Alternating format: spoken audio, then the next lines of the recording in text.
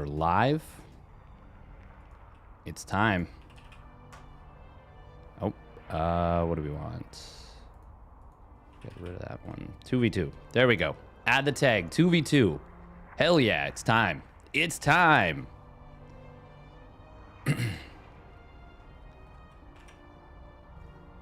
First. You are indeed first. Welcome, Bronze Micro. Bronze Micro. Very nice. We are all Bronze Micro on this blessed day. Me every day. Heh.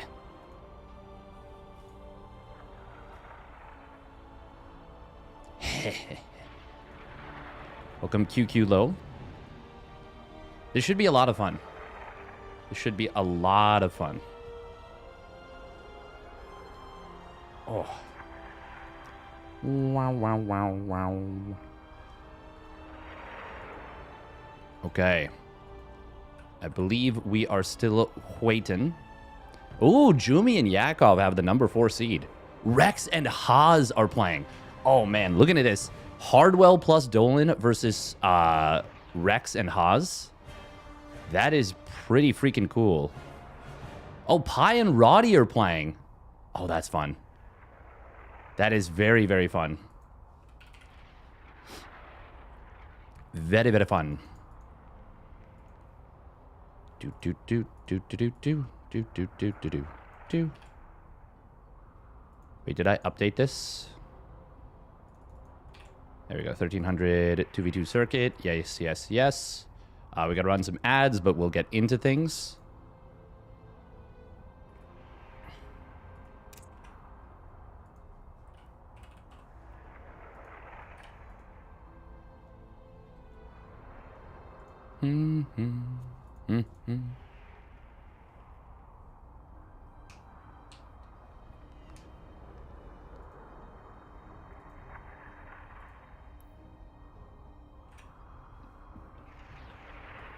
Oh, pardon me.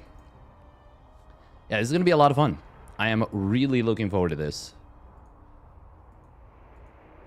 I am definitely tuckered.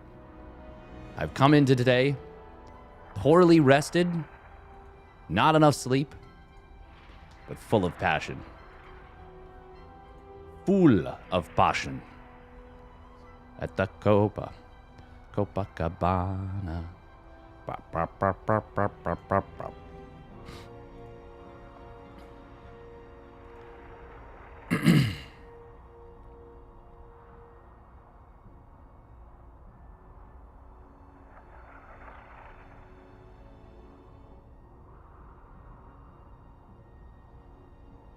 All right. The bracket is officially live. Bracket live. Okay. So that means everything is now ready to go. Azura Anticore plus versus Milky Cow Vanya. Formerly known as Vanya. Now Wayne.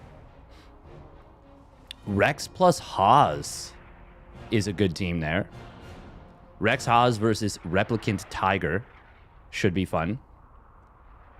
Unfortunately, the no Lambo playing today. Lambo did play in the previous 2v2 event. Gumi and Young. Yeah. Good combo. Their first challenge will likely be... who's Bobbert, Joe, plus Azza? Yeah, probably will be in the round of 16. This is part of an entire circuit, by the way. So getting top 8, 1, it will pay out. But 2, it will get you points to qualify for the grand finals, which is very freaking cool. We could cover Pi plus Roddy, but of course Roddy is going to be streaming his own games. I think we want to go Rex Haw first round, because they're up against a couple of players.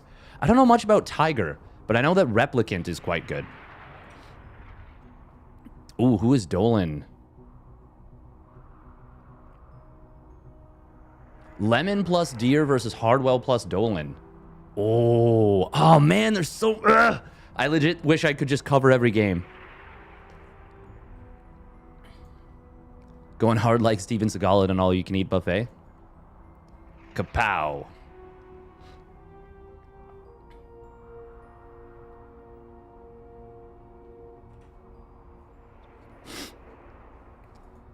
Oh, man. Yeah, Gumiho Ryung is really interesting. I don't know if double Terran, though, is actually that great. I feel like the best team is either Protoss Terran or maybe even double Protoss. But the thing is, it seems like every team actually does have weaknesses.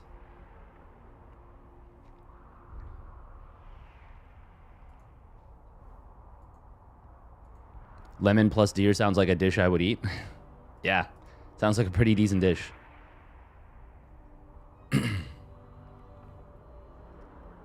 I think we're going to go Rex Haas versus Replicant Tiger.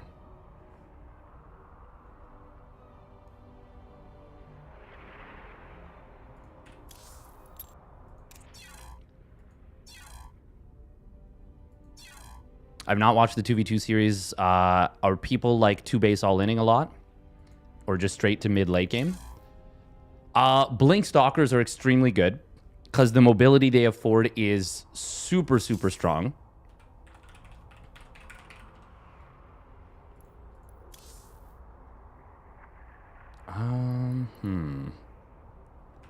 Is Special playing today, by the way? He is Chairman Special. Very nice. I definitely want to, if I can, get Cham Special versus Knight Larry if that ends up happening. That'd be in the round of 8. Where is Rex? Where are Rex and Haas?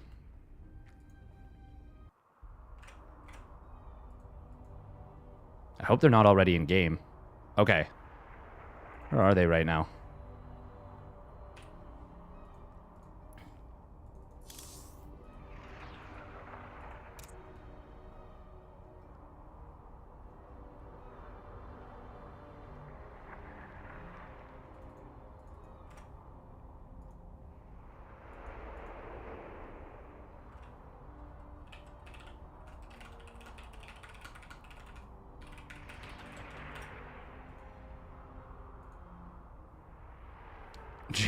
Jesus, Marine King Jr. Sheesh. I mean, we all need to have goals.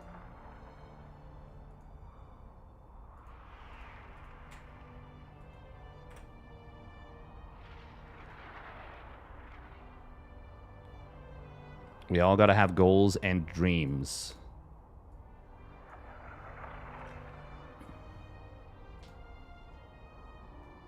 One G, 1D. That's really funny. I don't know why I just remember that. Late? Nah, you're right on time. We haven't even started the games yet.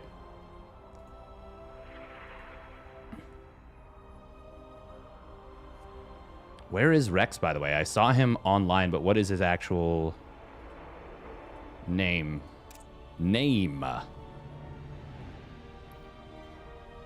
Tiger is like a 5.7k Protoss.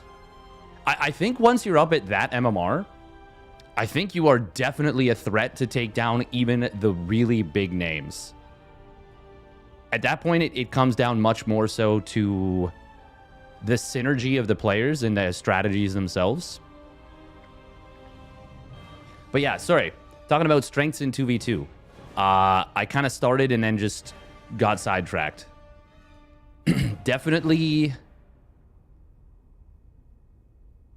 Blink Stalker is really powerful. Phoenix is really powerful. Zerglings can be quite strong because just the threat they represent.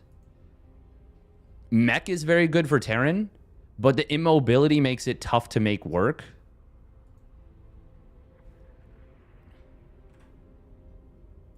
Feeding, yes. Resource feeding is extremely strong. It is extremely strong.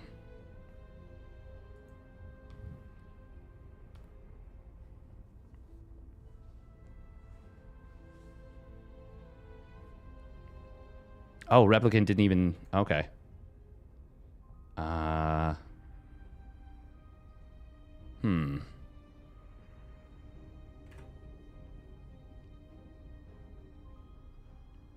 Hey, welcome, X guy. Disrespectful. I mean, there'll be more. There will be more.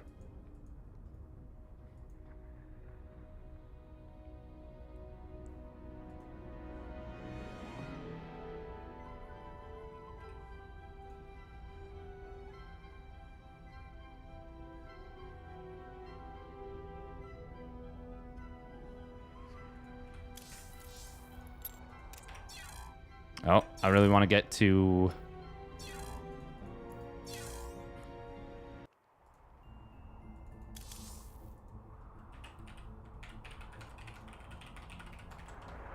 Rex Replicant.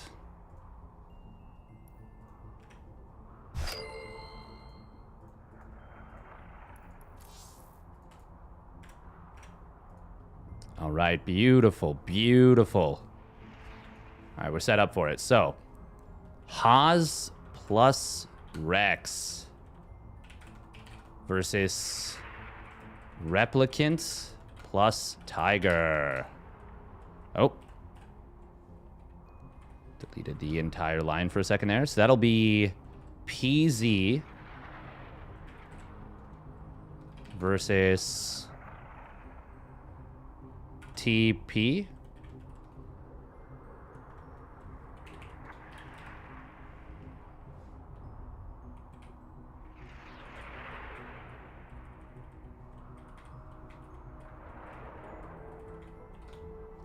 Best of 3. What is this? Round of 32? Yes, yes, yes. Ice cream so good. Yes, yes, yes. Haws with the barcode. Boo. Wait, I need... Oh, I need the... Observer and replay. Game Heart 3. Yes, okay. Right? Is Game Heart 3 best for this? For team games? I think so.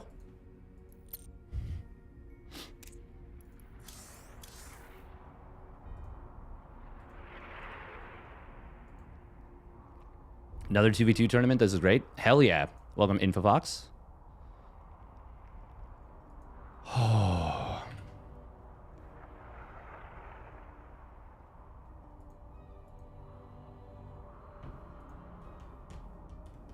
All right, let's get some predicciones going. Who in this best of 3 2v2? Haws and Rex.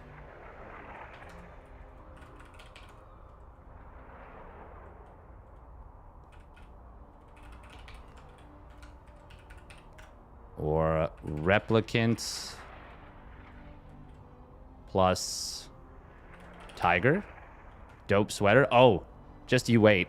Just you wait. Thank you, though. That is Terran T plus P.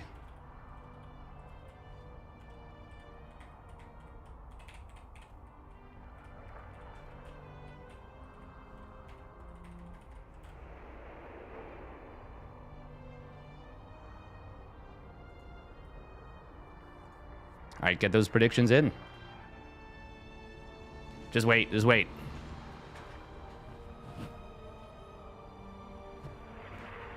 Alpaca. Alpaca. It is I, Alfred Paca. You're scared to predict in 2v2s? Good, embrace it. Embrace it.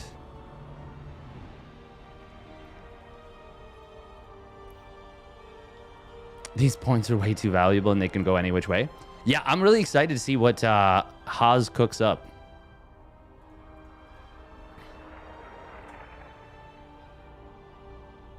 Gonna run another 2 minutes of ads. They're still vetoing, still figuring stuff out. Once again, this is the uThermal 2v2 circuit. Bum bottom. Do do do.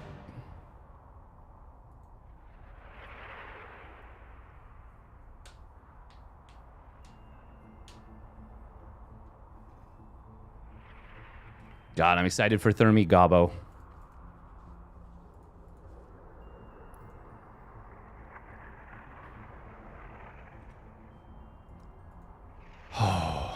This is cool, though. Gonna be some fresh stuff happening. Gonna be a little bit cheeky, a little bit out there.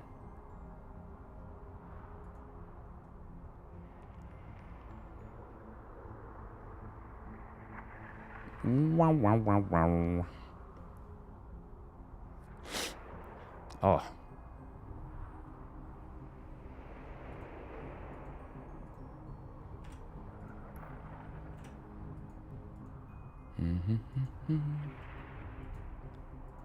Do do do do do do do do do do do do do do do do ba ba da ba da ba dum bum bum bum bum bum bum bum bum ba ba bum bum bum ba ba bum bum.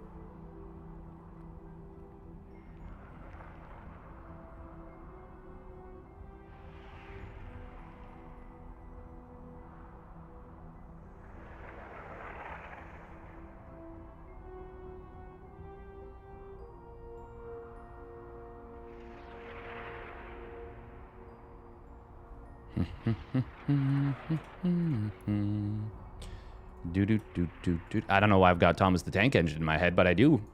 But I do. Oh. 2v2, I think, is an underrated and underutilized aspect, and just team games in general. They've, yeah, there's a lot of potential. A lot of potential, a lot more potential than people realize.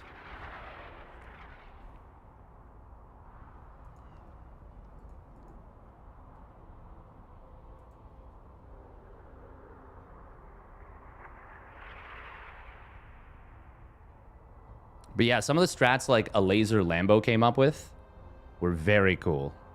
Very cool.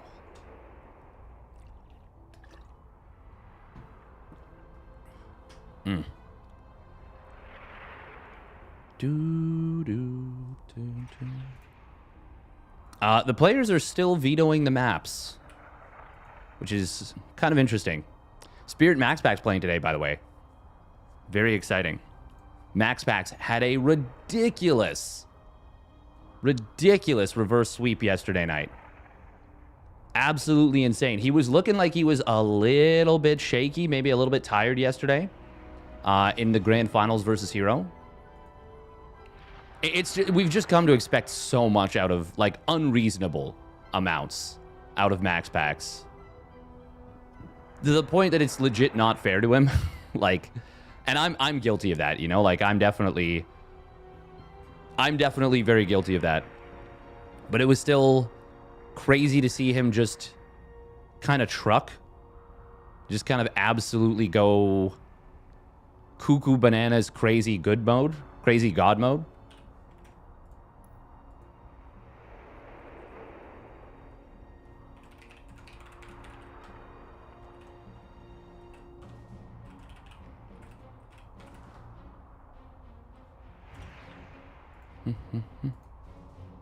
Is Max Pax the favorite against everyone besides he plays besides Clem?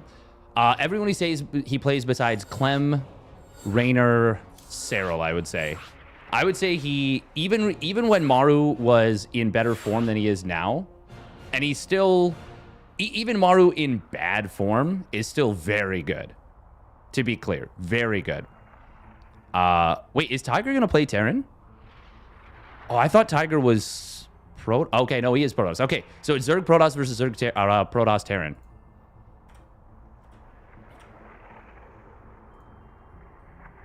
Oh, this is gonna be so fun. Oh, I'm excited. I'm excited! Yes! But yeah, I would say Cyril, Raynor, Clem. Is there anyone else that I don't favor Max Packs against? I favor him against every Protoss. Every single one. Against every Korean Zerg, I favor him.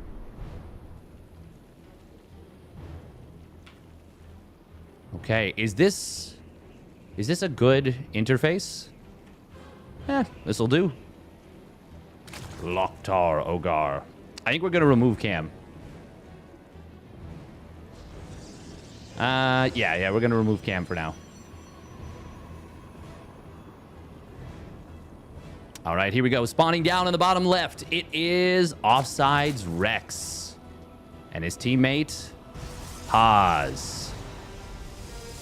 And their opponent spawning up at the top right. It is Tiger. And his ally, Replicant. What is this lady's name again?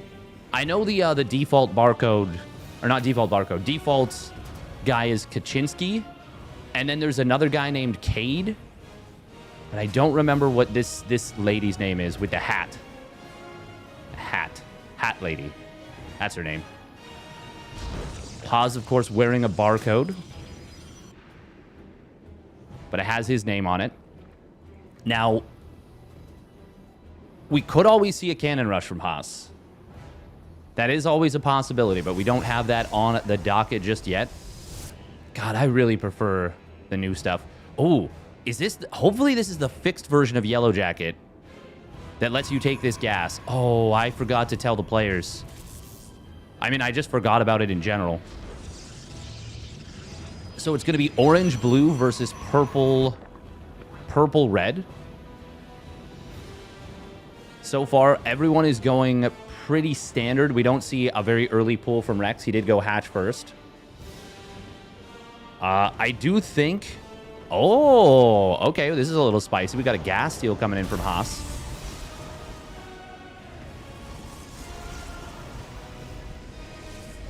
Oh my god, okay. For a second, I thought he was going to do the thing he does where he steals money. Steals gas. He has gotten some good information here. Oh, I was like, where'd the Marine go? Robo versus Stargate. Stargate, very common. Robo, not so much. It's going to take a while to kill this assimilator. Welcome, Jinkai Shi. Loktar Ogar. It is going to be a one base all-in. Out of Haas. Rex, a little bit supply blocked here. But I think he's going for a speedling all-in with this. This looks like we are going to see a monster commitment. Single defensive shield battery for Tiger.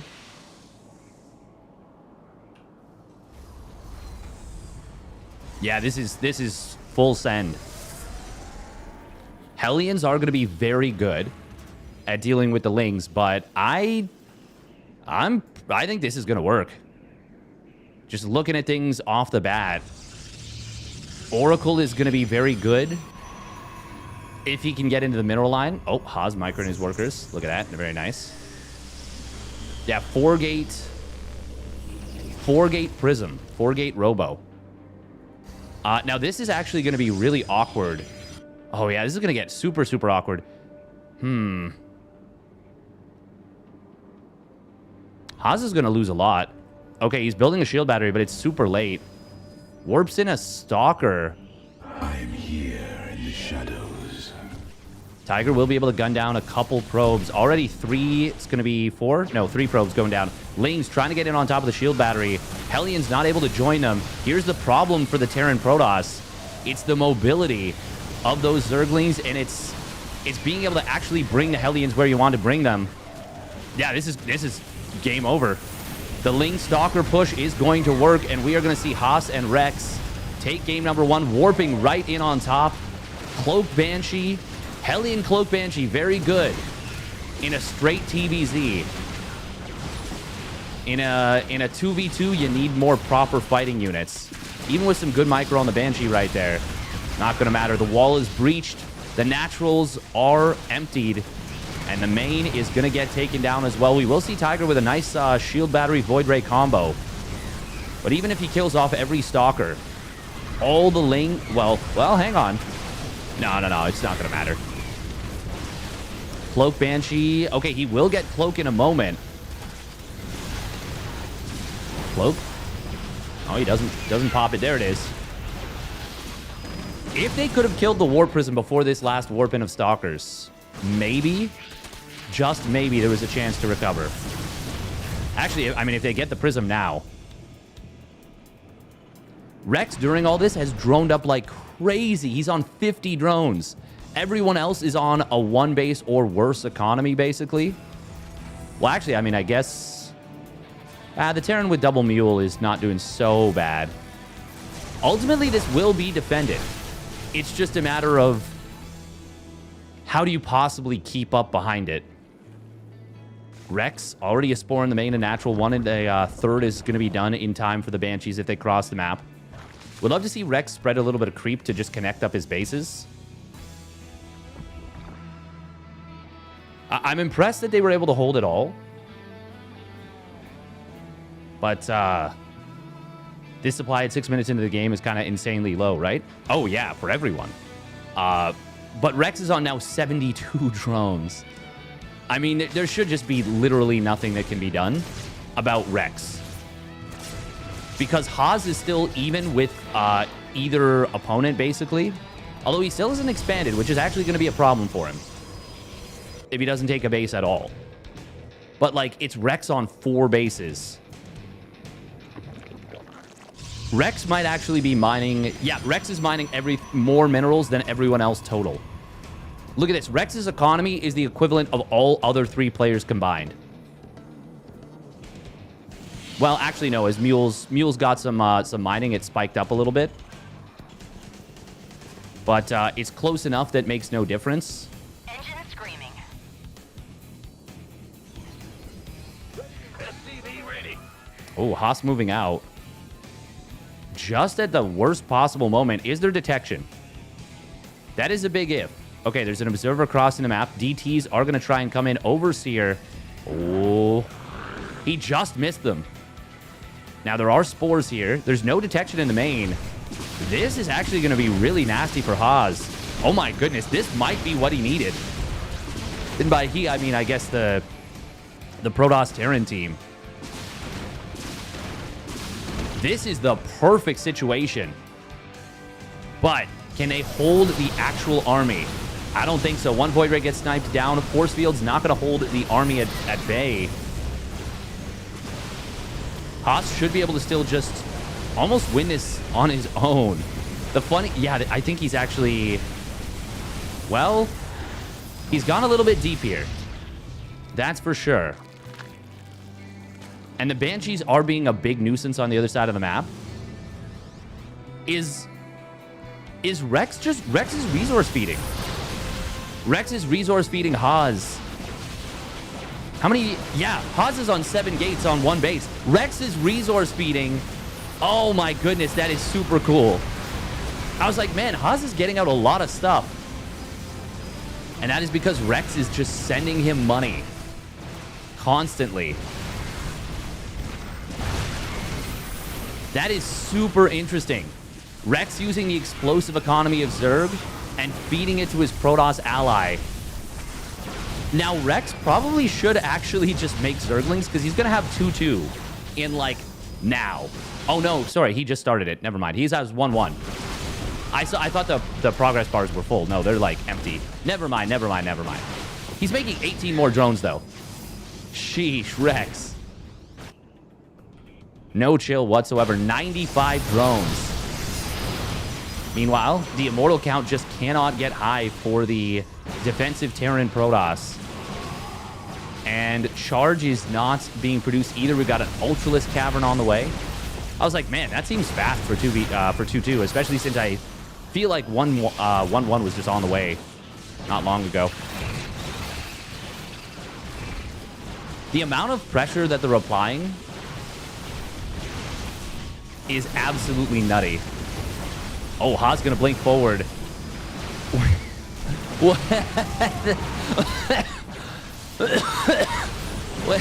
The Manor Microbial Shroud. That is very funny. Blink forward, gonna try and snipe the tank in the back. He just has so many stalkers. Finally, Rex says, okay, I'll make some units. I am impressed once again how tenaciously Tiger and Replicant have fought. But it just isn't going to be enough. God, the Microbial Shroud on top of the Stalkers is so funny. They're actually just memeing full on. It is Hyperflight Rotors Banshees. Ooh, Tiger gonna tap out. GG. Finally, the torture ends.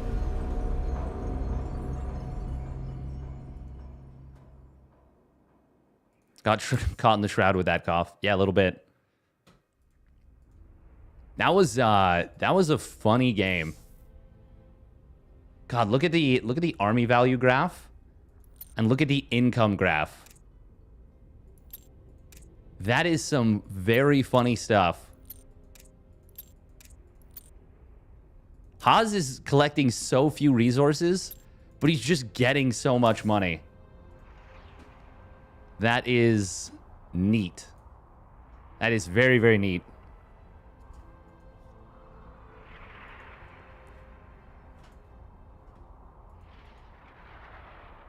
You gotta love it.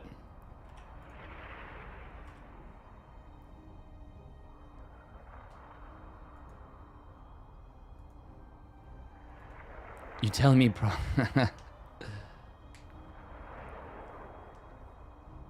You telling me Protoss can make that big of an army with that economy?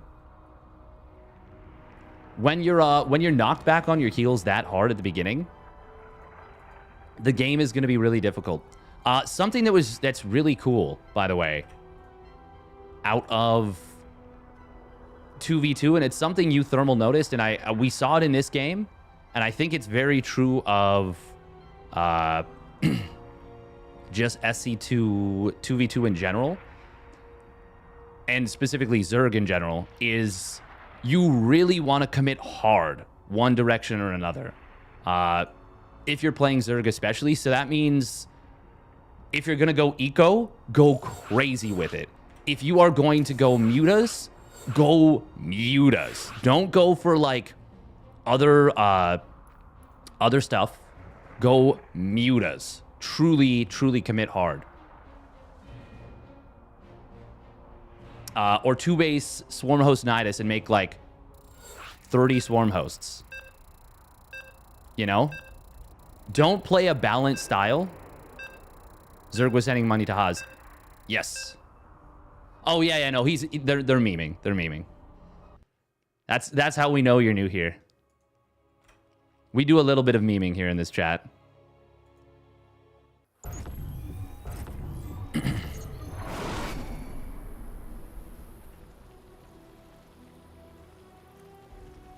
I don't think that I can... I can't show that it's a best of 3, and I can't show the score. That's unfortunate. Maybe we switch back to the other mode. Because I do want to be able to show the score. All right, here we go. Spawning up at the top right. Left. Nope, bottom left. Wow, I didn't even look. It's Rex. For Offside Gaming and his ally, Haas. And their opponent spawning up in the top right. Actually, it's Replicant and Tiger. Yeah, that was a really cool strat. Really cool strat. Just feeding money to the ally. Insane economy off of the pressure.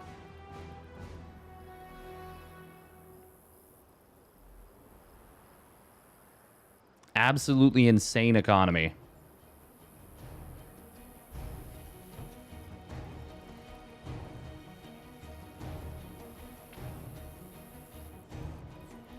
Is this... Oh yeah, this is a shared natural. Siege tanks can defend the bases here a little bit. We do have a not fake proxy. It's a real fake proxy. This is going to be proxy Stargate, I think. Oh. Oh.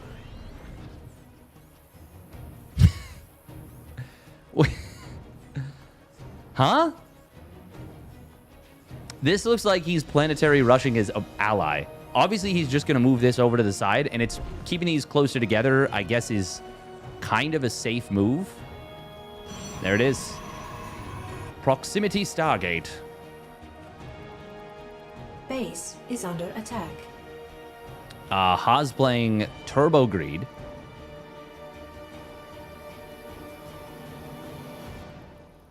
Not even building a unit here, but... I mean, they've seen the fast expands of their opponent. I feel like you are fine with this. Was this... This was Nexus first, right?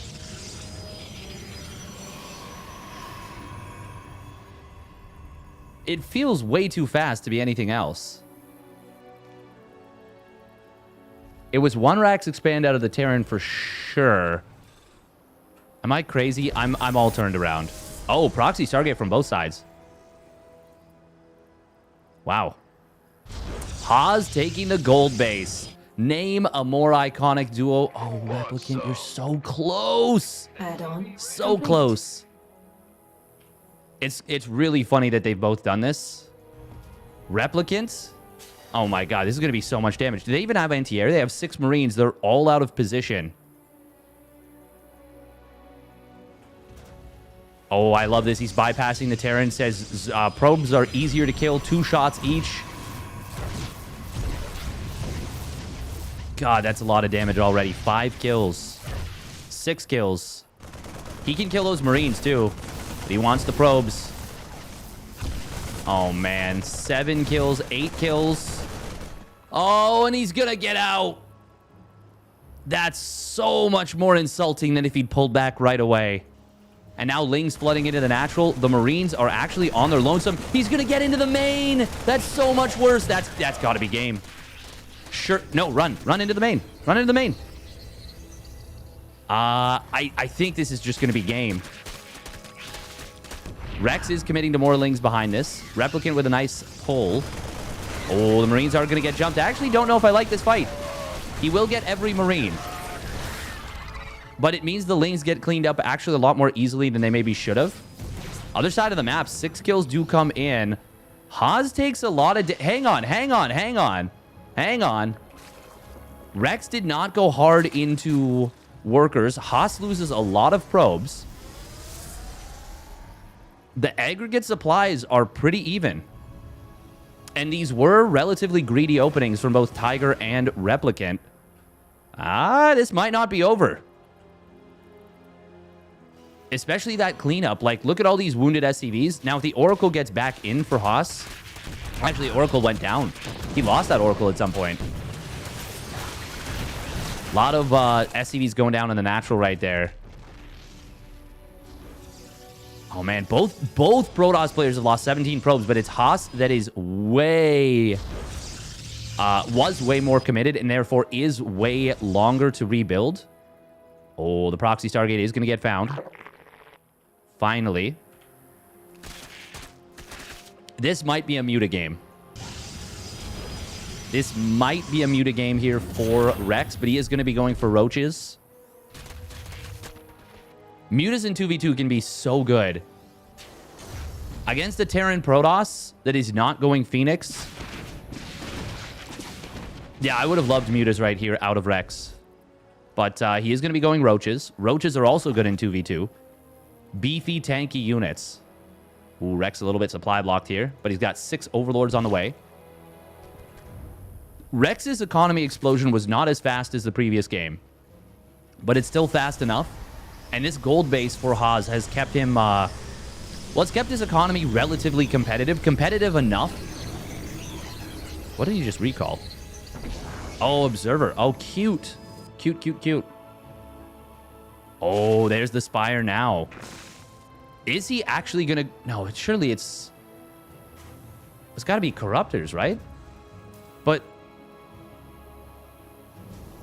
maybe it will be Mutas?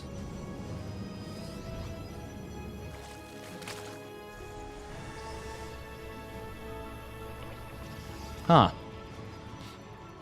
Templar Archives coming in from Tiger. He does have Charge done. Charge Archon does not feel super powerful to me. Why Banshees again? I mean, Banshees are really annoying to deal with, especially speed Banshees on maps where bases are far apart. I'm going to have my head on a swivel.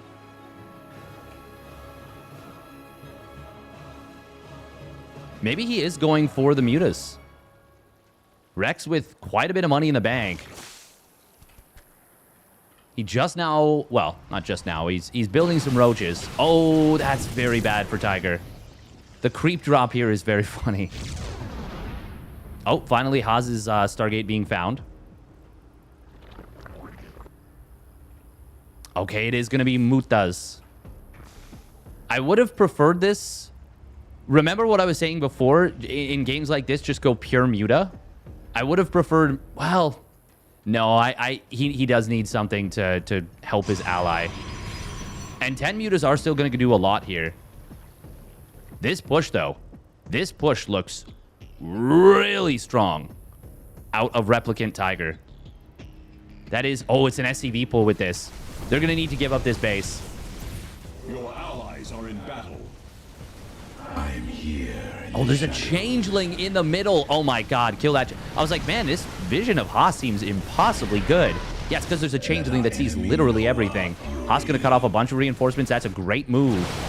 Oh, getting a tank here on the reinforcement setup is very nice. Stasis Ward, though. Oh my god, how did that not go off? How did that not go off? Meanwhile, Roaches and Ravagers going to hold the line. Haas, I think, can actually... there's not enough to stop these Stalkers. The mobility is so good here. Oh my god. A Replicant overstimming massively. Haas, or rather, Rex just needs to chill. Needs to chill and needs to buy time. And that's all he needs to do, I think. Muta's going to get into the mineral line. Yeah, this is going to be a base trade. Rex is maxed out, by the way. I think his army can kill all of this eventually. Disruptors also being added on by Haas. Mutas in the main base. They may get dealt with here. Yeah, this army of Rex and Tiger, or rather Replicant and Tiger, just can't get the job done. Haas and Rex are up 1-0.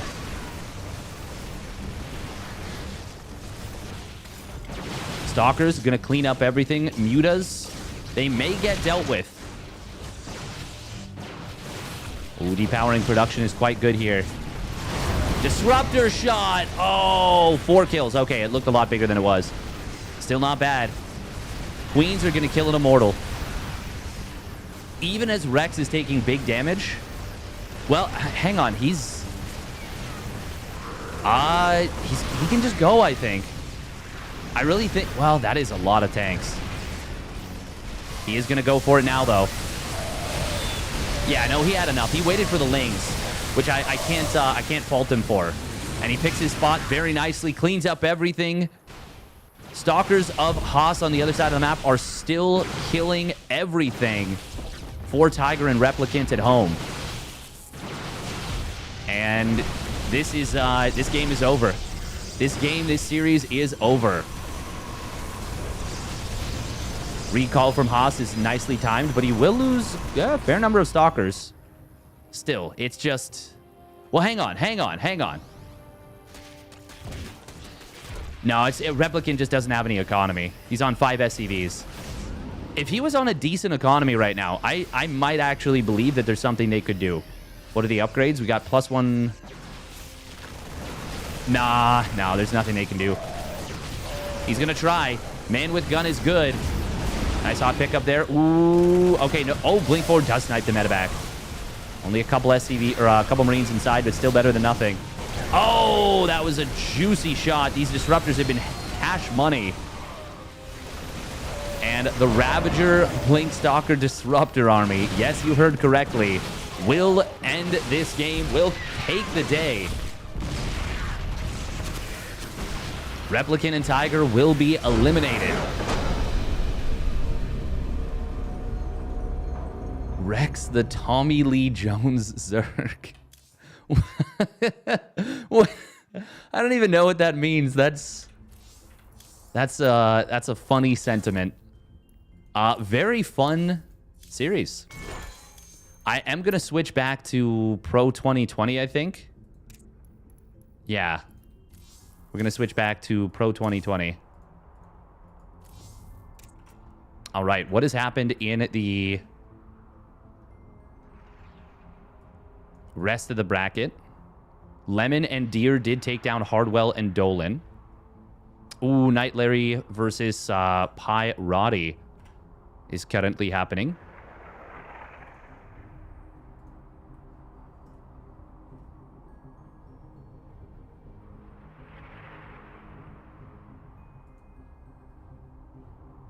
Woo. Can we get into Pi Roddy? No, they just started.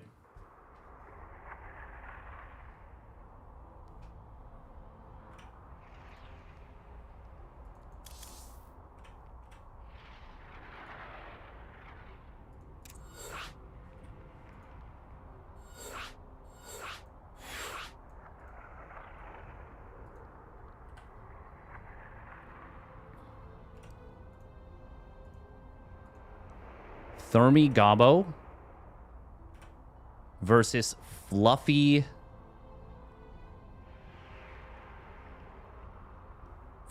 and Peekaboo.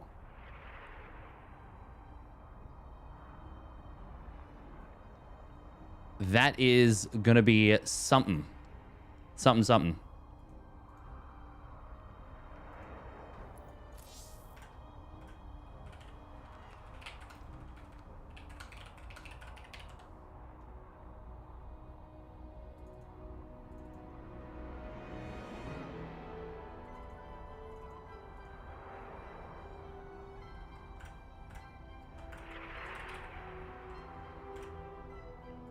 Bum, bum, bum, bum, bum, bum,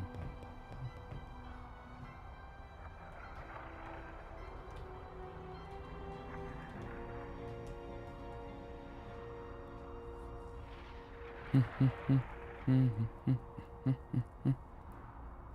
Have Skillis and Moja started?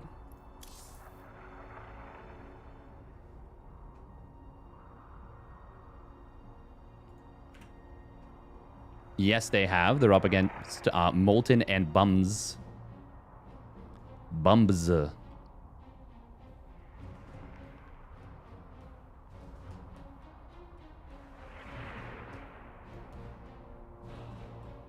Hydra and Mixu as a team is fun. Yeah, we'll get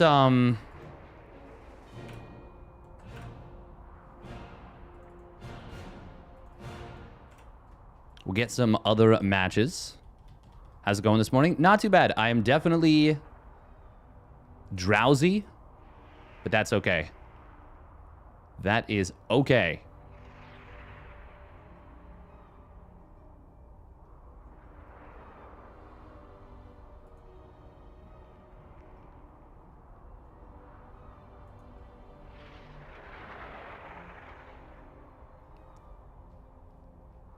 Do-do-do-do. Super sleepy this time yesterday, 5 p.m. Belgium time. Yes. I didn't. So it's very unfortunate. Thanks for casting these. My pleasure. I just wish I were better refreshed. Because I'm a little bit like, all over the place.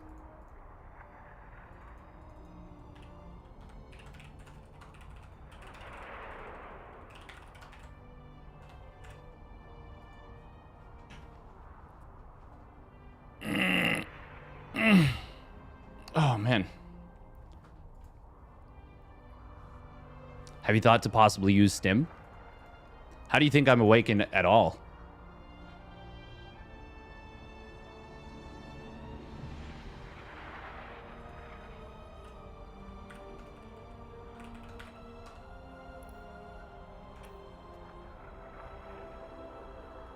All I do is stim, no matter what.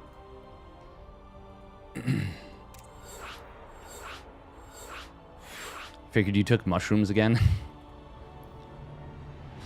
Negative.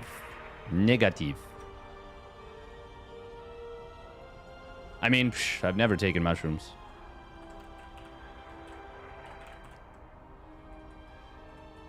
Who would do that?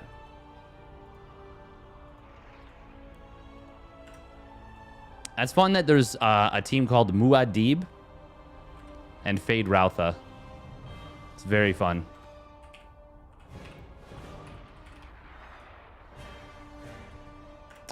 What? So it is going to be a Protoss Zerg team.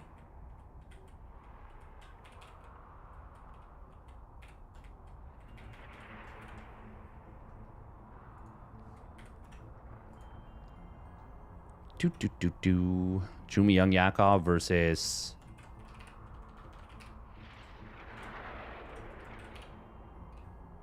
Muad'Dib plus Fade. Rautha. Oh. One of the players left the lobby after joining it. Not sure why. They are legal here. It's true. They're also legal in Las Vegas. Just as an aside, you know, like just as a fun fact. Nothing. No, like, yeah, you know, it's just a fun fact. It's unrelated, but it's a fun fact.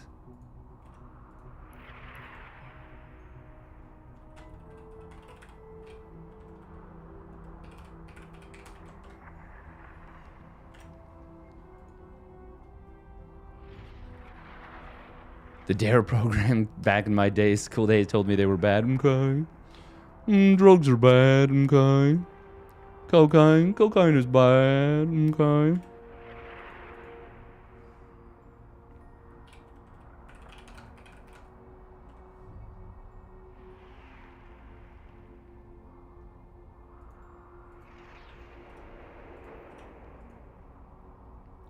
That's a good Mr. Mackey. Thank you.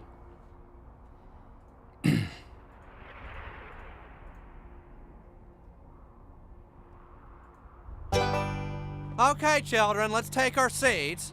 This morning we're going to have a special lecture from your school counselor, Mr. Mackey. Boo! Now who is that? That is not appropriate behavior, okay? I'm sorry, Mr. Mackey. Okay. That's okay. Just don't let it happen again. We won't. God, it's so goofy. Just don't let it happen again, okay? Okay.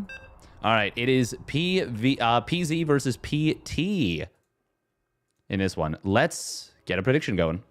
Best of 3 2v2. Jumi plus Young Yakov, PZ versus oh, this is much better. Yeah. Fade Rautha and Muad'Dib.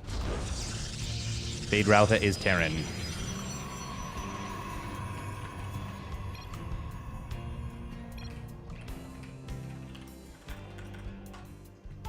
All right, get those predictions in.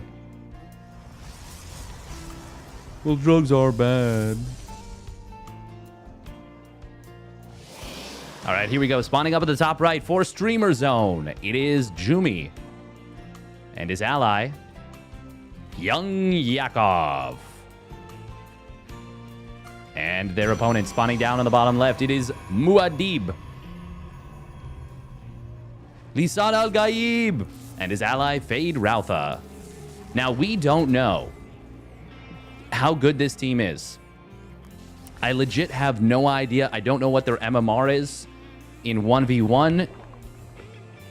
Obviously, 1v1 is not what's at stake here, but the fundamentals are necessary to be, well, to be able to do anything in 2v2. And I'm looking at their money, looking at the timing of the Cyber Core. I'm looking at the fact that another probe is being built, and I'm a little bit worried about Muad'Dib and Fade Rautha. Does get the Nexus down. Built an extra probe first. Not restarting probe production, though. Okay, yeah, okay. Well, at the very least, we know that Jumi and Young Yakov, they're going to be real good. They're going to be real good. This is Nexus first, by the way. Out of Jumi. For Jumicus. Yeah, this is, we'll see. We'll see. I don't want to count out the Protoss Terran team too early, but this does seem as though it's probably going to be a rather quick. Oh my God, I forgot about the belching animal that's in here. Listen to it. It's crazy. Reaper on the other side of the map.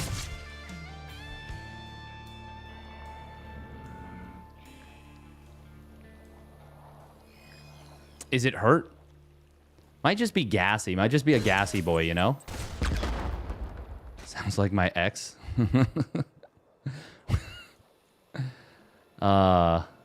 Goofy. Twilight Council coming in from Jumi. Probably going to be playing that Blink style because Blink is so good in 2v2. God, you can really just... It's so loud. You hear that? Probably better looking, though, the animal, I mean. God damn. You've been spicy the last little bit. You've been spicy as heck. Oh, Depot top hat. This early in the game, that is, well, that's okay. That's okay. We're just here for a good time, not a long time, you know? Jumi, the scourge of FFAs. He had some spicy plays. Oh. Uh-oh. This is already uncomfortable. 3 probes going down. He's going to get 2 more, I think. Yes, he will. 5 probes early. Now, it was a lot of lings for that, but not a crazy amount. Definitely worth it.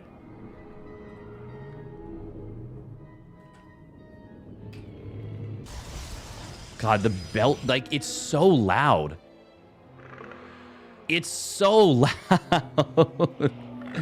Thank you, Andrade, for the tier 1 resub at 7 months. Thank you. Okay, we got a little push out coming in.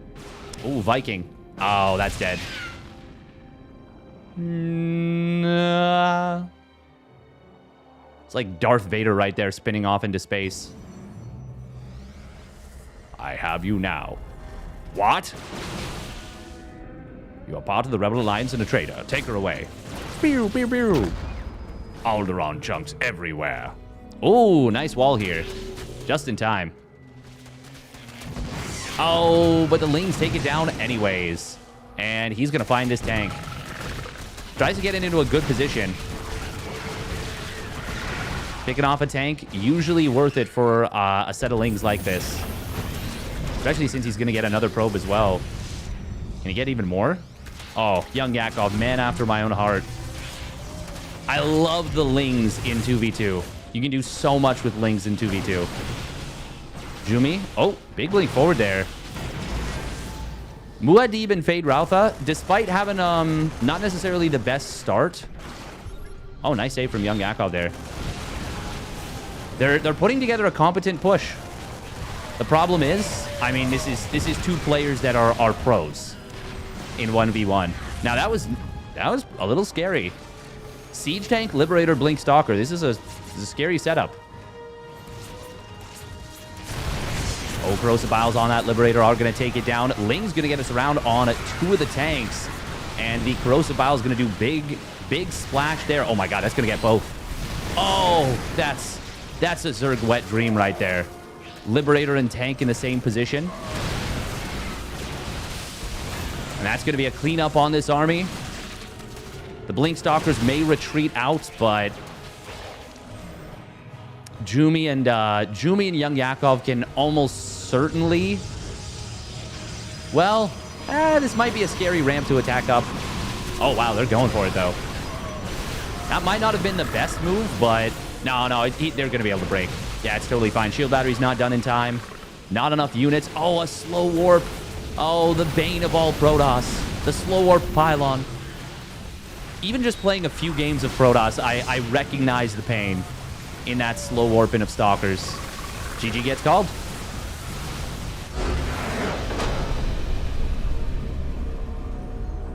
Well done. We got a call for the Derpy Cam. There he is. It's him.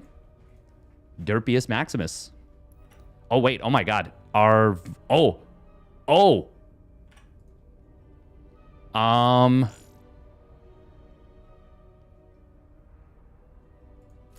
I think we're going to go for Gumiho.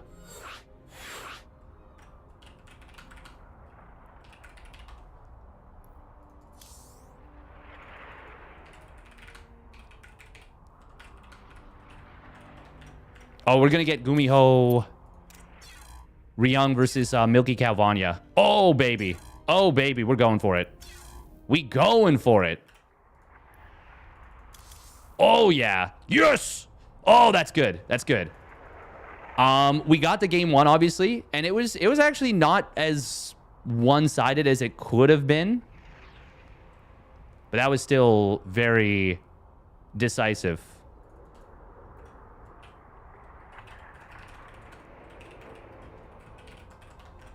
Oh man, that is way too good of a series to miss out on.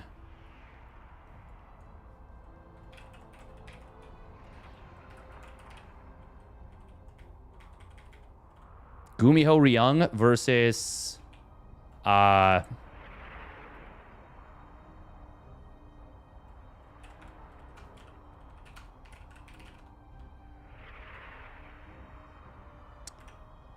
Wayne plus Milky Cow. Oh, that's going to be fun. TT versus ZT. This is going to be really interesting. This is the first match, I believe.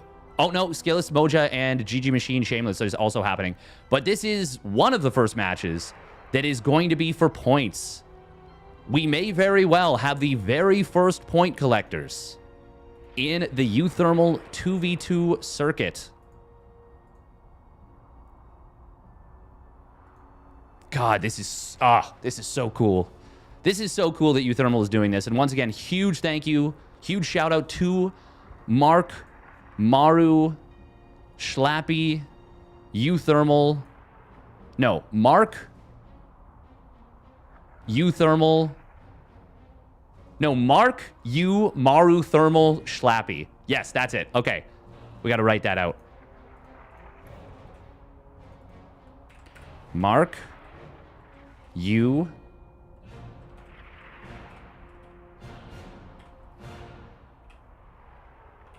Maru, Thermal, Schlappy.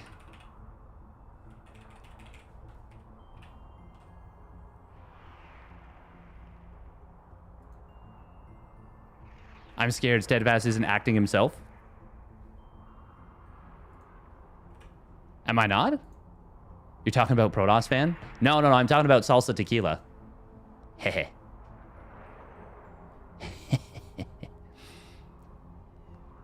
He. Night Larry did take down Pi and Rotterdam.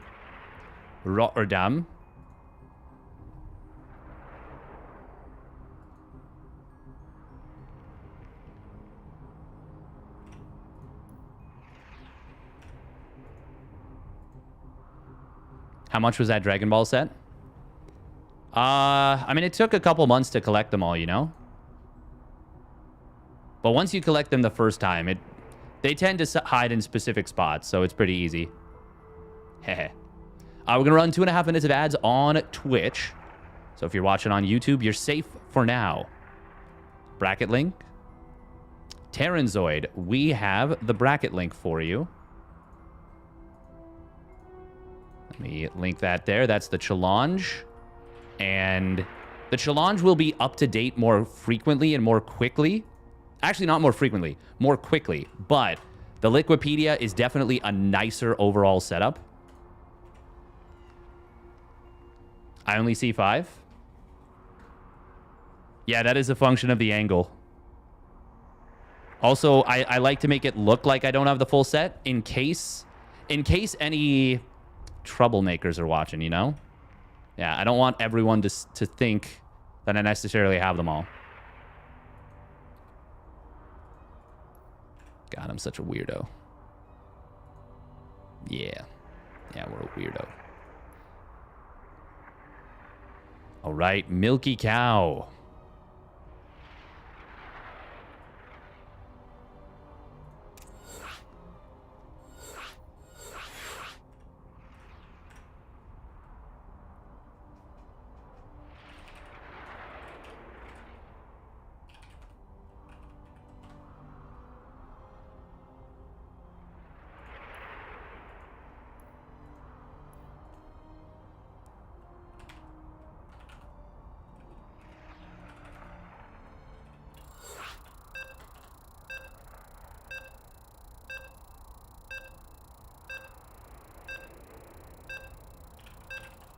All right, who will win this best of 3 2v2? Will it be Gumiho and Ryung, the TT? Or will it be Wayne plus Milky Cow, the ZT? How often will the 2v2 circuits play? They will be once a month, I believe. And I think it's 4 months. I think 4 months. Although I'm pretty sure it's 4. I'm pretty sure it's 4. And then it'll culminate in a grand finals, which is going to be freaking awesome. Freaking awesome. Spawning up in the top, it's Milky Cow. Moo, moo, moo. And his ally, Wayne. And their opponent spawning down on the bottom left, it's the big brain man, Ryung Tuna from Vitality. And his ally, the Gumi God.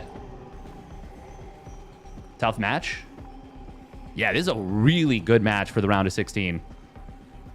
I'm not sure who I favor. The maps are a lot more Zerg friendly than 2v2 maps have been historically ever. 2v2 maps have never been Zerg friendly. Hey, welcome Danny ID. Yeah, 2v2 maps have just been very bad for Zerg historically. Actually, okay, at the very beginning, they were very good for Zerg. Maybe I would even say overpowered. Because a lot of times, maps would be 2 main bases that were separate. And then even the naturals would not have a shared entrance. And even if they did, a lot of times it would be just gigantic. And it would be really, really difficult to deal with for... just for any non-Zerg team, because of course Zerglings existed, and if you could isolate one ally from another, it was very difficult to deal with. But eventually they started doing this, which is shared main bases, backdoor bases, shared natural ramps. Even as there's 2 entrances here, they're still very close together. Well, actually, they're quite far apart, but there's a shared ramp here with the rocks, obviously, and then there's kind of one mainish entrance. Regardless, it's a lot easier to defend. But they would also then make the maps very choky and very difficult for Zerg armies to sweep around from behind, get flanks, and be just efficient in general. Now, though, things are different. A lot more wide open in the middle, a lot more bases, a lot more room to make maneuvers. Nice little jump from Milky Cow on this Reaper, but Gumiho will pull back. Can I see what server this is? Yes, I can. Central. And I accidentally followed the Reaper, making it look like to the untrained eye that I'm good at observing. God, what a cinematic bit of observing right there. Maybe I should use the follow function more frequently. What do we think, chat? Or do you guys prefer my juddy, terrible, all over the place observing? Oh, this is really nice. This is really nice. Nice save, though. It is going to be a 2-1-1 out of Ryung off of a CC first. Lot of builds that you don't necessarily see in 1v1s happen quite frequently in 2v2. Zerg. Oh, Wayne is so close to seeing this. If he shifted this Overlord just slightly to the left, he'd see this. I'm like Scorsese. Cinema!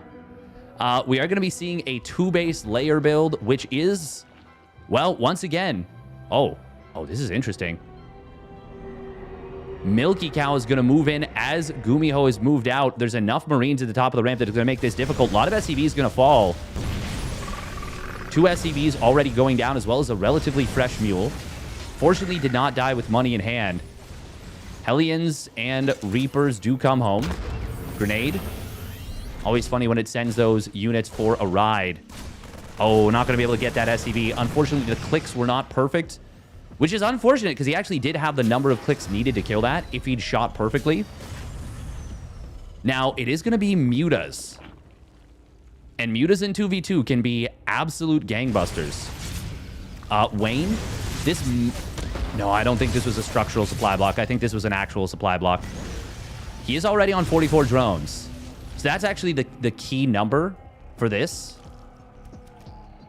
It is going to be Mutaling out of Wayne. Actually... Yeah, I think it was kind of fine that he got supply block there at 52. It wasn't the worst thing in the world. Creep, of course, going to be very, very important for playing against a double Terran opponent. Gumiho still hasn't kind of dictated what he's going for here. Obviously, Ryung is going bio. Oh. What? That was meant to be a mule, surely. Oh, that's an unfortunate click. Surely that was meant to be a mule, right? Mutas are going to be out, by the way, for this double drop. Oh, and it does get spotted by the OV. If he ends up in a no man's land as those mutas jump him, this would be a disaster. Banshee's on the other side of the map. Banshee Hellion coming in here. Siege tank of Milky Cow going to help out a lot. We do see the Lings holding these Hellions and Reaper in position. That was actually very good. Yeah, not even a single drone goes down. Oh, but SCVs are falling in large numbers. Overseer will get back in here. This Cloak Banshee play from Gumiho hitting a lot of damage on Milky Cow. It is going to be mech out of the Gumi God. Oh, it's a Banshee out of Milky Cow, too. It's like, man, I swear I hear some shots going off. Oh, he will get this. Just barely. With that auto turret. Nice job dropping that. Mutas, though, in the natural. This is not a perfectly placed turret. It is Ryung's turret, which is very funny. Especially because Gumiho's going mech, which traditionally, of course, is the more mineral... Oh, scan. Oh, he does get that Banshee again. Siege tank, though. One of them will go down. Did it cost him a muta there? No! He still hasn't lost a muta. This is so great for Wayne. This is where mutas can really shine in 2v2.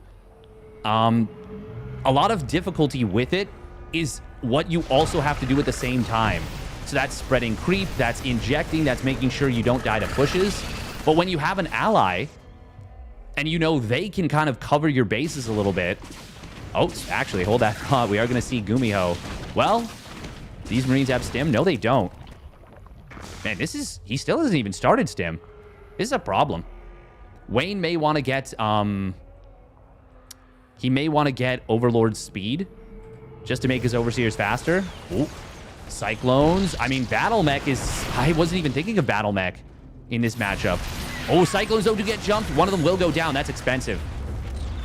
He gets, I want to say 2 mutas for it. 3 mutas in total going down. How many Cyclones went down? Just the one. But he did get the Raven as well, which means creep is not going to be as easy to clear. Bane speed is not done.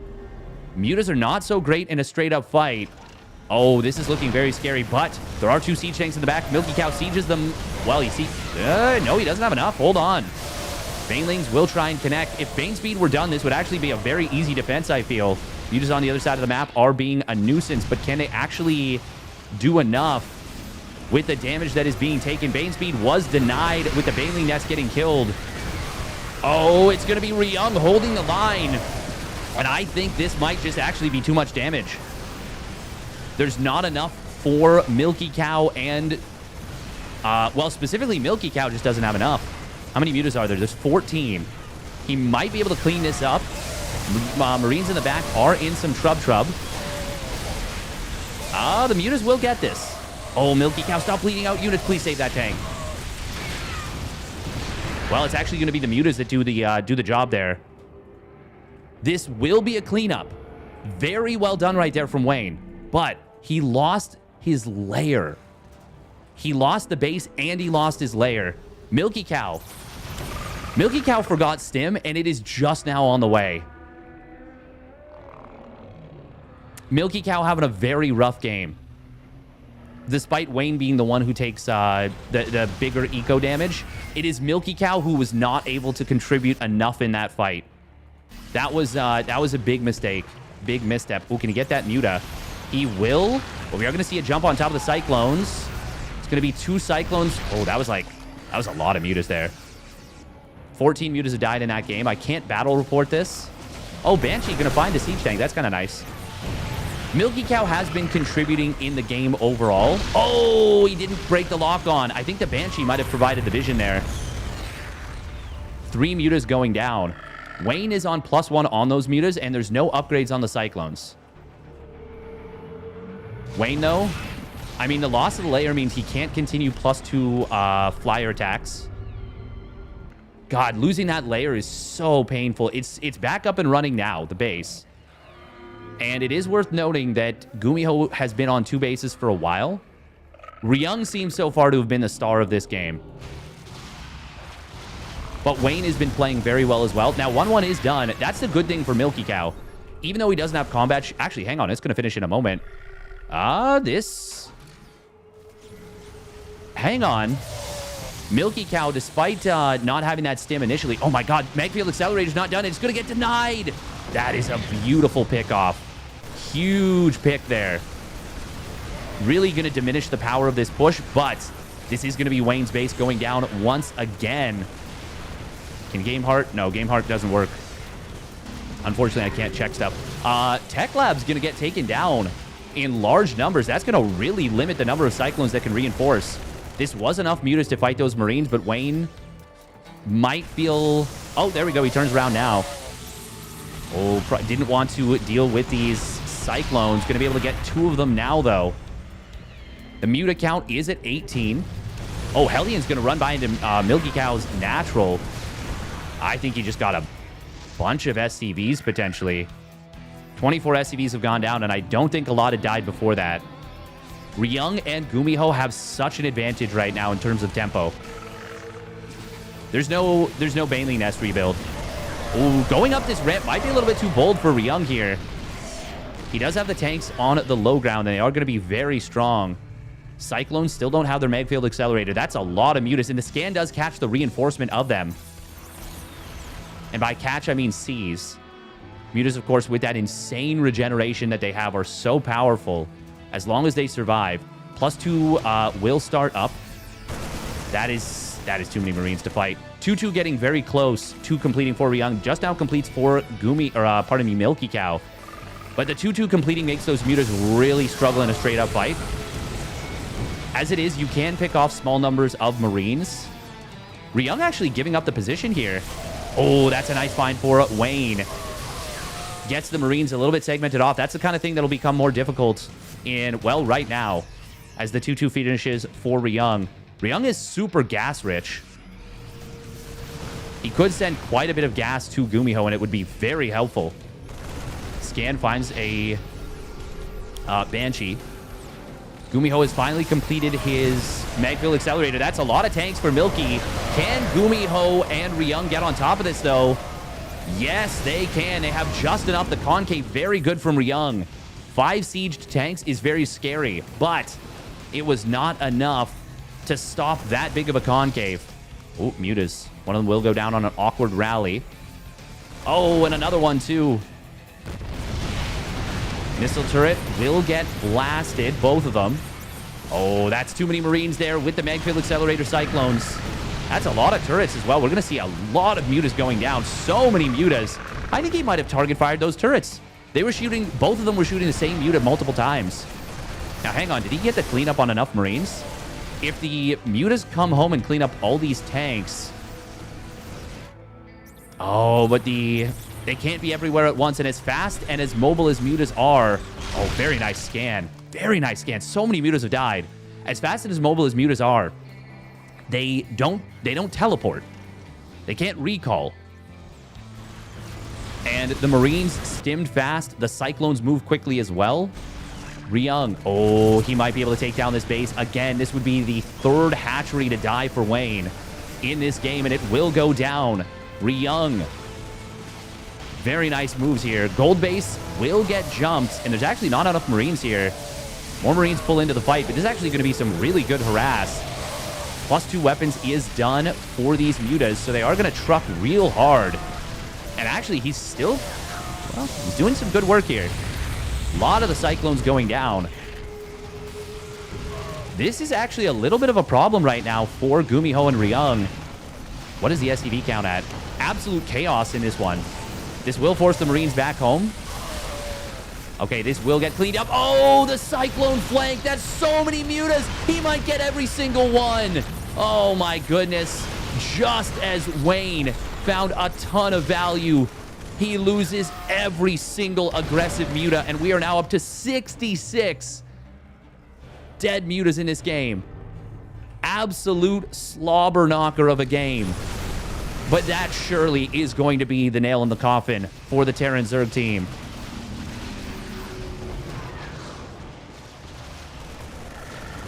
They don't need it. I don't think they need a teleport. No, I'm just saying that they can't be everywhere at once. Muta's, hang on. This might not be the best fight for Ryung, but he gets 2 tanks. Loses a lot of Marines.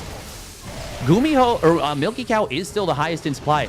If that flank had not happened right there, that would have been this would have been a drastically different game. Gumiho, though, with the trap on the Mutas. Very nice. And that's a situation where the ability to have multiple attention setups. Oh my god, the tanks! No! Milky Cow gonna lose all of them. Great jump from Ryung. And that will secure the GG.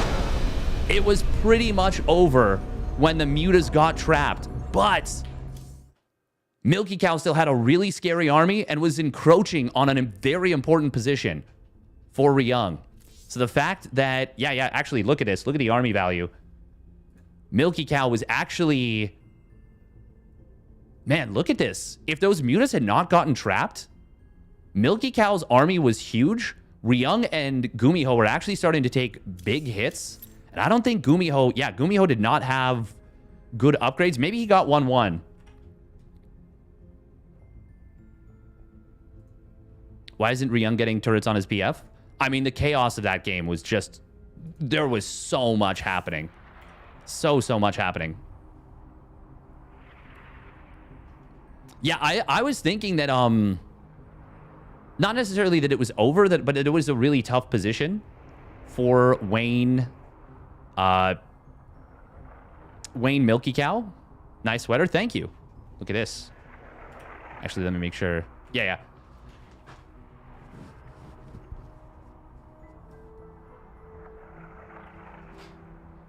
Alpaca. It's Albert Paca.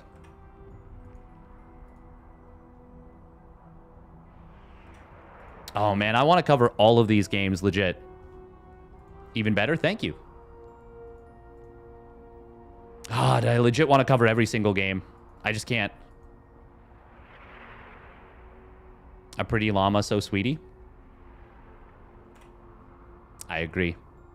All right, we're going to run 1 minute of ads and we're going to get into game 2. But yeah, I legit thought like it was a bigger a bigger advantage.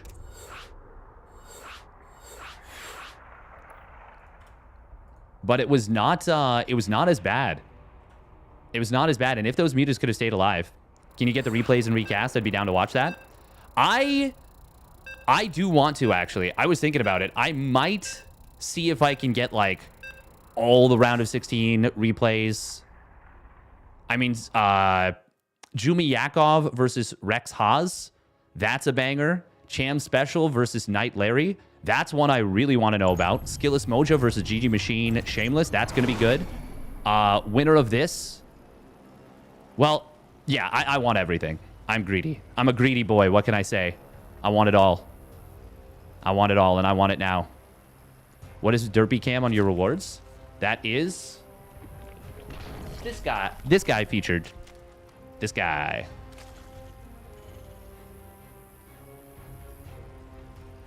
All right, here we go. Spawning down on the bottom left, it is Milky Cow. In the yellow. And his ally, Wayne.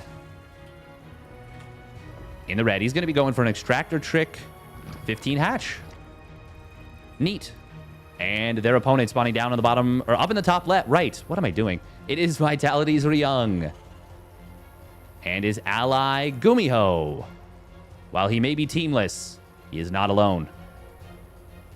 But yeah, that's the thing about mutas in 2v2, is if you can get just a little bit of kind of separation, like a little bit of momentum with them, especially on a huge map like that. This is also a huge map.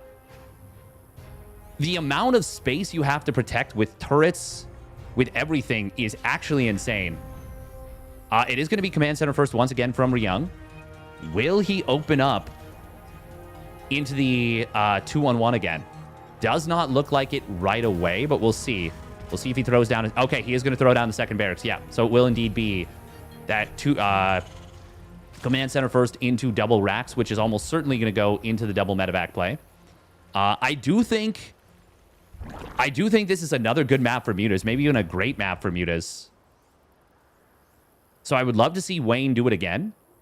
And honestly, if Milky Cow had stim for that first push and they're able to save, or if Wayne had Bane speed, either of those two things. Please stick around the scene for a while more. Hey, thank you, Cobblestone. I do appreciate the Prime sub. I want to. I really do. And I'm gonna fight my heart out to make it so that I can. I have a pretty unique situation in that I don't have to make a ton of money off of Twitch. But I do need it to be a certain amount. The tricky thing is, I don't think I'm going to be getting any more commentary. Is Dave a trust fund baby? No, if I were a trust fund baby, I would just cover StarCraft 2 and not even care. 100%, I would just cover StarCraft 2 and not even care. No, it's more like I have some... I got very lucky, I guess, in the housing market early. Even that makes it... I'm not wealthy. I'm not wealthy.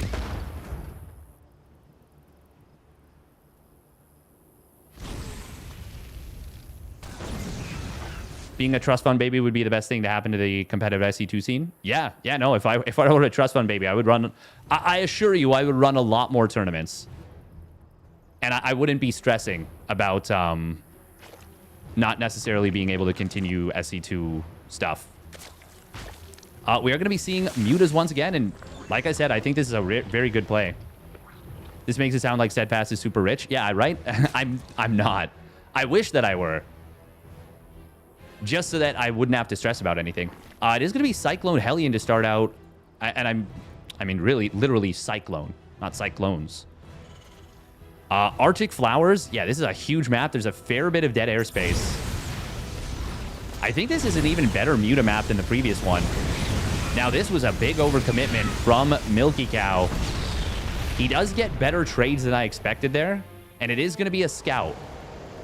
Well, okay, let's... Can you get an SCV here? If you can get an SCV, I'm actually okay with this for him. SCV ready. Oh. It is going to be real Cloak. Cloak into Raven. Milky Cow, this time, he is going for his own 2-1-1 setup. Actually, no, it's not even 2-1-1. It's 2-1. Tank, but Marine with fast stim. And that will allow him to contribute to fights a lot quicker than in the previous game. Wayne, of course, is getting Ling speed, but he delayed it. He went straight into Mutas. Like, really fast Mutas. I would actually love to see Wayne go straight into +1 flyer attacks. Now, Ling speed is going to complete in time for this double drop. Oh, that's a big scout with the OV. Huge scout. Obviously, he's going to lose this Overlord, and that will supply block him. But he does have the hatchery finishing up, which will grant a little bit of supply, so he can still continue to build units.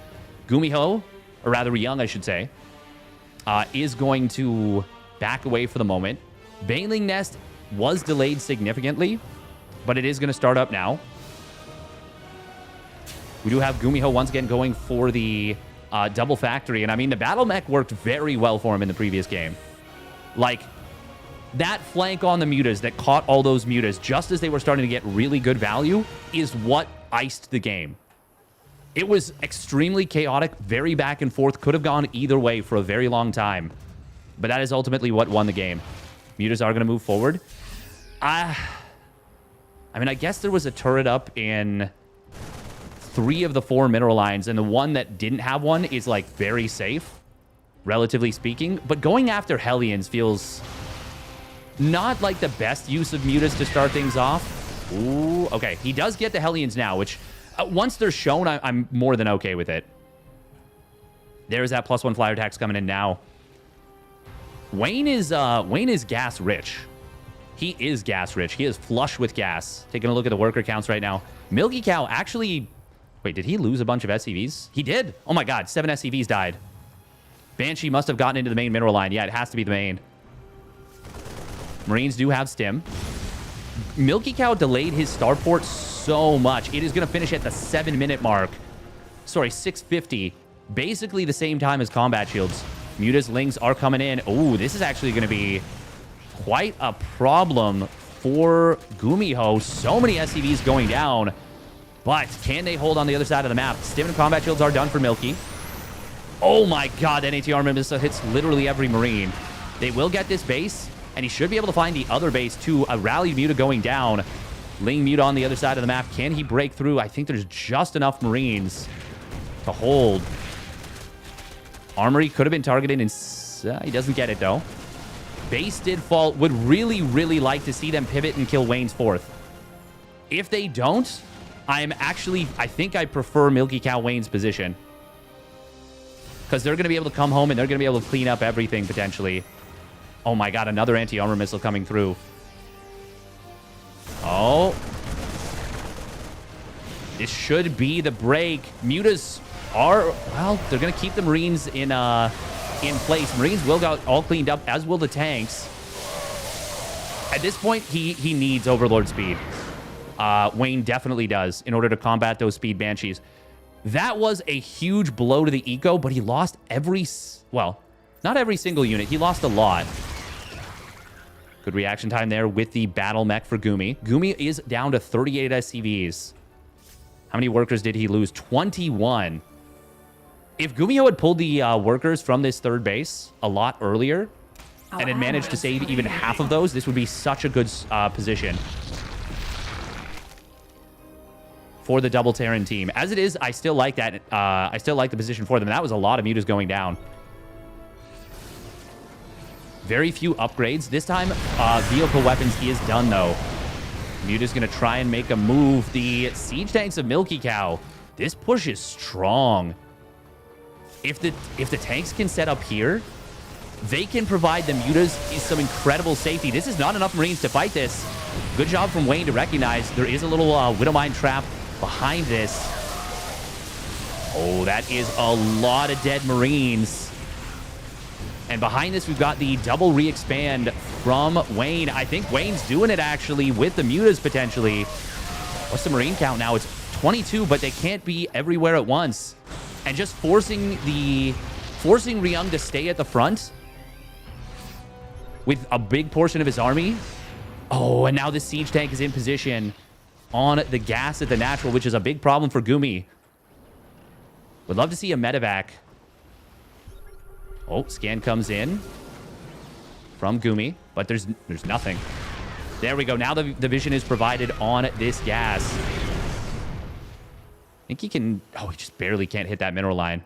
If he moved the tanks up even just an inch or two, he could actually hit that. Now the muta's going to provide vision as well, which is so good. Oh, this is what you want. Oh, and look at that. He's going to be able to, well, snipe down the Medi. There we go. Big shots on the mutas, though. But I do think Wayne and Milky Cow are doing it now. Oh, siege tank. Oh, but there's 2 siege tanks in range for Milky. And that will mean he goes 1 for 0. Mutas come in, snipe another one. It's going to come at a hefty cost. Scan was just a not even a half second, like 0.1 seconds too late to keep that lock on going. God, this is looking so good for Milky Cow and Wayne to send us to game 3. They've got such a strong position on their opponent's natural. This is such a cool matchup. I did not think I was going to enjoy TT versus ZT this much. But, oh my god, the Overseer being healed by a medevac. Sieged Overseer being healed by a medevac. I've never seen that before in my life. I love it. Oh. That's a huge Widowmine shot in terms of damage, but it doesn't kill more than 1 muta. A lot of mutas have died. Wayne leading the charts with resources lost, but Milky Cow has lost so much less than everyone else. Oh, he is a little bit supply block here behind this. Oh, Ryung gonna go for a massive counterattack. There's like nothing at home. 20 Banes are morphing in. Where are they? Where are the Banes? Is this... Oh, it's aggressive, so he's actually going to pull them back home. Mutiling Bane coming back home to try and deal with this. Ryung splitting up units a little bit. It is 1-1 for Ryung, which is obviously good. but not good enough necessarily. Now, this will dislodge a lot of this. Milky Cow. Oh, he killed the command center of Gumiho. Gumiho's on 1 base now. Is he? Yeah. No, he's on 3 orbitals. Oh, he must have lifted. Bane's coming in. Target fire on the Banes. It's so good from Ryung. The old man can micro, but he's still going to get cleaned up. The medevac gets targeted down. Surely that is going to be all she wrote here, because on the other side, there is still a devastatingly strong position for Milky Cow. That was a very... Yeah, there we go. GG gets called. God, that is super freaking cool. Specifically, the way that this matchup has played out, where we've got a Bio and a Mech Terran versus a Bio and a Muta Zerg. This might be my favorite. I think this is probably my favorite because it's basically, it feels like 4 different races. Well, I guess 3 different races, because you've got the Marine Tank versus Marine Tank. But the way that the interactions happen is so freaking cool.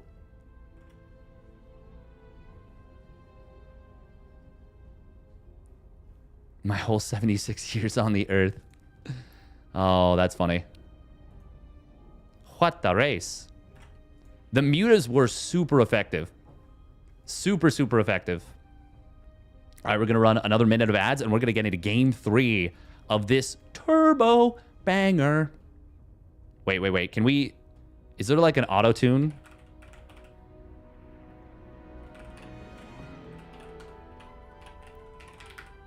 How do you auto-tune your voice? Maybe actually...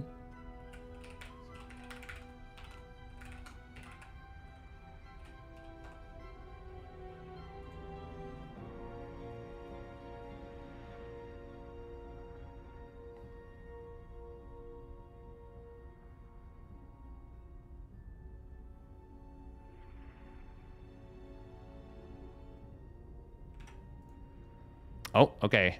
Game 3. All right, it's going to be Yellow Jacket. Ooh. I think... Okay, this version should be good. Should be good.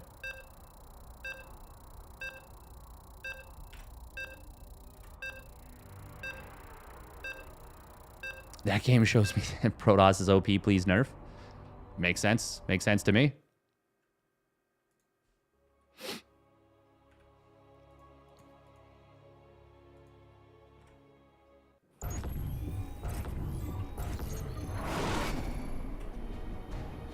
God, it's 2v2 is so much chaos and I love it. I was like, call an ambulance, you idiot. All right, here we go. Spawning down on the bottom left. It is Milky Cow. And his ally, Wayne. This time... Wait, he builds the Overlord? But still extractor tricks? That's weird. And his opponent spawning up the top right. It is Gumiho. In the purple. And his ally, Ryung. In the blue. Was Ryung's depot late there? No. No, it wasn't. No, it wasn't. Right? Maybe like a half second, but it looks like Ryung is going back to the CC first. And I mean, it was a pretty, it was definitely a matter of execution. Pretty stacked 2v2 tourney. Yeah, the only one that's been more stacked is actually the World Team League 2v2 tourney.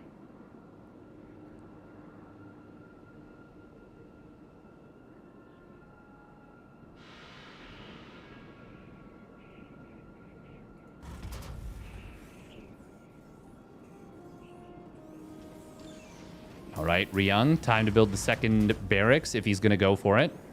There it is. Yep. I mean, CC first into 2-1-1 seems... It does seem really strong. Does seem really strong in this matchup. The thing is, though, he hasn't been able to do anything with the double drop yet. Once again, this is a third map. I feel like Wayne can absolutely play Muta again. And I feel like he should. I feel like I could be pretty good in this because since you're just focusing on the mutas, like I have just fine muta micro. It's nothing super special or flashy, but I've done a lot of this. Maybe 2v2 is for me. Maybe that's the wave. Just learn the build order. Quick double gas. Add the third and fourth gas as you start the Spire. Oh, this time it's going to be quick ling speed, though. Oh, they might be mixing it up. Gumiho will open up with the Hellions. Milky, Marine first, into Reactor, into Double Reaper. Oh, Wayne going to be going... Oh, that's funny. He shift clicks. So, oh, this is funny. So the new hatchery now, or not even the new hatchery, just the way hatcheries work now.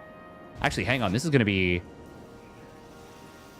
a third barracks. Wait, where is it? Oh my god, it was Milky Cows. I'm so... Ignore me. I was like, wow, Ryung's going for a third Rax here? No. That's Milky Cow going for a second Rax. Very surprising that Milky Cow didn't go for the low ground expand. I feel like that's a TVT habit. Grenade. Oh, nice micro there from Gumi. We'll be able to save that Hellion. Oh, and he snipes down his opponents. That's very nice. First skirmish goes in the favor of Gumi. We do have a Viking first this time out of Gumi. It is going to be okay. Oh, surely this is going to be a big all-in from Wayne. Yeah, we got a bunch of Overlords on the way. Double gas. Roach, Ling. But no, this wouldn't make sense because there's no stim for Milky. If Wayne is just going to get aggressive, this does not feel like it. Oh, Milky Cow. Oh my god, he snipes the Viking of his opponent. That wasn't supposed to happen. That's actually huge too, because this is what's supposed to spot this attack. The main reason I'm confused is that, yeah, Milky Cow just won't have stim. I mean, the rally of Marines and Cyclones is actually going to be pretty strong. Gumiho has been skipping tanks. The thing is, this is where I feel like the 2-on-1 shines for Ryung. He's going to have stim in a moment. Ooh, double lock on. Will get both of those. Oh, it was not the low HP Hellion. It was the high one, and he still got that one too. These Cyclones are bullying. Stim will complete in a moment. I think this might actually kill them. At the very least, this forces a lift. We've got a huge commit. This is a full send. Corrosive Biles on the ramp would have been really good there to kill those SCVs, but he wasn't able to get them. Do they push up the ramp? I don't think they should. You've forced the lift. I think you macro out of this, but they're going to go for it. And it may very well just end the game. We do have a tank coming out for Ryung. Corrosive Biles. Oh, they connect on the medevacs, but it's only 2. It's not enough to kill. Still, it does mean that Cyclones could be a real big problem for those medevacs. Wayne is still building nothing but Roachling Ravager. And I really feel like... he should have been droning. Okay, there we go. 9 drones start up now. Killing these gases, obviously very nice. Double tank production coming in from Gumi. That's the thing is why you don't need to end the game here. And I really think the potential to just lose it by committing is so high. Corrosive Biles killing the barracks would actually be quite a nuisance for Gumi because he's he's on 3 factories, but that's not a crazy amount. Counterattack coming in. This needs to do so much damage for Ryung Gumiho, or they are just in so much trouble. Milky Cow and Gumi and Wayne, I should say, are actually both brutally supply blocked. Wayne not building any Overlords, even still. Corrosive Biles. Oh, the scan. Oh, but he didn't have the units ready to go just yet. Milky Cow, though. Oh, this tank positioning. That is... God, that's so painful for Ryung. He really did need to get a lot done there, I feel. But he's not able to. Wayne starts up 1-1. No Roach speed. Oh, Hellion drop into the main base from Gumi. That is really freaking cute. And it's actually going to get quite a few drones. Does lose 1 Hellion. This is a much more standard layout from Wayne, of course, which means he is going to be wanting to focus on creep spread a lot more. Milky Cow just is not stimming. And, I mean, it kind of makes sense because he, once again, delayed his medevac significantly. This time, they're a lot faster than the previous game. The previous game, the starport finished at 7 minutes. This time, the first 2 medevacs pop out at 7:20, which means it's at least, like, 15... Yeah, about 15 to 20 seconds faster. Link counterattack on the other side of the map is going to get a lot of value here. These Vikings are not going to help. The medevacs and Marines will. But this is going to put a really tough timer on this. Corrosive Bile's going to find a frontline tank. Oh, Wayne is going so deep here. And he actually doesn't even kill 2 of those tanks. He only gets 1. Hellions going to clean up the Ling run by. Oh, Milky trying to drop on top of the tanks. There's a nice idea. We do not have Bane speed even started yet for Wayne. Just now starts it up. That's a really unfortunate misstep. God, the Corrosive Biles are just not on point right now. Oh, Ryung trying to do unto Milky as Milky did unto him. Now this Ling run by going to be a lot more effective than the previous one. I mean, the previous one was still reasonably effective. I think it just went a little bit too far. Cyclone, oh, does kill a Viking. Almost getting a medevac as well. Damn, the Cyclones of Milky going hard. Oh, Hellion drop will get deflected quite nicely. It was only 1 Hellion, though, so the chance of that getting much done is very low. Are there still Vikings here for Gumiho? Oh, we're going to see an attempt? No. Okay, he does not go for the break, but he gets the Liberator. I didn't think about it. The Corrosive Biles make this so much easier for the Zerg Terran team. You can't really necessarily easily close the distance on tanks, but on Liberators, they are exposed to the Biles without necessarily exposing the Ravagers, which is big. Gumiho and Ryung, their tournament life is on the line. Bane speed has completed, by the way. Overseer, that's a nice... Oh, man, there's so many ways that the 2 races synergize with each other. Hellion drop going to try and come into the main base once again. Wayne is sending Lings back to deal with it. And actually, oh, he gets one of the Hellions with just the Queens. Ooh, intercepting a ton of reinforcements. Oh, I don't know how many Marines that was, but now it is Marines that wasn't. I know it's weren't. I like wasn't in this scenario. Liberators encroaching once again. Marines, oh, they're covered by the Milky Cow tanks. Gumiho going to lose 1 tank. And this Liberator siege might just get 2 more. Yes, it will. And that's going to allow Milky Cow to break the position. 3 tanks for Gumiho are all that's left. They will not even get that much value.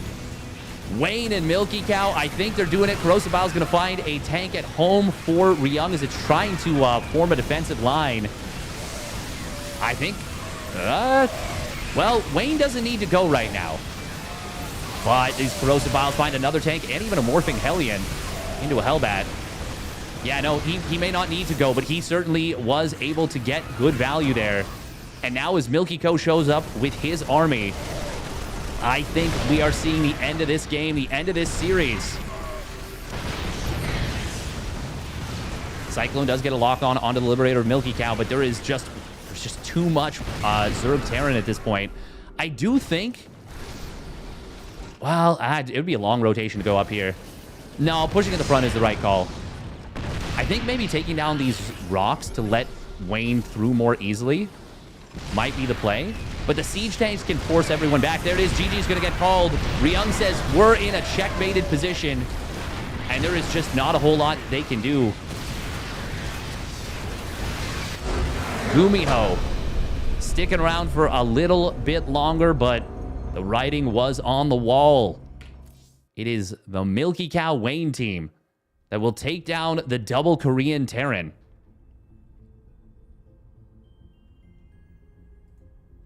All right, I think... Is Roddy covering the 2v2?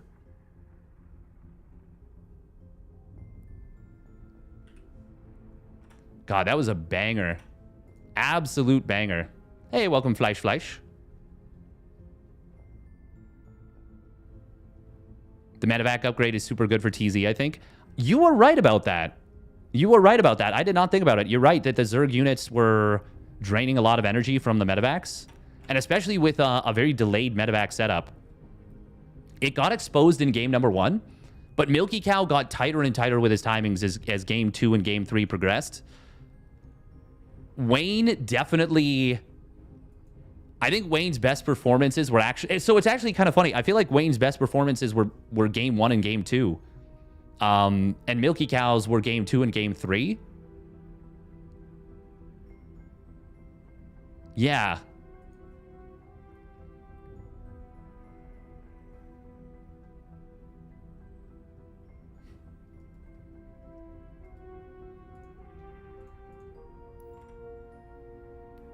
All right. I am going to run 2.5 minutes of ads. We're going to find another series and we're going to get into it. uThermal Goblin are up 1-0 in their match versus Lemon and Deer. Now, okay, we've got a few options. We can look for... Well, who's covering...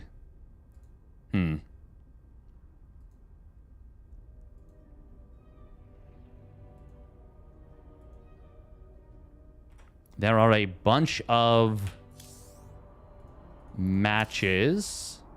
Special and Sham. I really... All the Koreans eliminated? What other Korean players were playing? Jumi, Yakov. Rex, Haws were... Well, the Taiwanese players are eliminated. I don't know who Viper and Captain Sam are, but I feel like I've heard the name Captain Sam. I've definitely heard the name Viper, but I'm thinking of Viper from AoE 4. GG Machine and Shameless took down Skillless and Moja. Ooh. That is very impressive.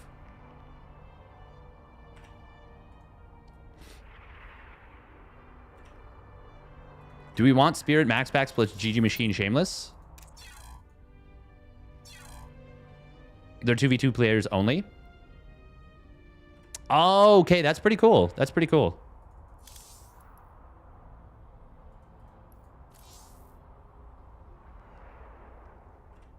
Okay, what else? Spirit Max Packs. Oh, they might be about to get into their match. That's good to hear, Dutus. Is it Dutus? I think I've already asked. Dutus or Dutus? Or is it Doots? Like your glutes. But Doots. Like doot, doot, doot, doot, doot, doot. Gumiho plus Ryung. No, it was Wayne Milky Cow who won that one. Yeah. God, I feel like, welcome Pharaoh Logics, by the way, on YouTube, Zergo P. Hehe. I mean, Muta's... So that's the other thing, too. All 3 of the maps that were played were huge. Absolutely massive. Which makes Zerg really good.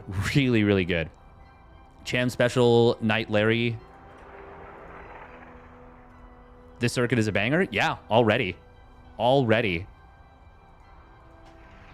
Very cool as well that we've got a bunch of players... Oh, my back. Oh my god, I just kind of, just now, like, let it relax for a moment. Oh, man.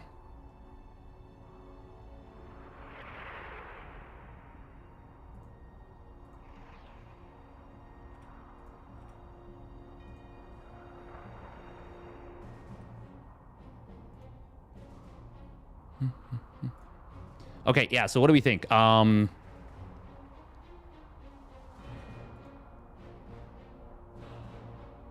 Yeah, Spirit Max Packs versus GG Machine Shameless. Who's covering what?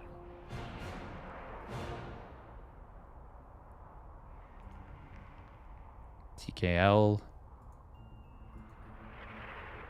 Hey, welcome Zemo LOL.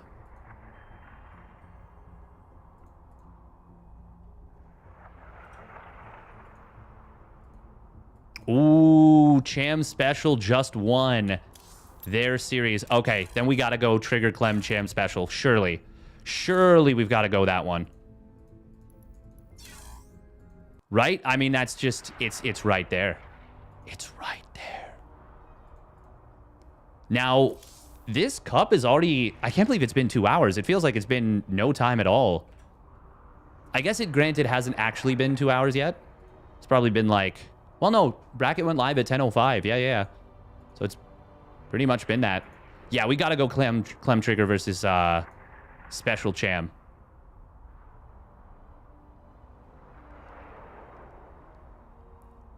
I'm definitely going to see if I can get Knight and Larry's replays. I want to cover that one as well.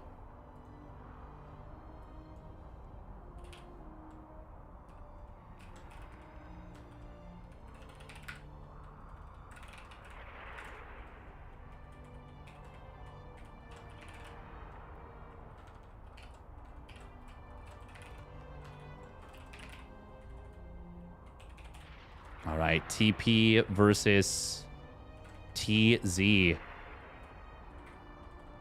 Both of these players have secured themselves a minimum of 1 point. What kind of coach do you want in your living room? I assume you mean couch. Could be coach, though. Who knows?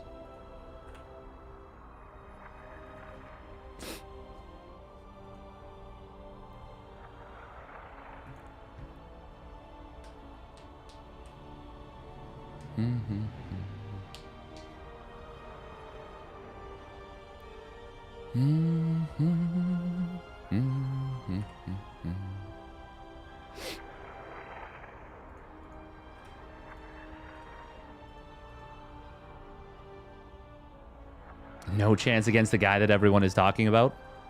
Maybe.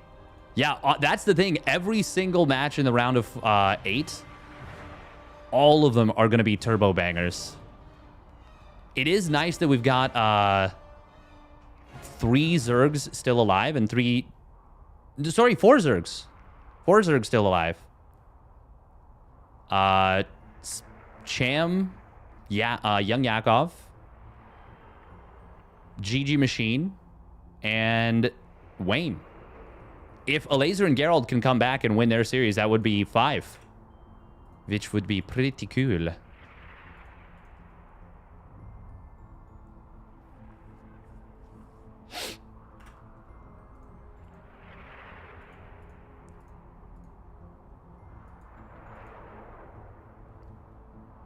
I bet this is the best Zerg coach to have in your living room.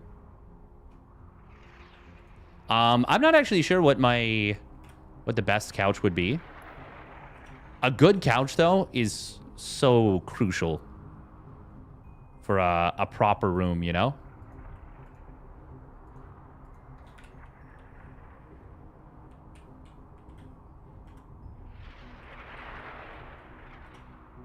Okay, so it is going to be Special. No.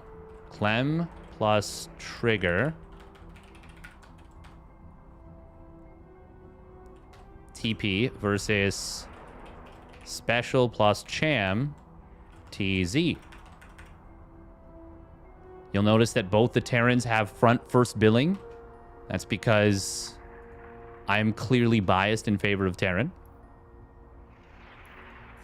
Now, if anything, I'm maybe a little bit biased against.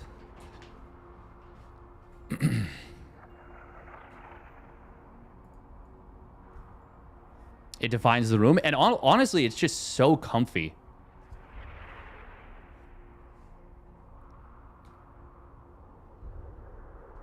Is Zerg secretly Imba?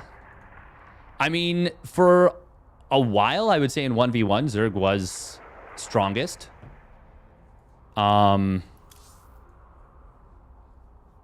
Actually, I mean, it like if you're thinking historically, there have definitely been periods of time. Definitely been periods of time where Zerg has been strongest. But you have to go back pretty far, I would say. Now, it's definitely not now. I'm going to put this... Oh my god, just smack my own... Oh, that's better. Oh, back support. Thank you. I have a thing for my feet, too. Why am I not using it? Silly. Ugh. Sorry, I'm like shuffling myself. Oh, there we go. There we go. Much better. Much better. I have a thing on my feet. Well, yeah. I'm in the basement, and it's like concrete floors. So I have boots that I wear every so often. They're just in the house, you know, just for in the house, specifically in this room. But I have it's like I mean, I think I can even show it on stream. No reason I can't.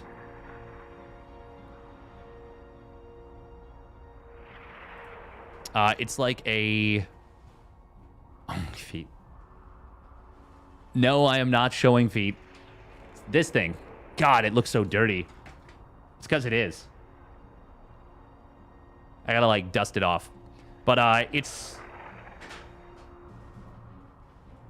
like, helps with support.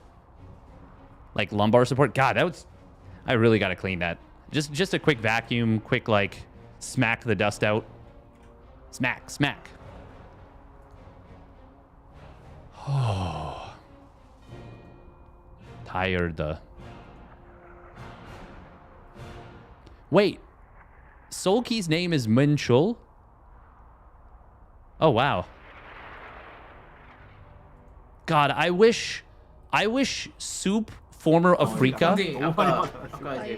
worked better. Wait, hang on. Does it actually properly work now? God, is this literally just... I think this might be Solkey reacting to someone who is reacting to someone who is reacting to the first person. So it's Solkey reacting to a streamer. That streamer is reacting to another streamer that is reacting to the first streamer Solkey's reacting to. So it's Solkey is person A, streamer that Solkey is reacting to is person B, and then there's person C. So A is reacting to B, who is reacting to C, who is reacting to A. Or sorry, A is reacting to B, who's reacting to C, who's reacting to B. God, I confused myself there. But I think I got it right. Reaction inception? Seriously.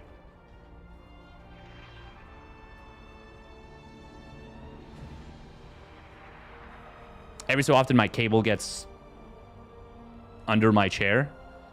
You know what? Why do I do it this way? I can put the cable so it's more on my desk and it doesn't. God, I'm so bad at planning. Just actually the worst at it. Is that okay? Drill a hole. Go on. That's normal stream meta. I know it is. I know it is. Yeah. SC2 scene is... So we're like not...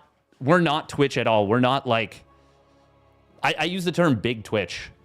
We don't do so much of what every streamer does, basically, in normal Twitch or in mainstream Twitch.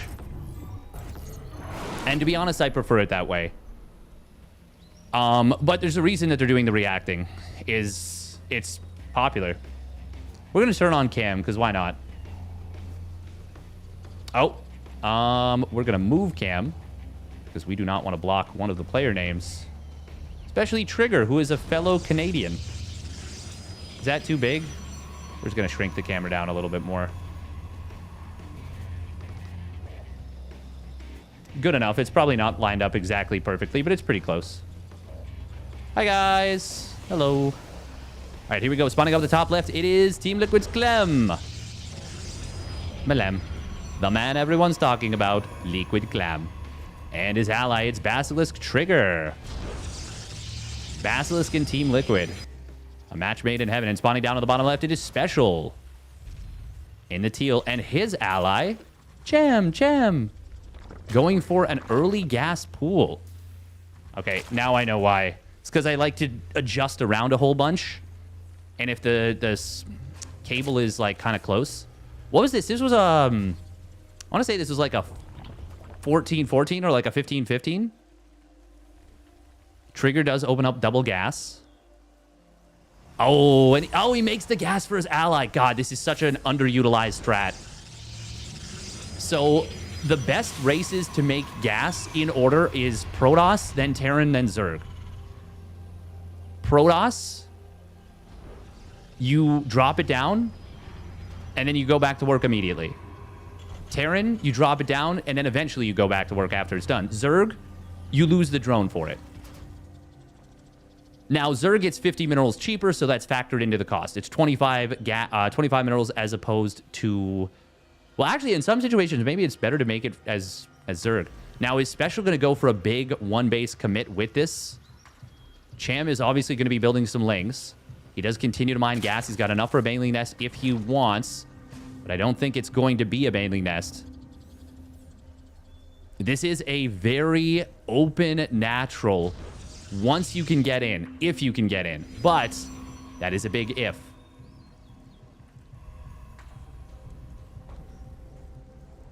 Now, we do see a single Hellion being produced from Clem. He's not going to go for the reactor. Trigger.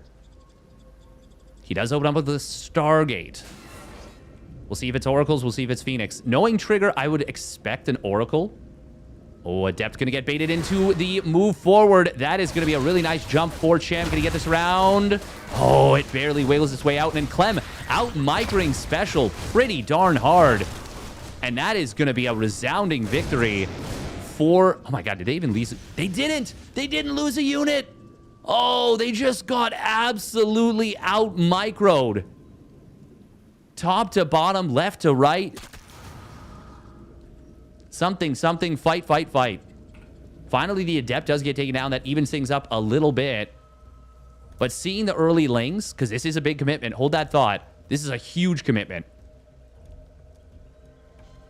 There's only 2 Hellions here, but an energy recharged Oracle. I mean, yeah, this trivializes this completely. This will do nothing. Absolutely nothing. I would say just turn on... Oh, he was a little bit late to do it. Remember that Trigger is playing from Korea. Oh. I'm not playing from Korea. What's my excuse for that misclick? Yeah, Central. Central, not great for Trigger. And unlike many of the Koreans, I don't think he's used to playing with ping. This is going to be a... Oh, it's a proxy BC. Oh my god. It's proxy BC. SCV does go down, as well as a bunch of drones going to fall. Ooh. This is a little bit scary, but the second Oracle. Nice depot raise at the top high ground. Oracle plus SCV plus Hellions. Going to be able to deal with this very well. Oh, nice unsiege from Clem right there to prevent the friendly fire. Look at this. We're seeing a 4th Oracle being built. Trigger did lose his Oracle on the aggression, but he killed 11 drones. Wow. That is really nice. The Zerg has the lowest worker count of all and is not on 3 hatches. If he was on 3 hatches, it wouldn't be so bad. But being on just 2 hatches makes this a very big problem. Ooh, diving in on top of this. Not the play from Trigger. He sees the Queen, thinks it's exposed, sees the Cyclone, says, okay, well, if I kill that, I'm fine. But the second Queen was there as well, and makes that a huge, huge problem. Now, oh, man. If they manage to get in here with this BC from Special. Okay, he scans, sees barracks, sees a reactor. I think this is really good, actually, for Special Cham. Well, specifically for Special, it's really good. He does start up Yamato. I wonder if that was reactively. Right now, I'm just worried that there's like almost no anti-air. 2 Stalkers and 9 Marines is not going to cut it. Especially since the Marines don't have Stim, the Stalkers don't have Blink. There are going to be 4 gates out for Trigger. But this... And BCs are very slow. Very, very slow. He can make a Void and Raven. Yeah, but the Raven doesn't have Interference Matrix, so it's not going to be super helpful.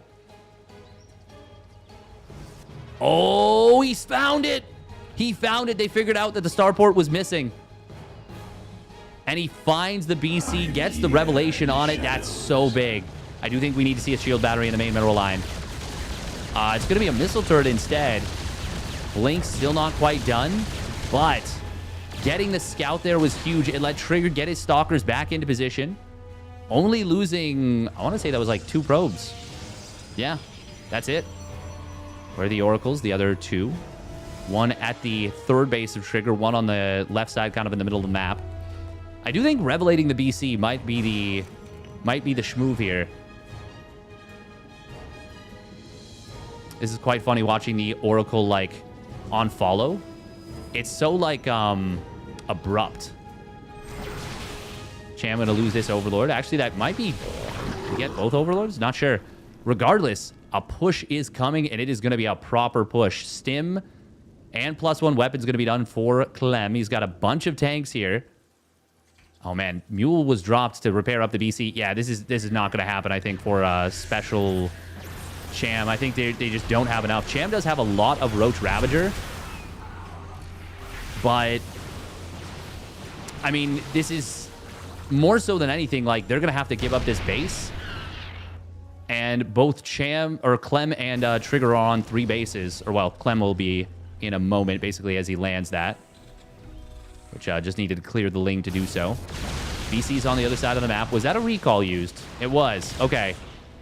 So Special forces a lot of army back home. But Clem and Trigger don't need to do anything. They can honestly just chill. Oh, this is kind of cute. Funnily enough, a scan right here would be really good. Not just to find these rocks, but specifically to see if a base is taken there. Corrosive Biles will find one of Clem's tanks. It does take a while, though, and Clem is going to bust through at the front. Meanwhile, that was maybe a little bit of an overcommitment. This Roach counterattack. I mean, it's got Roach speed. It's got +1 missile. Tunneling Claws and Burrow about to complete for Cham as well.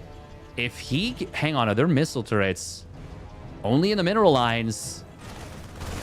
This might be what the doctor ordered. How many mineral lines can he ravage with this is the big question. Ravage with the roaches. He needs to be a lot. Oh, God, that is... Allies are being attacked. A lot of roaches. That is a lot of shadow right there. Well, we're going to see a move forward in on top of this siege tank missile turret. Getting repaired. Meanwhile, other side of the map, Cham's natural is being pushed. +2 missile, almost certainly... Well, unless they move right now, it will get denied, and it will get denied. He's going to lose the base as well. I mean, Clem just put so much pressure on you to get something done. The missile turret got taken down. Or, sorry, got repaired up. Not taken down, the opposite. Yeah, Clem and Trigger are just going to overwhelm him, I think. Oh, hang on. Hold that thought. Oh, my God. He's going to unburrow into a stasis. Oh, the unburrow into stasis. I've never seen that before. Holy crap. That was cool. Oh, that was so cool. The roaches just look on in abject terror. Trigger will be able to take down 2... Oh, he actually would have finished that tank if he hadn't pulled back. 13 HP means that double swipe would have taken... I think. Actually, maybe the armor would have kept it alive. Regardless, Trigger is trying to end the game. He does snipe one of his opponent's BCs. Special... I mean, Cham is dead, is the unfortunate part. So even if Special holds here... well, Special Cham hold... It's a 4-base Protoss, soon to be 5, and a 3-base Terran versus a 1-base Zerg, and it doesn't matter about the rest. Oh my God, the stasis! Oh, he dropped it in the fight. Oh God, that caught so much. Clem Trigger. Oh God. It was over, but what a way to end it. Sheesh. That was freaking cool. Very freaking cool. God damn.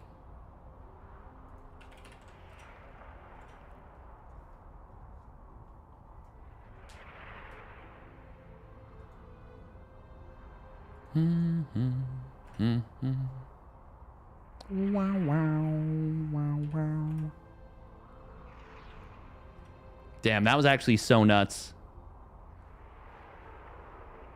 Thermi and Goblin are going to be going up against Milky Cow and Wayne.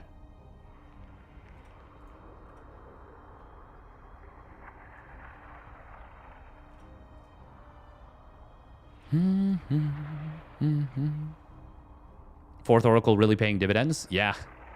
No kidding. Realistically, having the BCs not get spotted doesn't really change the game. It did feel like they were really late to be super relevant there. It is going to be Emerald City for game number 2. It did feel like that they arrived very late. But Zerg have tons of drones. Terran have a lot less. And SCV is a more substantial percentage of the income. Not in the super early game. Not in the super early game. That's what I'm referring to, by the way, is in terms of the gas on what is most valuable. I mean, I think it's Protoss that benefits the most by far. Like I think Protoss is the only one that should be...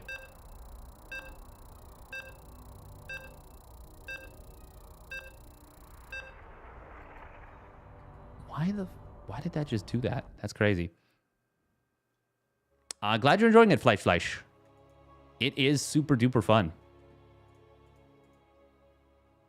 Yeah, I would say later stages, it's probably Zerg.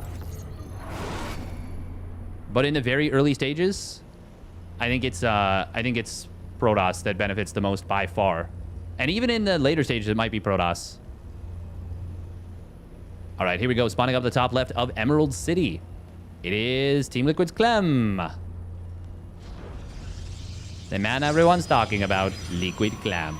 And his ally, Basilisk Trigger. The Canadian Wunderkind. And their opponent spawning down on the bottom right, it is Cham. And his ally, Special. Special been playing a lot of poker recently. Okay, Cham going... Okay, it's going to be 16-15? Or was it just 15-15 and he... No, he didn't build a drone. Yeah, this was 16-15. Did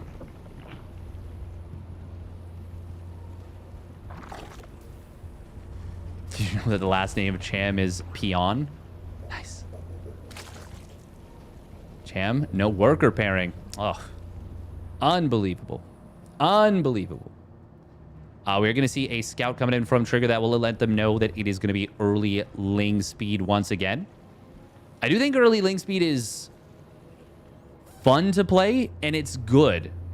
But I think doing it every game might be a little bit too predictable. Thank you very much. I has Burrito for the 200 resub at 39 months in a row. 3 years, 3 months of constant support. Thank you so much. Very much appreciated. Let me take this opportunity to say, if you want to support the stream, helps a lot. Would appreciate it very much. Once again, Clem. We get a little bit of help from Trigger. Trigger saying, well, allow me. And once again, I do like that quite a bit. I really do think it is this is where you gain the most benefit. So I think Terran and Zerg, it's a marginal difference.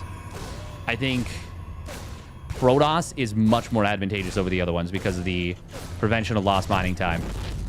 Pylon going to force the command center to be put off center. And this is really weird because he could have put the command center like right here. But instead he put it just a little bit further up, which is still in range. So it gets spotted anyways, but he just loses like...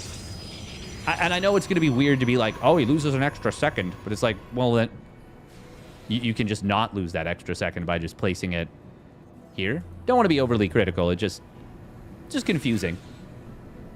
Especially for a player like Special, who's like very into optimizing.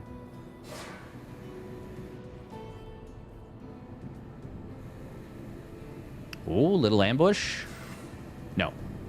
This is a cute little spot, though. Using the sight blockers.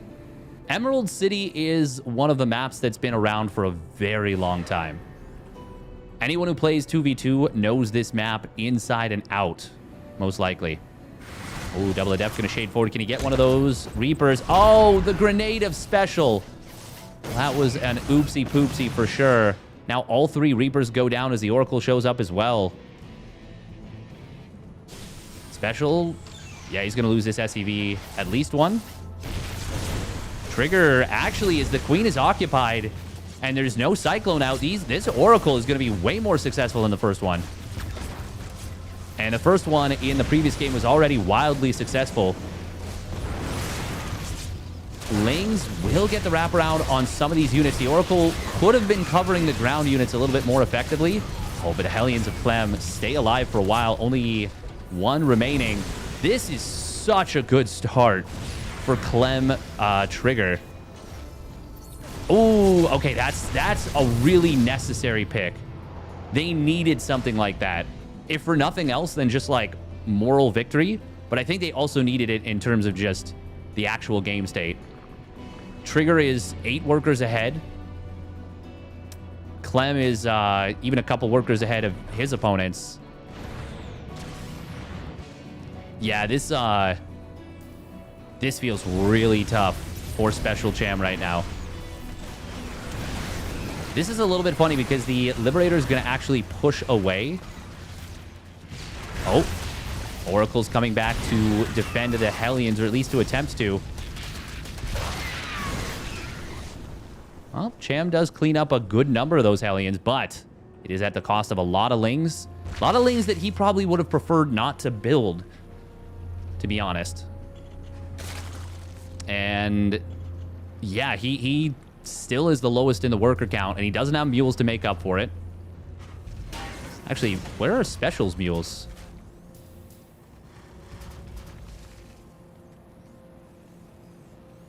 I mean, he just, oh, he's what? What even was that scan? That was an interesting scan. Nice cancel here on this 3rd base. Cham and Special need little wins like that. They need them pretty bad. I am so confused what that scan was. Did I miss something? Like, maybe he clicked the minimap. This Banshee from Special is going to find some value, but there's a Phoenix out, the Revelation. Yeah, he's going to be able to clean this up. Oh, Special would have been nice if at least he could have killed that last Marine, but not going to be able to do so. Must have been for a Cyclone lock-on, surely. The thing is, no unit died, and I don't think there was a Cyclone over there. So I don't know. I just don't know. Ling counterattack on the top, or well, on the left side. Clem is about to finish up his 3rd CC. Cham is back up and running in terms of economy. At least reasonably well. 49 drones is not bad.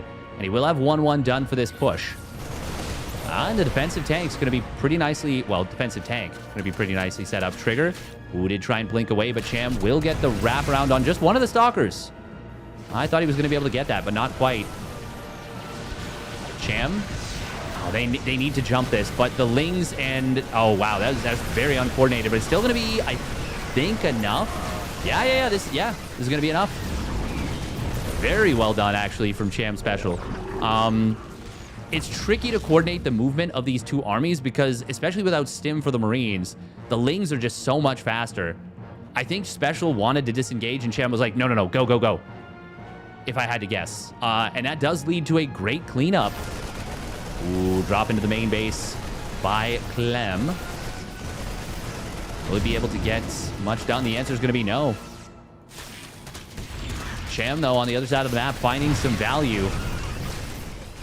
With these Lings getting a little bit of lost mining time, couple of SCVs. Cham did not start up his 2-2. And that's very unfortunate because he has had a lot of money for a while. Like, he's actually sitting on a crap ton of money. Okay, Bane's morphing in the middle. They just finished up Bane speed. This might be a time for Special and Cham to feel like they have to go. Did he pull SCVs with this? No. But this is absolutely going to be a huge commitment. Scan comes in. There are Archons here, which are going to be very handy against the Banes, but not so much against the Marines. Marines going to be able to gun them down very quickly. Can Cham and Special get the job done? Trigger on the Stasis Ward is minimal. Banelings, oh, they do pull back. There is a siege tank on the high ground here, already up to 11 kills. This will be it should be a kill on this base. Ooh, Clem's got to be careful with these Marines. Does not want to lose these for free. Oh, man, this is actually a lot of losses. Clem and Trigger are in some big trouble. Trigger, oh my God, I keep hitting spacebar by accident. Or are they going to go for it? They lift on the tank. Is this the time? Cham did move very far out of position from guarding. And the Stalkers and Marines actually managed to get all the tanks. Oh my goodness. A very heads-up play as Cham had left Special a little bit undefended with his main army. And that allows Trigger to hold his third Nexus. He does lose the fourth base without a cancel, which is unfortunate. What is the upgrade situation? +1 armor. Wait, why is there +1 armor for Clem? Doing his best Beyond impression. Cham showing up with more Ling Bane. Going to try and drive Clem back. Siege tank, siege up. Target fire on the Banes needs to be really good, and it's quite good. Getting a lot of connections, but there's still so many Banes left over. Zealots will hold the line and soak a lot. Oh, just getting the Banes before they can connect. Clem is able to survive there with a lot of stuff. Trigger, couple of clutch unit positions there during that fight. The Archon soaking a lot of Banes. The Zealots, the 3 Zealots, bought a lot of time for Clem. Cleared up a lot of units. Uh-oh, Cham, or rather Clem. Gotta be very careful here. The thing is, yeah, Special's third command center, they needed to kill the third base of Trigger, 100%. They were thinking about trying to get more, and by doing so, trying to spread out a little bit too early, they allowed Trigger and Clem to break the position, specifically to kill the tanks. Clem, during all this, going up to 8 barracks with the full reactor setup. How many reactors do we have? 7 reactors on the barracks. Yeah, 15 Marines at a time. If he's got the supply and the moolah.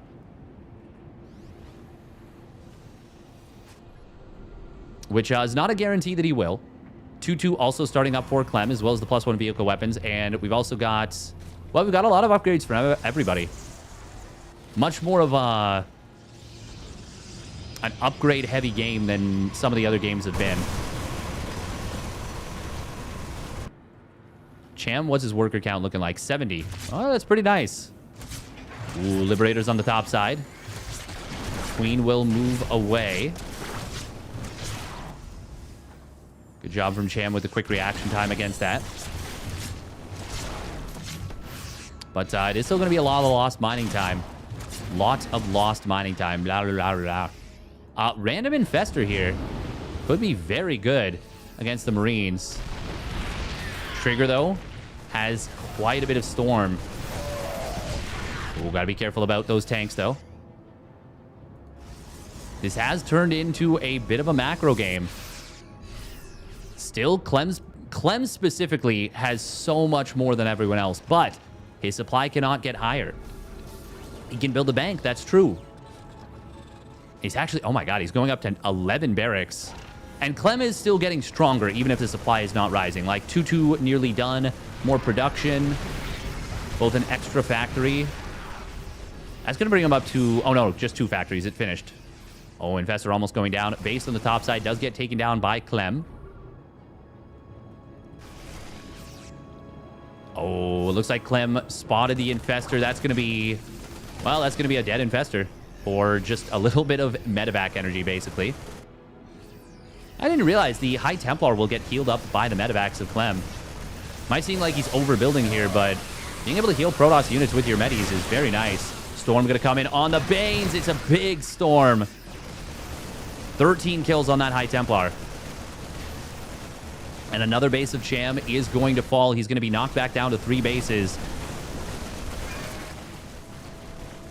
Oh, and now we're going to see a break attempt from Trigger on the Army of Special in the middle. High Templar do get taken down by the tanks, but not before they get some really nice storms. Special will kite these units down, but I just don't think it's going to matter. Fungal Growth. Oh, Fungal Growth plus Banes. Going to be very good against the Marines. Another Fungal. Are there enough Banes left over? The answer is yes. And that is actually an amazing engagement from Cham on the top side.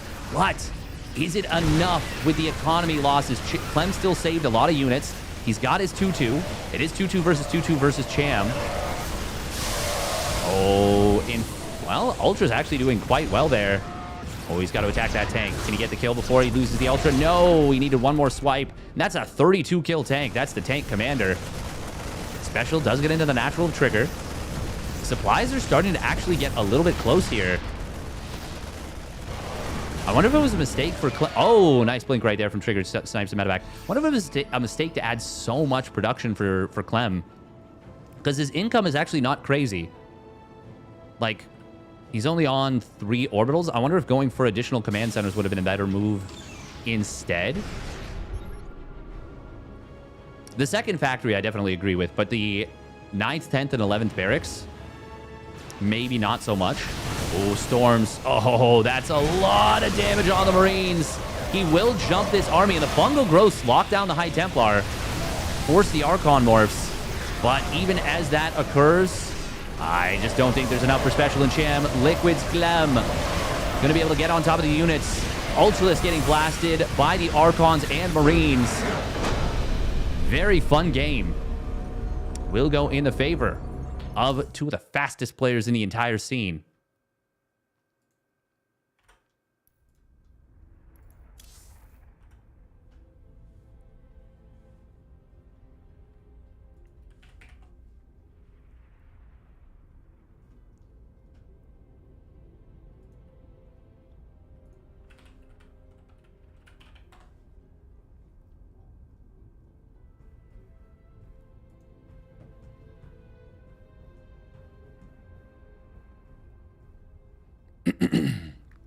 Oh. Ah. Throat is a little dry. We're gonna have some water. Oh.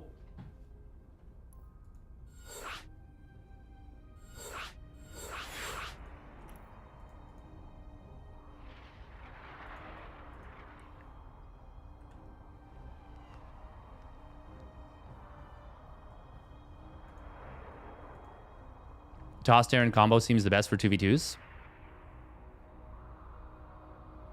Yeah, losing the drones early that they did made it very difficult to recover for Special and Cham. Although they played very well.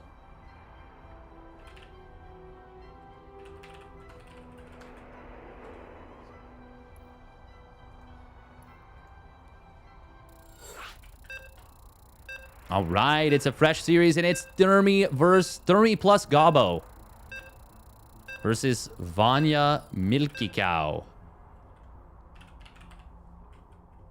Wayne Milky. God, I'm excited about this one. I am very, very excited. Is this a semi? No. This is a round of 8 as well. Damn. So sick. Don't like Zergs in 2v2? They can still be quite good. But I do think that you need to be pretty... like sharp with your setup. Is it Thermi playing? Okay, it looks like it is Thermi playing Terran. And it is Wayne Milky. God, this is so good. TP versus ZT is fun. Very, very fun.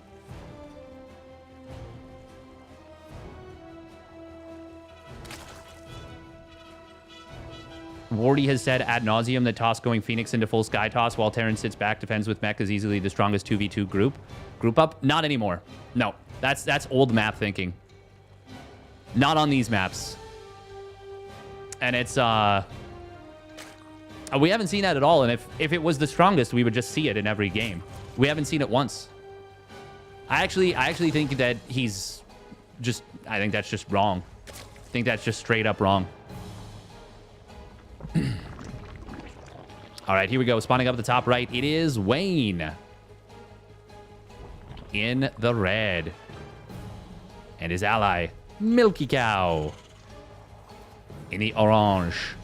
And their opponent spawning down in the bottom left for the Platinum Heroes, it is Gobbo in the blue.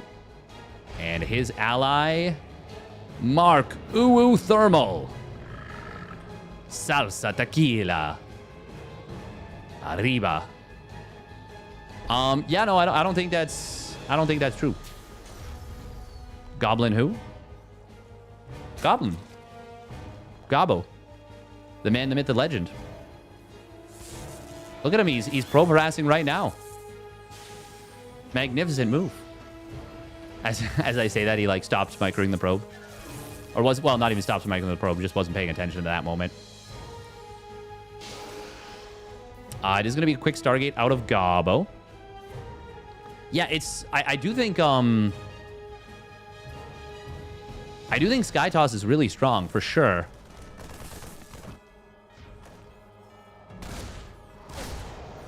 And there are definitely certain comps that are really strong pairing together.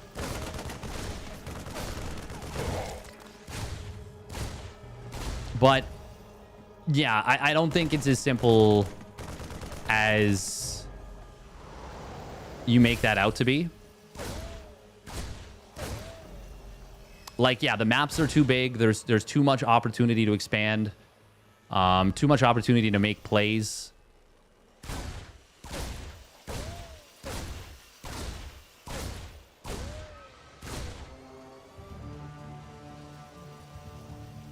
On old maps, though, I do agree that it was kind of like that. We are going to see Goblin and uThermal moving in here. They will get some good value to start off.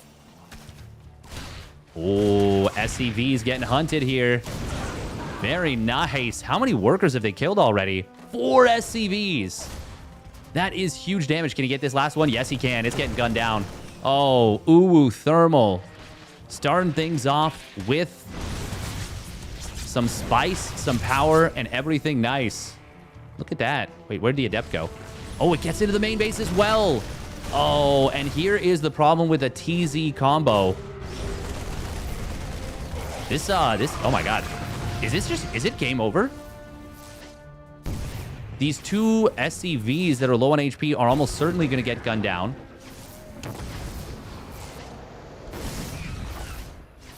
Surely this is game over. Oh, he didn't energy recharge, so he runs out of juice. God, that is so unfortunate that he didn't energy. I don't know why players aren't energy recharging their first Oracle. That would have legit been just... I mean, I still think that this is probably game over. Yeah, just looking at the worker counts alone. I mean, if they can get some big counter damage. The thing is, they can't. The Oracle just prevents it. Oracles, I should say. God, I really wish players would energy recharge more on the first Oracle. In 2v2, it seems so good, especially in a game like this. We're going to see the Lynx trying to go for the wraparound. We'll be able to get some damage done. Energy recharge would have been really handy here, but doesn't even actually need it. And yeah, this is going to be held with no worker losses. Yeah, 1 probe died earlier. I'm not even... I think it was the scouting probe, maybe? Yeah, it was... I assume it was a scouting probe. Oh my god, so much damage coming in. And now Hellion's going to set up on this base as well. They are blue flame, which means the Lings, even with good surface area, will get roasted. As will the drones. Oh man, look at the lineup. It's a barbecue. Hellions with blue flame also annihilate regular Hellions. Oh my god, he's still blasting.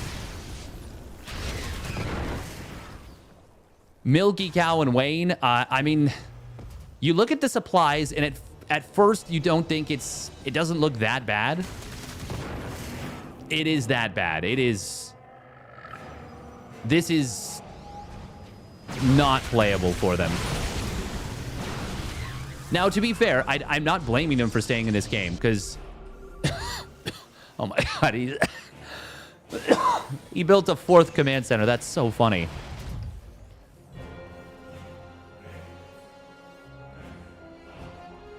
It's just...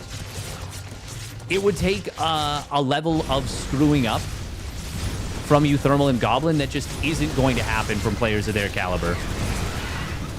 Even with a good wraparound. I mean, it's Lings trying to fight Blue Flame Hellions. Now, that's a nice cleanup with the landed Vikings and Marauders. Thermi probably could transition a little bit more aggressively. You know, more factories. Oh my god, he's actually got a lot of gas. Both Goblin and Thermi have a crap ton of gas right now. That might be why they haven't run away with the game yet. Economy balance might need a little bit of polishing. There is +1 melee for the Lings. Oh, that's a cute little mine position. Nice revelation. Finds both mines. We'll be able to take them down for free. Free, of course, is a relative term, but energy... Most people agree that energy is reasonably cheap.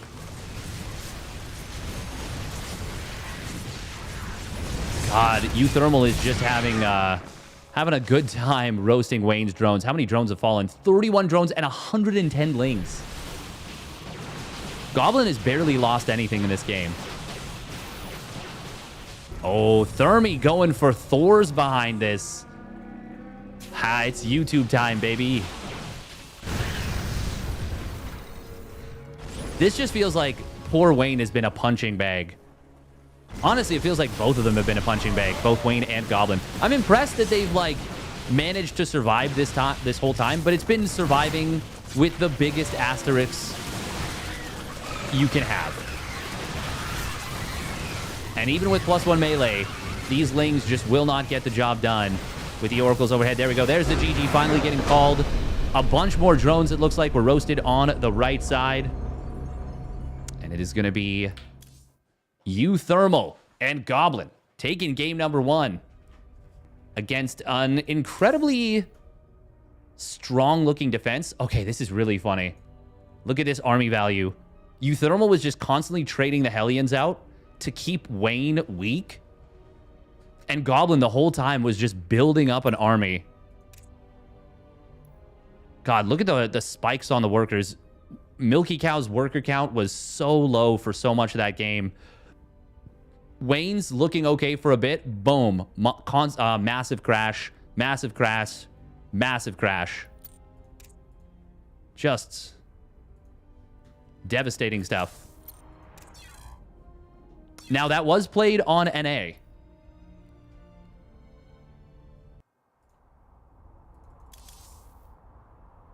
This one is going to be on EU.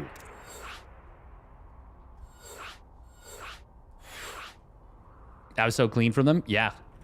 It was extremely clean. Cleanliness through the roof. All right, we're going to run a minute of ads.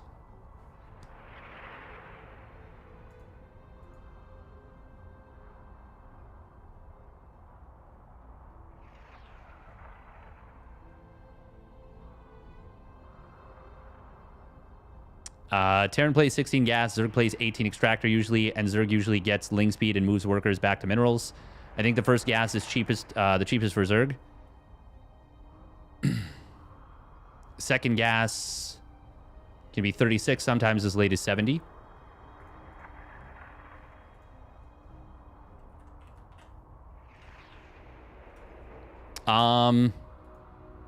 It's definitely not cheaper than Protoss, for sure.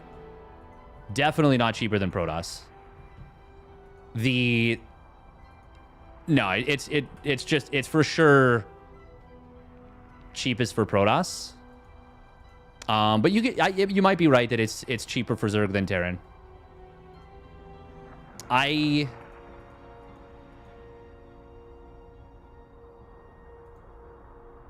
depends a little bit on the supply timing. But I'm more so talking about the absolute value and which is most beneficial in the 2v2. And ultimately, it doesn't really matter between Zerg and Terran because Protoss is just so much cheaper that it's better to do that. Like, there's no... I wouldn't say there's enough of an advantage if it's 5% either way. for the Terran or Zerg to do it for their counterpart, but there's always an advantage for the Protoss to do it for either one. I would say that the biggest advantage, though, is Protoss for Terran. All right, here we go. Game numero dos. Zerg losing a drone is 60 minerals in minute they lose an income. Exactly, which is why I'm saying that, yeah, so Larry, 2v2 Savant. It's a big loss. It's a big loss.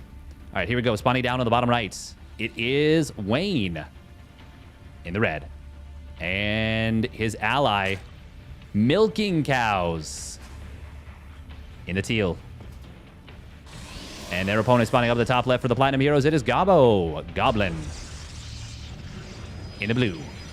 And his ally, Manchego Mark, uThermal, in the yellow. Larry and Knight OP. How are the games with you and Knight versus Cham and Special? Worth going back and taking another look-see? Are they entertaining? Fun? I'm probably going to do it regardless, but we are going to be seeing Wayne opening up with an early gas pool. And yeah, that's the other thing too, is even though Zerg takes their gas at 18 supply. Oh, interesting. Proxy second barracks. Is there a way to donate €1? You can use Ko-Fi. Ko-Fi allows you to support Streamer Man if you're so inclined. If you're so inclined, I should say. If you do want to support the tournament, uThermal is the one that's been running this. And I think he's actually already got the prize pools fully funded, which is pretty cool. Yeah, we haven't seen much cheese yet, but we're going to see cheese now. Proxying the second barracks is so interesting. It's not even that far across the map is the really funky thing. Oh. Goblin looking to... Oh, my God. Is he going to actually get pushed to scout this by accident? He is. No, he's not. Oh, he was not paying attention.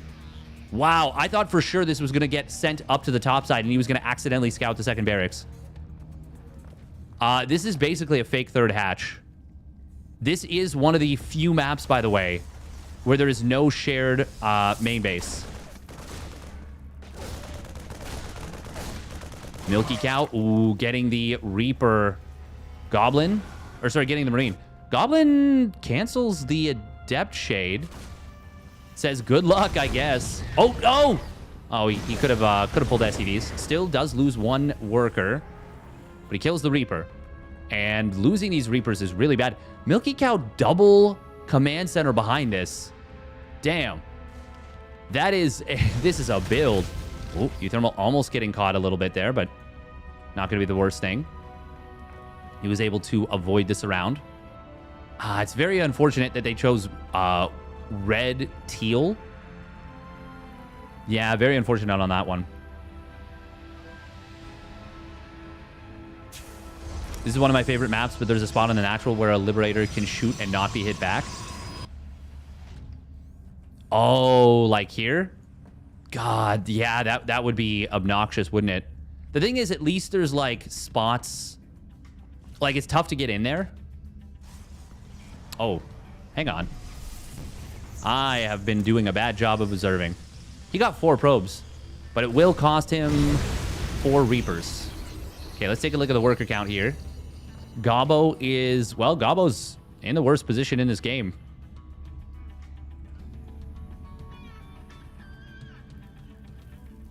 There is a lot of counterattack potential, though. Once again, Blue Flame Hellions coming in from uThermal, and he's just been having fun making cars. There's, like, no units on the field for Milky Cow. Oh, that's a dead tech lab. That's a stim denial. Oh, are we going too far? We might be. Wayne will get a wraparound on one of these Hellions on the rally. Marauders are actually going to be really handy here. He did make 2 of them. Wayne building a lot of extra lings there. I mean, these Hellions are super scary. And Milky Cow is... He's built units, but he's definitely kind of leaving his opponent or his ally to his own devices. Will uThermal pull back? No, he's going to move right through. That's a big Widow Mine. Does get taken down, but it gets... I think it led to the death of 2 Hellions. There's a cute Stasis Ward on the back end. It's going to be 4 Oracle out of Gabo. Oh, Milky Cow and Wayne, both a little bit supply blocked here. I say a little bit, but it's actually a lot. 74 to 74 and 61 to 61 with late depots, late OVs. Oh, that actually hurts a lot because they have a nice advantage in this game, but that's going to undercut the advantage that they do have rather significantly. Oh, Oracle's getting it on the other side of the map just before the turret completes. Damn, breaks that lock on just barely. Did he lose one of the Oracles? I think he did. I think that is one of the Oracles going down. Hellions. Well, they find a nice little pound of flesh. Well, 6 Zerglings probably weighs a lot more than a pound. They're hefty boys. Oh. Cyclone. It looked like it was on its own, but it actually was not. Oh, wow. Oh, my God. He actually manages to He really wants to get stim from this barracks specifically. Quite a funny-looking production tab there. 2 barracks, 2 depots, 2 Widow Mines. For a moment, it was 2 Marines. 1 upgrades. So double upgrades, 2 upgrades in production, and 2 infantry upgrades in production. Scan comes in, sees, wait a minute. Why do you want to build the tech lab? Why do you want stim so badly from there? Oh, Oracles. Does get some units. Hang on, these Marines are in a little bit of trouble. They're going to get jumped a decent little spread. Is that worth it for uThermal? Oh, sniped down that Widow Mine. Nice job. Just before it can burrow up.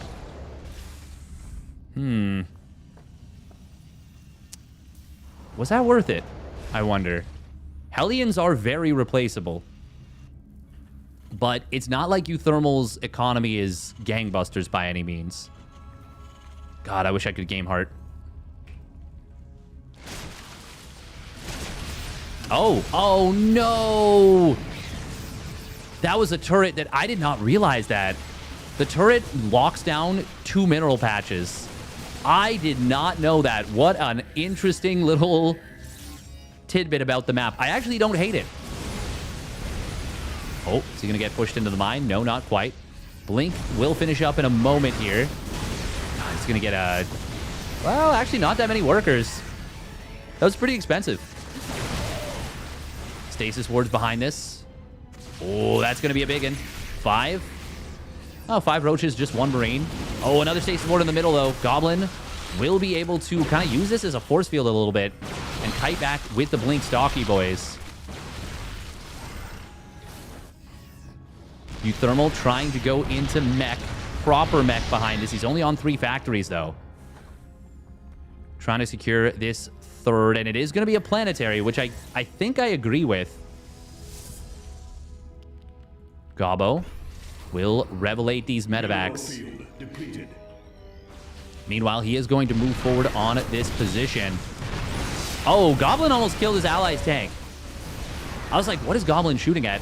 That was uThermal's tank. uThermal probably like, hey, what the hell, man?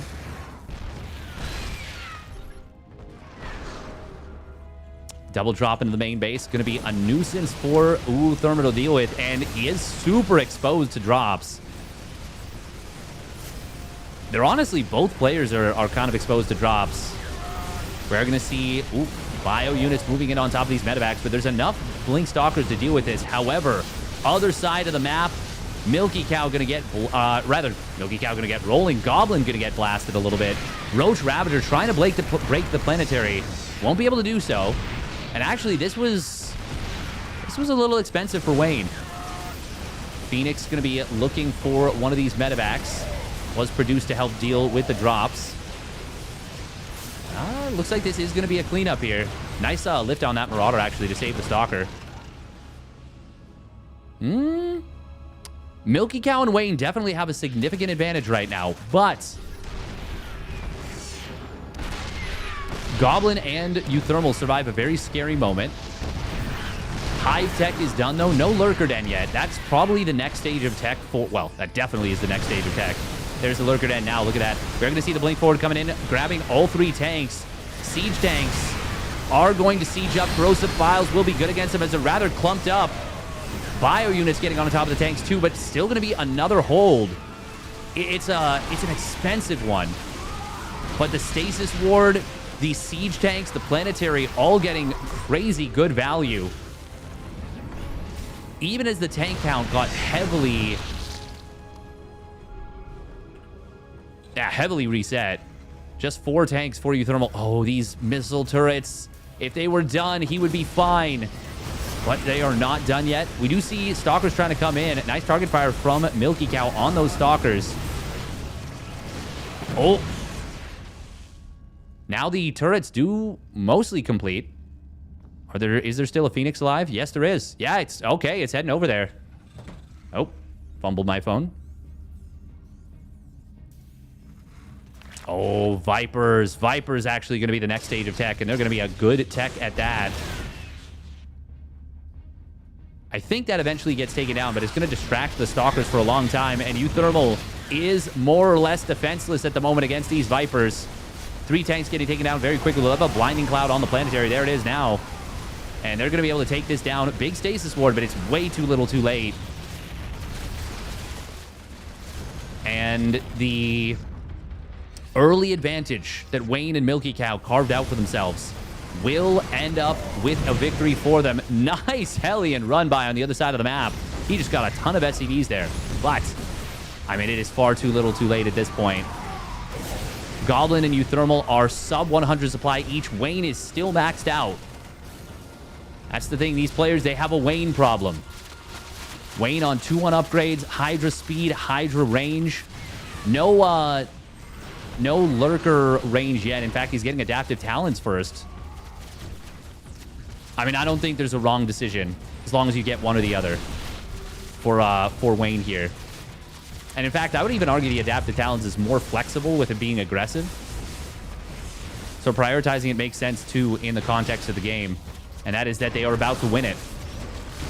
Well done by Wayne and Milky Cow. We're going to game 3. Goblin trying to kite around the map against these roaches and hydras. But yeah, we're now in a situation. Okay, there we go. GG is called. We're now in a situation where GG is called.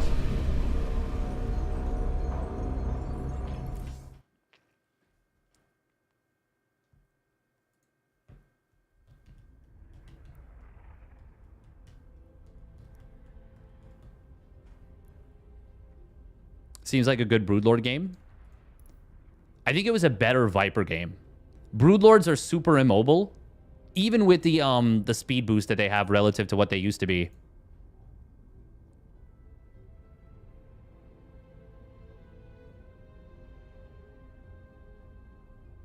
Zerg is OP. How can they press one button to nullify an entire army and 400 static defenses? True. True. And as we know, there is no counter to the Viper. Absolutely nothing you can do with it. You can't feedback it. You can't EMP it. You can't build Vikings against it. You can't snipe it. Yeah, there's nothing you can do. Can't range it out with Tempests or Revelate it. Yeah, it's just too much. Are we finishing this series before casting the semis? I am not sure, but I hope so. I hope so. I am definitely finishing this series. Thank you for being so understanding. Of course, of course. No, there's literally nothing that can be done. It is uncounterable. And that's why every single 1v1 that features a Zerg, once Vipers are out, the opponent just GGs. Always. Literally 100% of 1v1s. It's crazy. It may not seem like it if you look at the so-called stats, but yeah.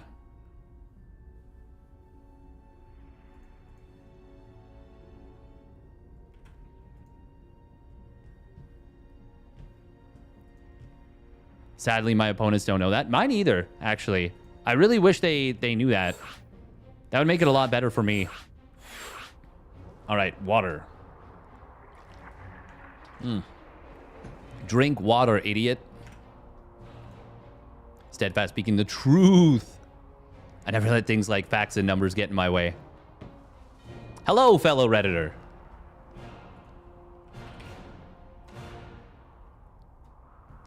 Bum, bum, bum.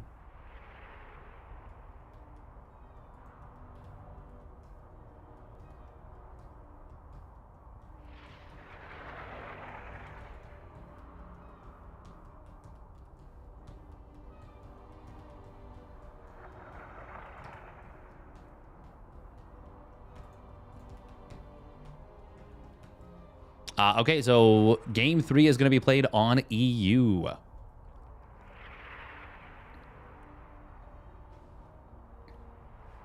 Bum bum bum bum bum bum. Do do do do do do do do do do. Bum bum bum bum bum.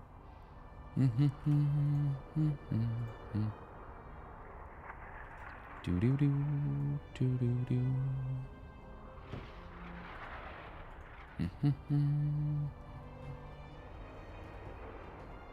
PB and banana iced smoothie.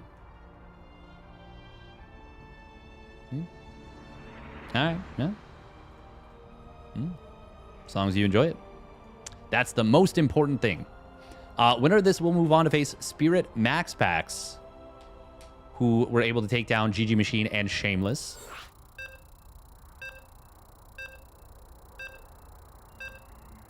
Marine and Status have been having a real good time. I haven't seen any of the games.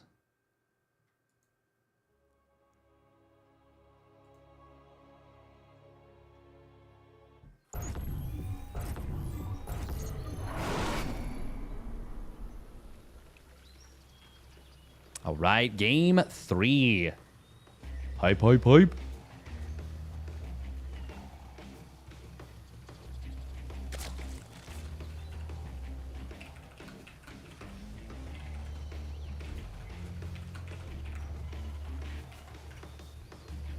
All right, spawning up the top left, it is Wayne with the extractor trick after Overlord. I'm still confused by this. And his ally is Milky Cow. Red, blue versus purple, yellow. I actually do really like the purple, yellow aesthetic. TSL9 used purple versus yellow for all of the matches. And it popped really nicely. It looked really good. Spawning down on the bottom left, it is uThermal. And his ally, Goblin. Now, it does seem like the Wayne and Milky Cow. Well, what happened in the early game last time? In game 1, uThermal and Gobbo got an insane start. Just straight up milking cows. Yeah, he is. Thank you for the follow, by the way. Hans Olab S, GP Tarek, Half Decent, Zomni, Aptum TV. If you are enjoying the content, would very much appreciate a follow. I stream a large amount of SC2. Obviously, it's mostly 1v1, but I was very happy when uThermal reached out and asked if I wanted to cover this tournament. Wait, what? Her? Oh, okay, he's letting Goblin take the Nexus. Okay, this makes a lot of sense, actually. On this map specifically, it makes a lot of sense. Gonna be a quick concussive. This is kind of neat, putting the depot so that it can't be hit by a tank from the low ground, or it's easy, or it's more difficult, I should say, for Blink Stalkers to get in. This is the map, by the way, where the greatest 2v2 of all time was played between uThermal, Goblin, and Psionic Aerog Fire, I believe. It was legit so good. It was unreal how good it was.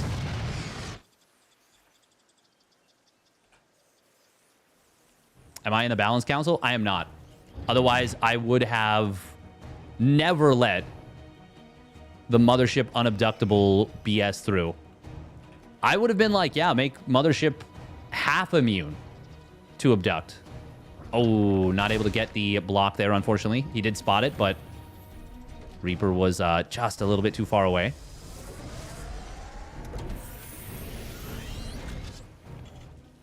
There's a lot of things I would not have changed. I would have been very adamant about. Concussive Shell Marauder getting a little bit of value. It actually pays for itself by killing an equivalent cost unit. 50 minerals, 50 gas for the concussive shells. 50 minerals, 50 gas for the Reaper kill. And now he just has concussive shells. Ooh, Gobbo shading forward, looking for this SCV. Micro from Milky Cow keeping him safe. Ooh, nice little 1-2 punch. How many drones can he get? Looks like 3. And an SCV, though. Oh, 4 drones. Wait, did he kill another one earlier? Man, this concussive shell is actually so good against the early Hellion run-bys. It is actually so good against those early Hellions. Damn. This might be the answer to what uThermal is doing. Yeah, no, it's a really nice adaptation for Milky Cow. I actually freaking love it. And you don't need a lot of Marauders either. Like, one here, or even one here, one here. Like, you're covering both entrances. And then every time the Hellions try and move in...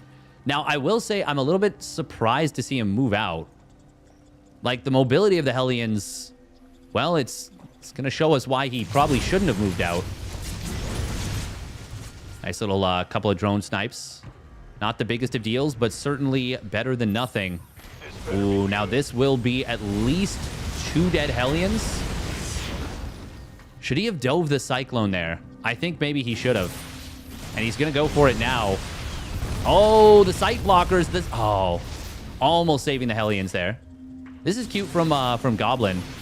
Only turning on 1 Oracle Pulsar Beam. Would you see a scan in the main? Will tell that it is, in fact, Bio. Wayne building a lot of Zerglings right now. How many gases is he on? 3 gas. Yeah, this is going to be a big Roachling Ravager flood. But I don't think Milky Cow's got enough anti-air to keep the Oracles from just slaughtering everything. I think the Oracles can just slaughter everything. Did he kill the Cyclone? He did kill the Cyclone. So, oh, Cloak Banshee is going to be really powerful here. Remember that only Milky Cow has scans, and there's no layer, so there's no opportunity for Overseers. Yeah, these 2 Banshees are going to be enough to prevent this from doing really anything.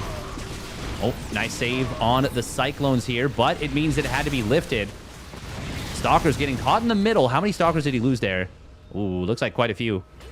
One of the Banshees does go down. Oh, the Stasis Wards are huge. Energy Recharge is so good in 2v2. I mean, it's just so good on these units in general. 2 tanks, 2 Marauders in a tank. God, this is the funniest little drop. It will actually serve to bait out a ton of Oracle energy, which is very good. That actually was worth more. Oh, okay. Well, that's really bad. That is really, really bad for Milky Cow. So good for uThermal and Gobbo. Stalkers don't have Blink yet.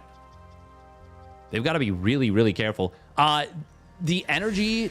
Man, there's like no anti-air. There is 3 Marines here. Oracles are so powerful right now. He keeps dropping Stasis Wards. I think he should just be using them in the fight. There are... Okay, we are going to see 1 tank getting down. There are some Marines here. But, like, even now, there's no combat shields. If all 3 Oracles were active, they would clear this up without losing a single one, I'm almost certain. Stalkers are going to start whittling this down. Oh, other side of the map, Double Cloak Banshee. Well, actually, it was Double Cloak. One of them runs out of energy, but there's no Spore in this mineral line. Now we're going to see Stalkers blinking on top of these tanks. One of them was not sieged, and it will go down. The bio units are so low on HP. Goblin and uThermal are going to make the hold here. Very well done from them. And Wayne and Milky Cow. There's the Oracles going to town. I think this just might be too much, actually. The supplies are still quite close. I mean, is it recoverable? Maybe. The economy's actually, yeah. Milky Cow and Wayne still have... Oh, well, there's no third command center for Milky Cow. No, yes, there is. Oh, wow. Okay. Okay, never mind. This is definitely still... This might even still be the lead for Milky Cow and Wayne. Yeah, uThermal's only on 2 bases. Yeah, no, this is... I actually think that Wayne and Milky Cow are still in the lead. It's just... Even though there was some good holds there... Yeah, with no third... No, wait. Oh, my God. I keep missing these third command centers. What am I doing? Get out of here, Steadfast. Pay attention. We will see this... Okay, good pullback. That could have been really nasty. The Marine tank is moving forward here for uThermal. He doesn't have stim, though. These tanks do need to siege up. Corrosive Biles will find the frontline tank. Oh, actually, oh my God, he missed. He either missed or he didn't use all the Biles. And that means it survives. That's huge. It's got 31 kills. Finally going to get taken down now. This position looking really strong, though. And I think this base... Yeah, they can't hold it. Wayne and Milky Cow are going to lose this base. Yeah, I was wrong. Obviously, uThermal and Goblin were ahead. I was just thinking uThermal was just still on 2 bases. Double tank does get taken down. Goblin, I think, can move forward, snipe the hatch, and just get out. And that's exactly what we're going to see. He is covered by the tanks of his ally.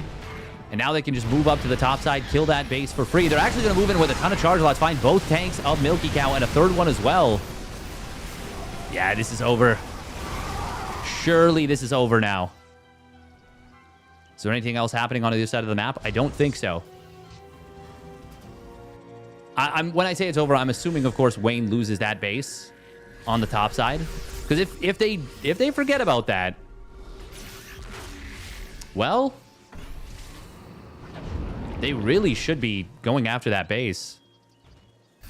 But they might have... Surely, yeah, they knew about it. Okay. Let our enemy know our fury. Goblin, by the way, already done +2 weapons with +3 now on the way. Ooh, Zealot Stalker going to find a bunch of Marines on their own. Nice blink forward, does snipe a medevac. Oh, sniping another one as well. Gets the third that was low on HP. Excellent target fire. Still, that is a lot of Stalkers that are going to go down for that. uThermal. This double drop that he sends to the top side. They drew their opponents out of position, and now uThermal gets the base for free a little bit later anyways. Still, Wayne did get some value from that base while his third was gone.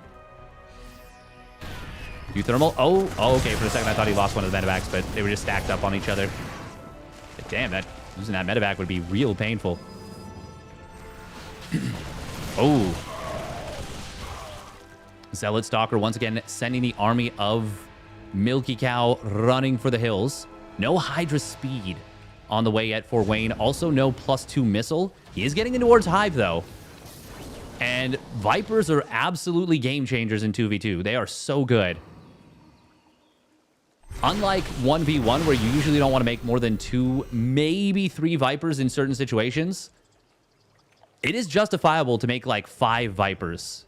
Even, I wouldn't say 6. Just because the utility you gain and the overall total supply that they take up is, I mean, one, it's a much lower percentage of 2 maxed out armies. And a lot of the army of Wayne getting taken down here. He also had to cancel his 4th base. uThermal and Goblin, they are straight up cooking. Oh, looks like a drop on the top side. Goblin, very nice timing on the +1 armor. Going to be able to finish up at basically the exact same moment as his +3 attack. Fires up the +1 shields. That must have been queued. Otherwise, he would have started this upgrade as well. Oh. Okay, yeah, this Phoenix is absolutely going to kill this medevac. Nyum. That is quite a nice find. Value play. Oh, storms all over the army. Oh, my goodness. 17 kills and 1 kill. Oh, well. That one Marine getting massive value, taking down the medevac, even as it dies after. Big flank on the attempted morphing lurkers. So many units going to go down for Wayne. The charge is on. uThermal says this game is over. I'm going to punch my ticket. And GG will get called. Goblin uThermal move on to the round of 4.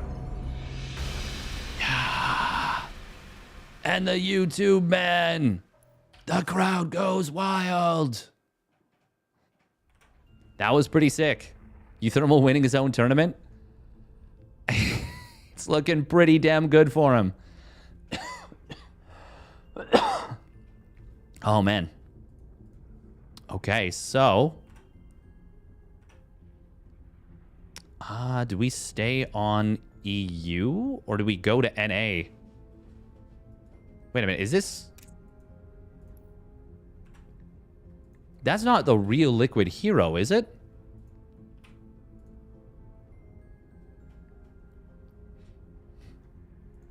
No.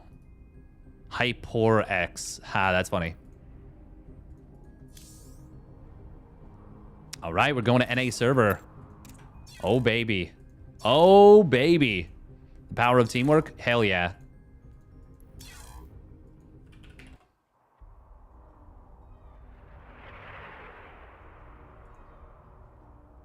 God, uThermal popping off there. Popping off.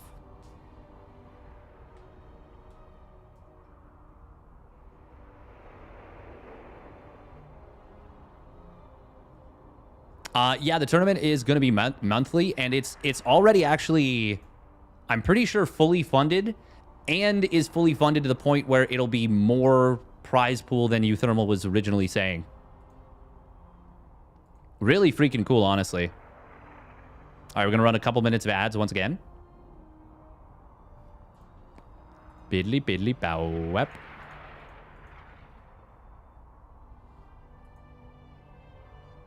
The Darjeeling Limited was decent. I don't know what that is, but sounds good. Excellent. All right, Clem Trigger versus Hero Marine status. Now, this is a bit of a weird situation. Yeah, this is a very weird situation.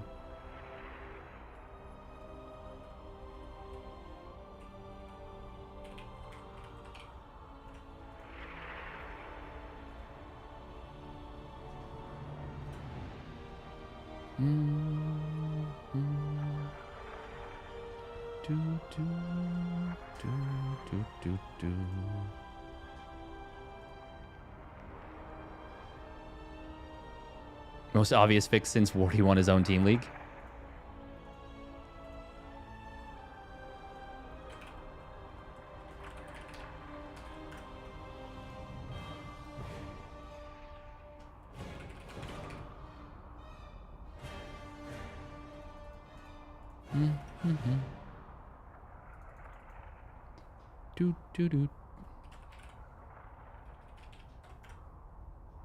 Clem Trigger versus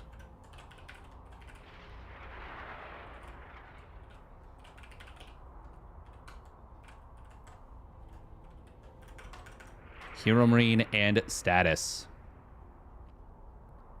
uThermal can't stop a Clem versus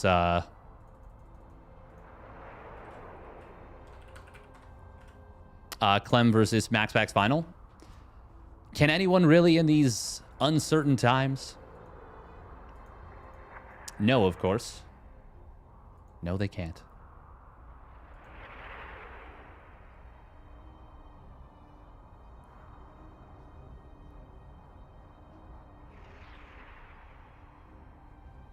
uThermal has already said if he wins, he's just going to double it, donate to the next prize pool. Yeah. Yep. Which is very cool. Very, very cool.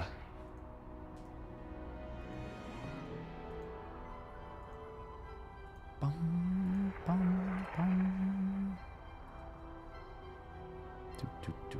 Do.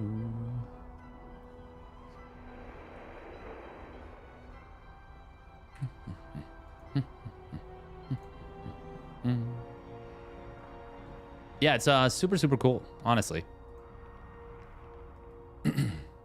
That's weird that, you are the Pope.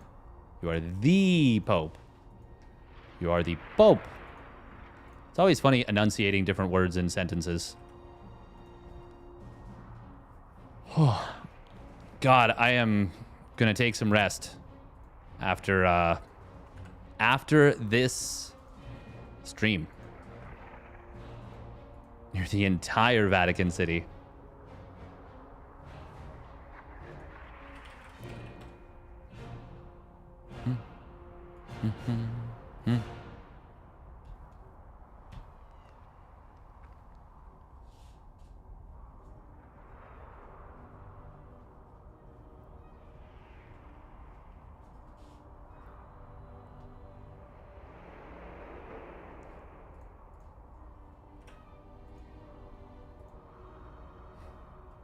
If I had to add one faction from the Warhammer 40k universe to SE2, what would it be?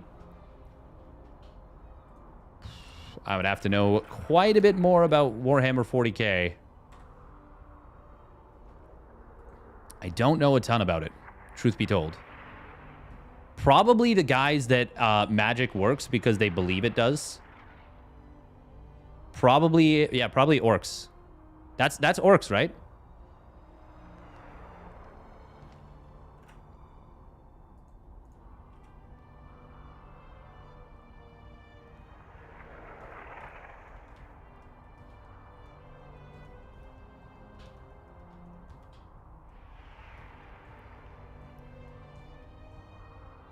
What about Necrons? Skeleton-like androids. That's kind of a little bit what like the purifiers are like conceptually. Transferred minds into android bodies. Hey, sounds good, entire Vatican City. I mean, you can always watch both. That's the beauty of it. And I would even say it's a good idea. What was that?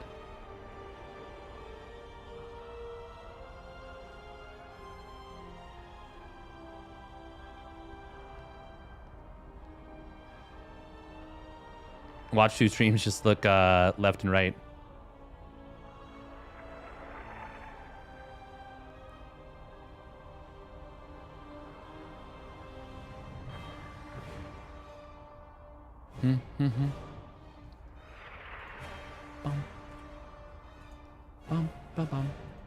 You have two eyes. It's true. I missed the first part of that. Yeah, just simply split your eyes.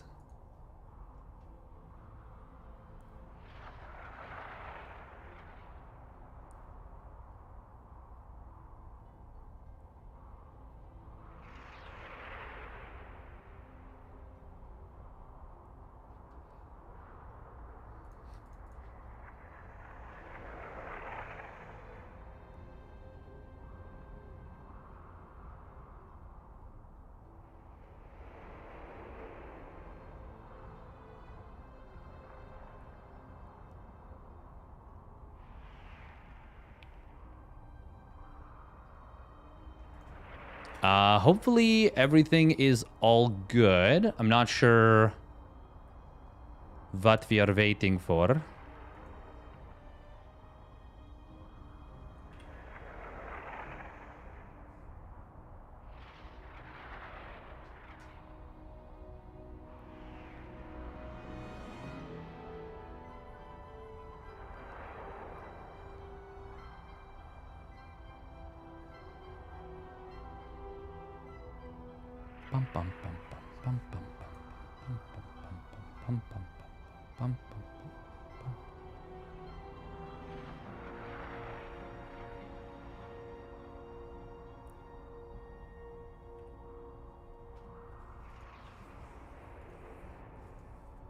What do you think will win this series? I mean, it should be Clem Trigger 100%. Me looking at two boobs. It does kind of break your brain a little bit there, Scorpion SC3. Just a little bit. Glad you're enjoying it, Nupox. Yeah, that's kind of it's kind of fun.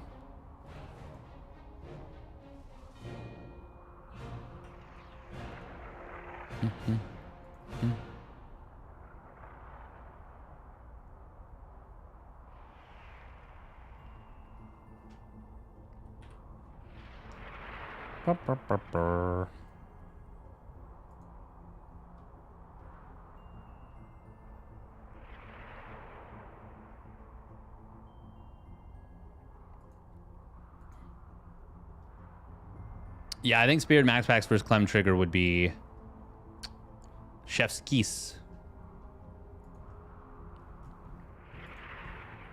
There's this movie called Total Recall. Yep, you need 3 eyes for that one.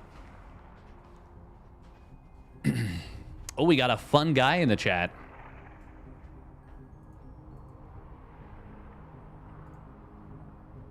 You're a fun guy.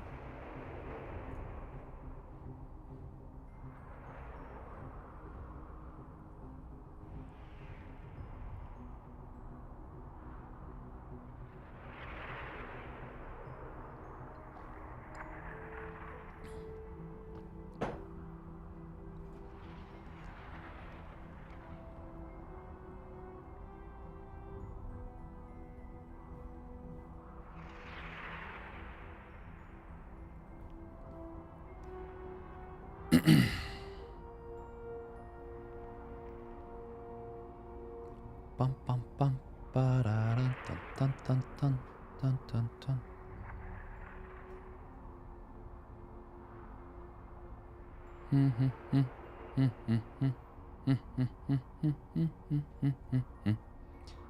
Do do do do. Deep in the think tank, says Trigger. Apparently they are really doing what they can. Really thinking this one through. Team Games will breathe a new life into SC2. Very possible. Hopefully.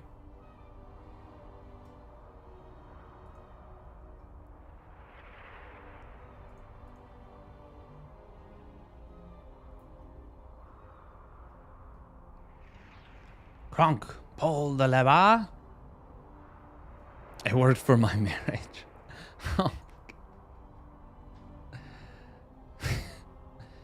Adding new players can always spice things up, you know? Can absolutely spice things up. God.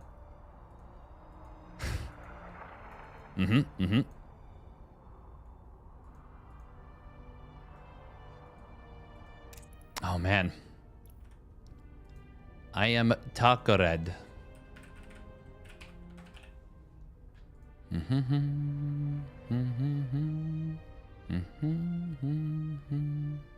Wow, wow, wow, wow. Bum, bum, bum. Bum, bum.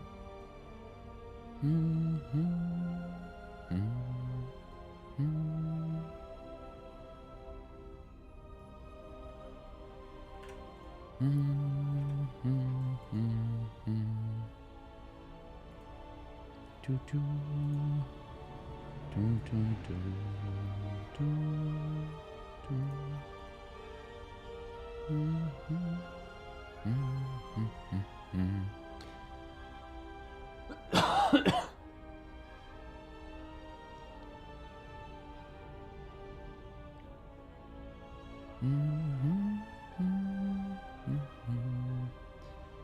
do do do.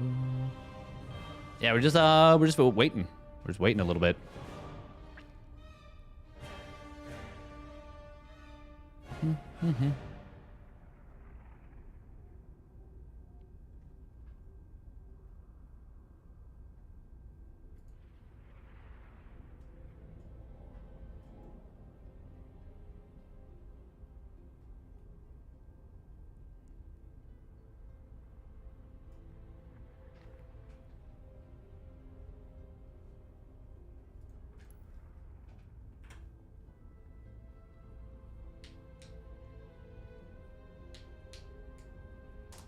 Oh, gotta crack them knucks.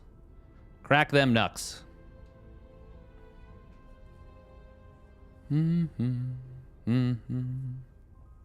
Wow, wow.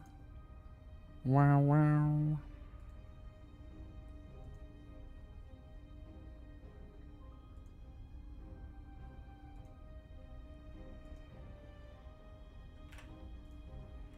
Man, they are really cooking, apparently. They are really cooking.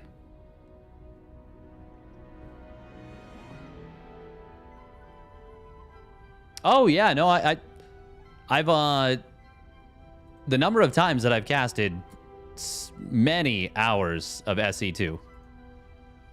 Once upon a time, I used to just cast, like... What? Who is cooking? The players, apparently. The players are just cooking.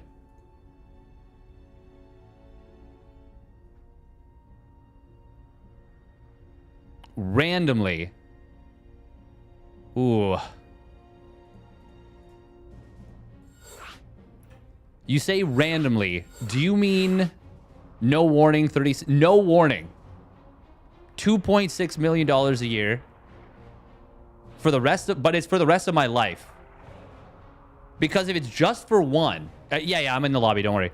If it's just for 1 year, for the rest of my life, no way to cancel. Oh. I mean, that'd be a great way to lose weight.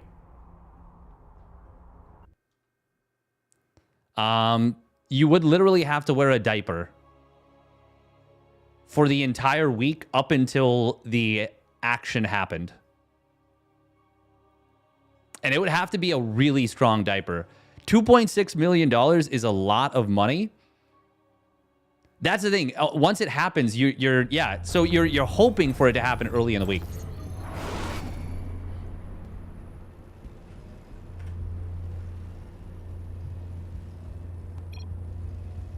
All right, here we go.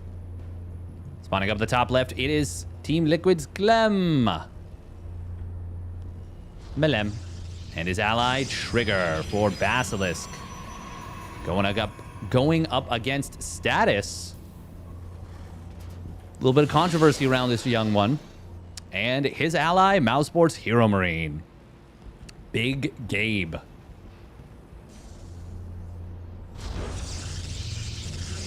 If you aren't allowed to wear adult diaper, ooh, or just diaper at all, almost definitely not. Almost no way I'm doing that. There's Trigger once again. So, by taking the first gas with this, Clem is going to be able to get an insanely fast command center timing. It is a very powerful setup. What's the status controversy? Well, he was basically confirmed to have map hacked on ladder. And also had been very BM. Very, very BM.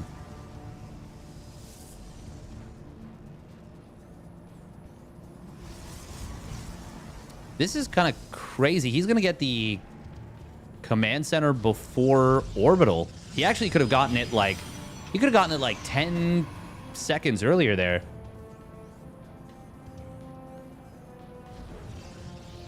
Wait, was he... I don't think that was who... No, I don't think that's who that was. I don't think Status was playing in a tournament yesterday.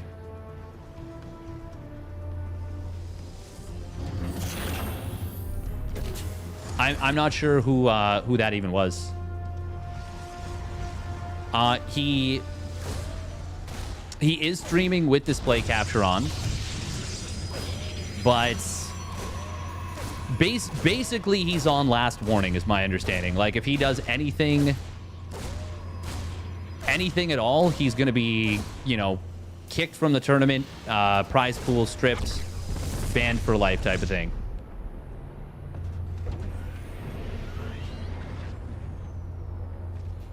Yeah, I have no idea if he is or not now. Ooh, gonna be double Stargate. Okay.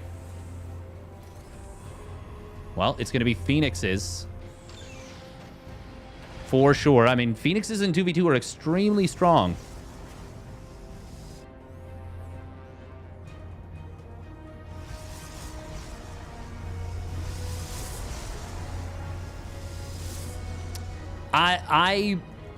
Yeah, no, I agree with you, Moja, in that young people are young and it's like everybody does stupid stuff when you're young. But I do think apologizing, owning up to it would have gone a long way. Holding Chrono Boost energy because he doesn't have the pylon done yet. I assume we're going to see double Chrono now. Well, actually, it doesn't have the money yet for the next Phoenix. This is really fast double Phoenix. No Chrono Boost energy being used at all. Weird. We're going to see Hero Marine getting into the natural of Clément. We'll be able to grab some value here. Guardian Shield popped instead of Force Field. I think that might have been an opportunity for really... I think he might have been able to get some really good Force Fields there. Phoenixes will be able to pick off 2 SCVs for sure. Nothing can be done to stop that.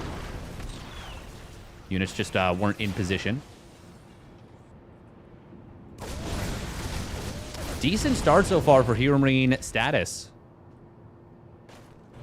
Damn, 6 SCVs went down. That is a lot of worker damage. 3rd Stargate on the way now for the Protoss player. And Sentry going to get lifted. This is going extremely well for Hero Marine status. This is an extremely good start.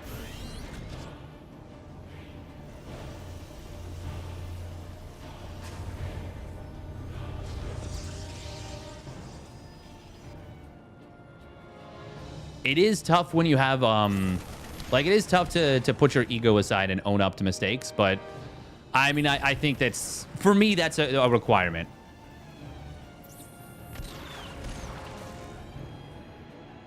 Because otherwise, I'm just going to expect that it's a pure legacy situation. We're going to see a double lift coming in, getting the Viking as well. One of the Cyclones is saved, and they do get a Phoenix kill. Really nice there. Now, like, this is just so good. The Phoenix is into air. I'm surprised we don't see +1 air weapons yet. A little bit of supply block, actually, for the purple Protoss.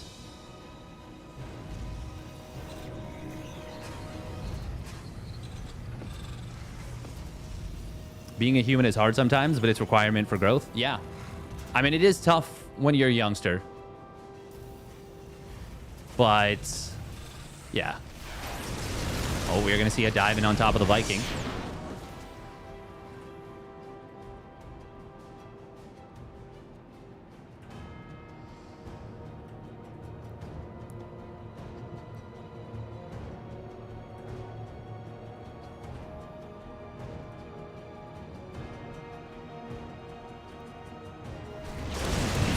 Does just barely avoid the Stalkers.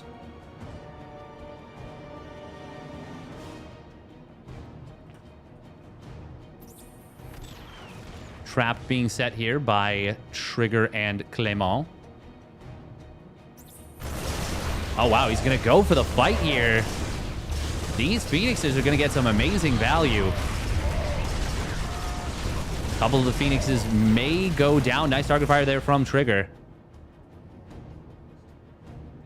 Hero Marine is getting set up to move out across the map.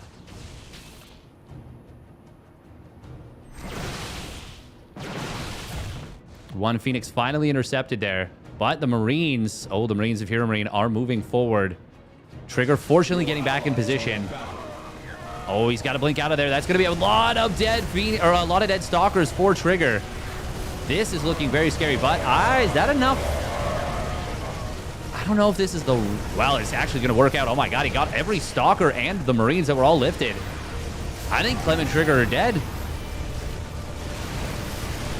I think they are dead in this one. The mass Phoenix play coming in. Oh, is that... Yeah, it's close. Even now, it's still close, but there's just too much. Phoenixes in 2v2 are insane. They are just straight up insane. And Air Marine following up with a very strong Marine tank push. Yeah, this is game. This is absolutely game over. SCV is going to pull. He will be able to get both tanks. I mean, if they can hold, is there still a chance? There's no +1 air. Here Marine is on 1-1. A 4th Stargate being produced here. Ooh, that's going to be a dead command center, surely. Clem. Actually, a little bit of a misstep right there. Sent the commands. It might have been able to escape. Maybe could have possibly gotten enough separation.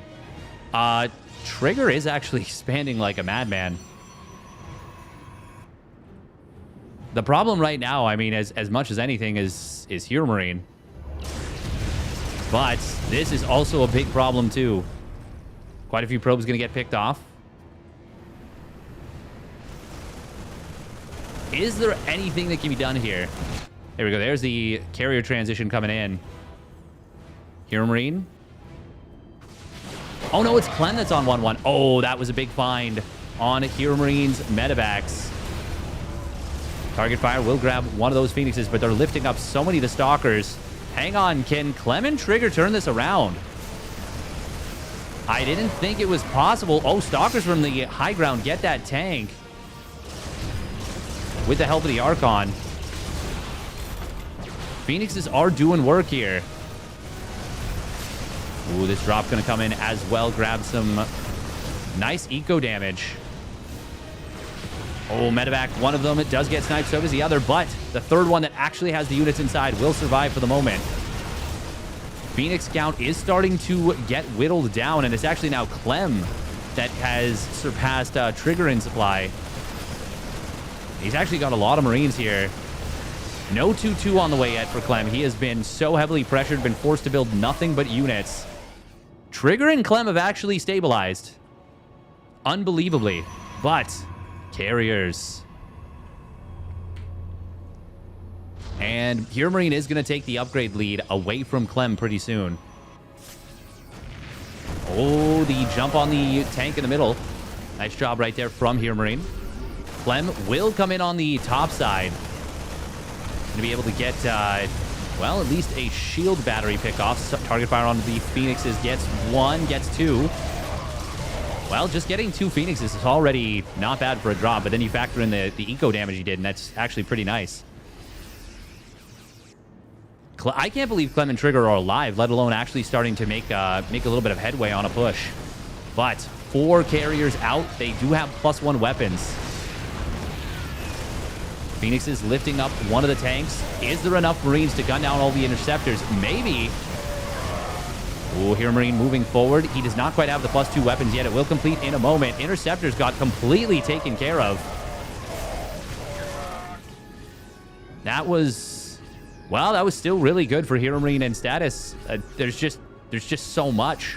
There's just so much supply for Hero Marine. Oh, Hero Marine's on 10 racks. He is cruising. 78 SCVs, just absolutely cooking off the gold base. Clem. Oh, he's going to lose that base. Yeah, there's no saving it now, I don't think. Might be able to save some of the SCVs. Depends how hard those units get chased.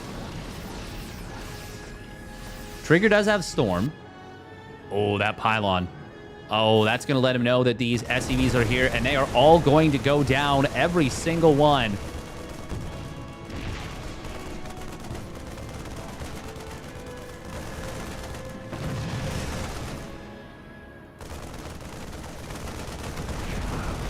Boom.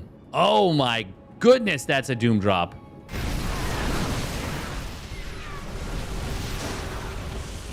Storm on a couple Marines. Can be actually okay against interceptors. Oh, missile turret. How many kills does he get? None, actually. The boost flies past. Oh, that is a nice drag and drop from Clem. He's going to be able to deny +3 weapons. Did we see a recall there? We did. Is this enough carriers to clear out the Marines? Enough interceptors? The answer is going to be close enough. But actually, no. Meanwhile, here Marine getting a couple of tanks picked off here. This is... Hang on. These carriers are now paperweights for a long time. He's going to lose one of those carriers. Oh my god. Can the supplies tell you that absolutely not? They cannot turn this game around. No chance, no shot. Okay, and yeah, he loses every medevac. Okay, he will get cleaned up. For just a second, it had me wondering. But the carriers will eventually get back all their interceptors. And they're also going to have +2 air weapons as well. And carriers, I mean, they are a pretty ultimate weapon.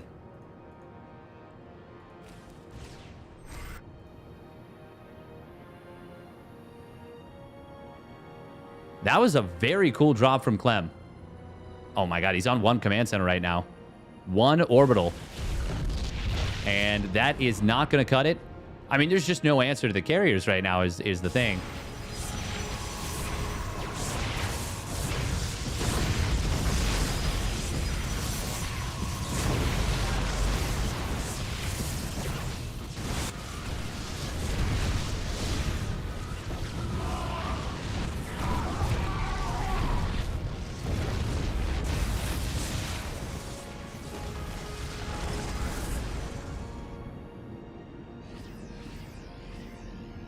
Yeah, if the carriers had +2 weapons a lot earlier, it would not have been even close, no.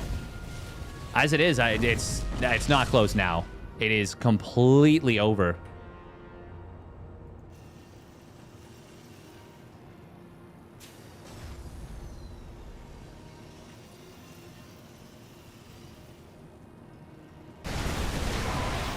This is a big army for Trigger.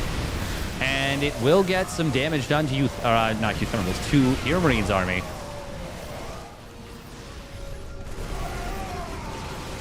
Alright, GG's gonna get called. Air Marine and Status will get it done.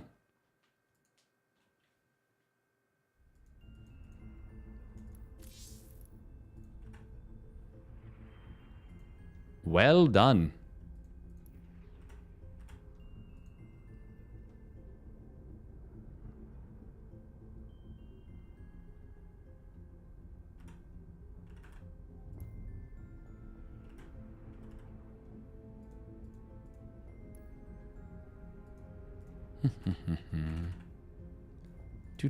do.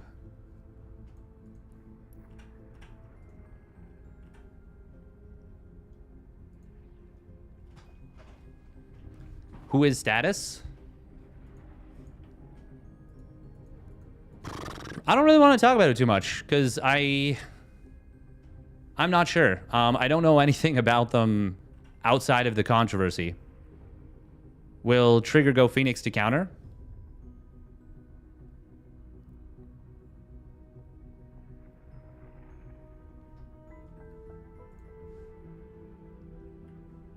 Do we know Hero Marine's relationship with Status? Apparently, he just asked Hero Marine if he could play. It is Greek Status, yes. It is that player.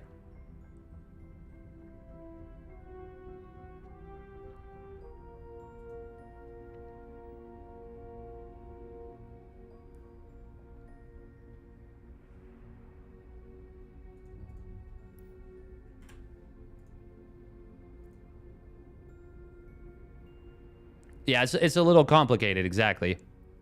Controversy is fun. Not this kind of controversy, in my opinion. Controversy is fun sometimes.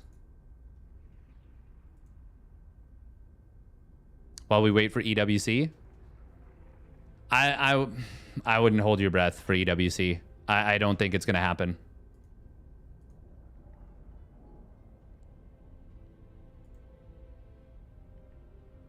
I would love it to. I do not think that it will.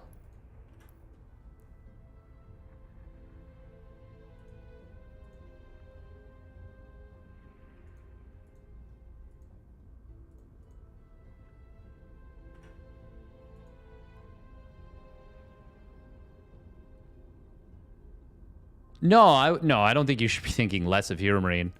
No. If Hero Marine, by all accounts, like there's nothing he's done that's sketchy in regards to this.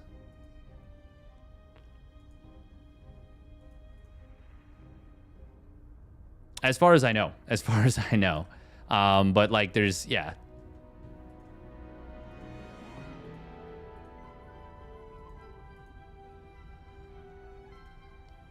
Bum, bum, bum, bum, bum, bum, bum, bum, bum.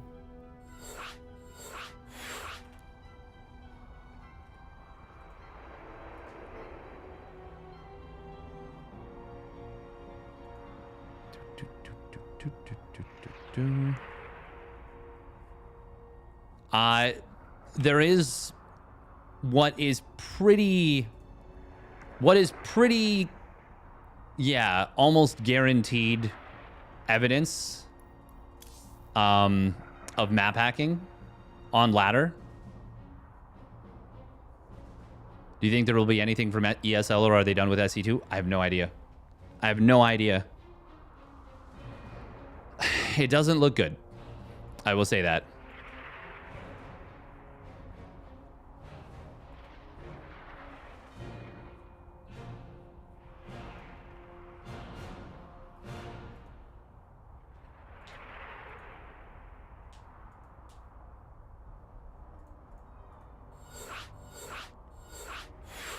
He is streaming with display capture. To be honest, though, that doesn't necessarily mean that it's above board. It's obviously a good start, and I think that it's good that uThermal was like, yeah, you got to do that.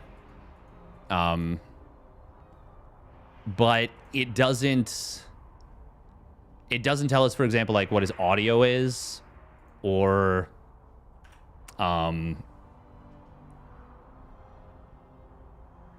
it doesn't make 100% sure is the thing. We just don't know. Somebody made a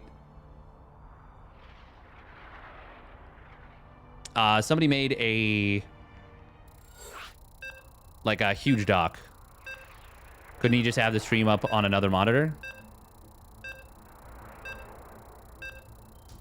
Yeah, Cobblestone is the person who made the dock. That's what I'm a little bit concerned about. Oh, Clem gonna be playing Protoss this one. Okay. It's gonna be Reclamation for the second map. Trigger is not a Phoenix player by choice. Like, he does not enjoy playing Phoenixes, I don't think.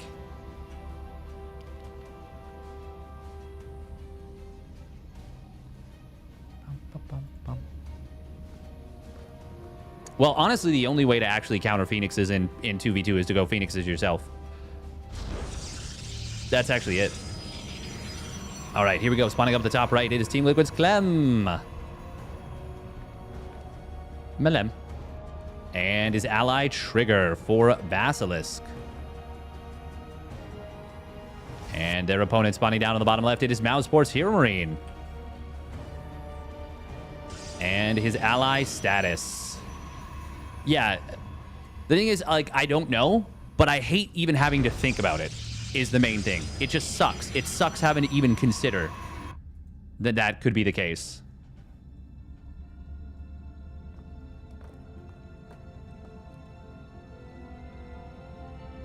Harsum has a video specifically where Status is doing this.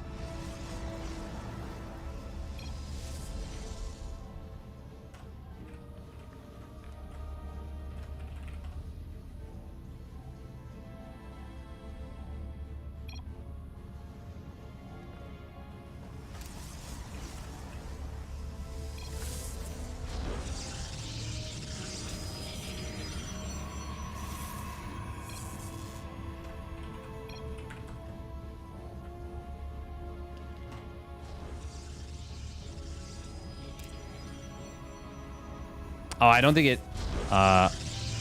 Alt-Shift. Okay, well, it doesn't work for me on this interface anyways.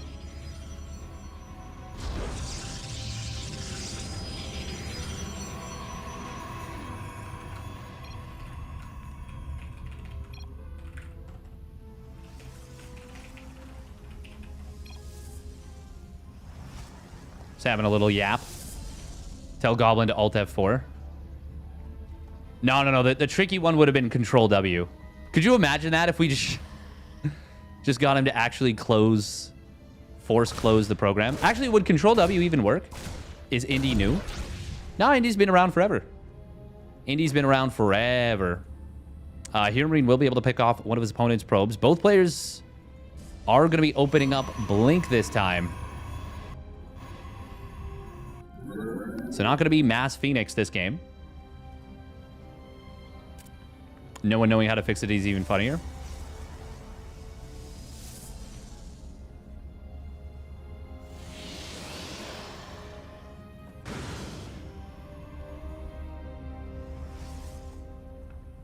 I mean, I do think you need to allow opportunities for people to reform.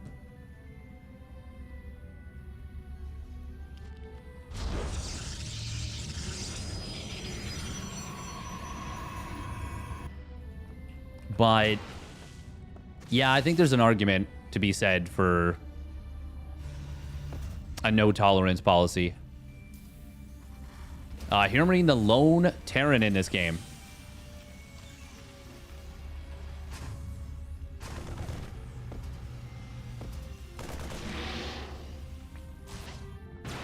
Oh, Hero Marine looking for an opening. Not going to be able to find anything, though. 3 Reaper, 2 Hellion, just chilling. This is going to be 4-gate Blink out of Clement. I mean, anyone who's seen Clem play knows that he is crazy good.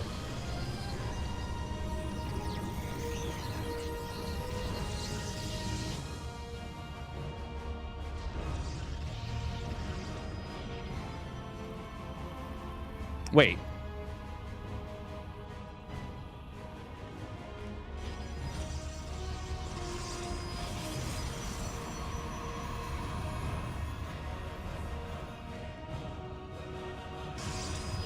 A Blink Charge All-in seems pretty strong. Yeah, that may be what he's going for, actually. Ooh, this is really nice from Clem. Able to snipe down all 3 Reapers.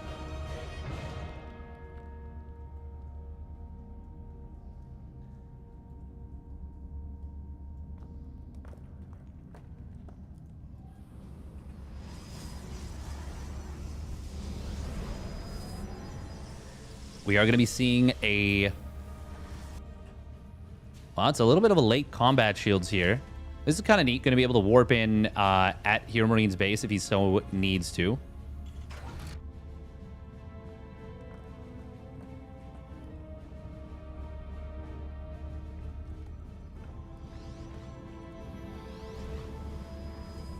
It must sting when you cheat but still lose.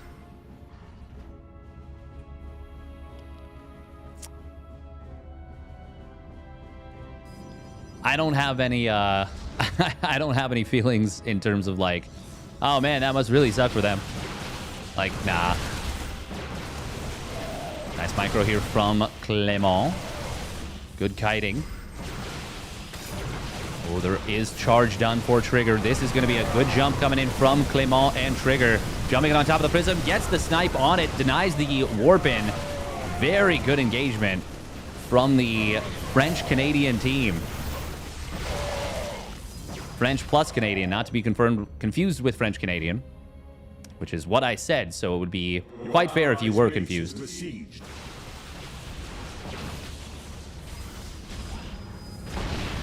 That was an excellent fight. I think Clem Trigger should just play double Protoss again, maybe.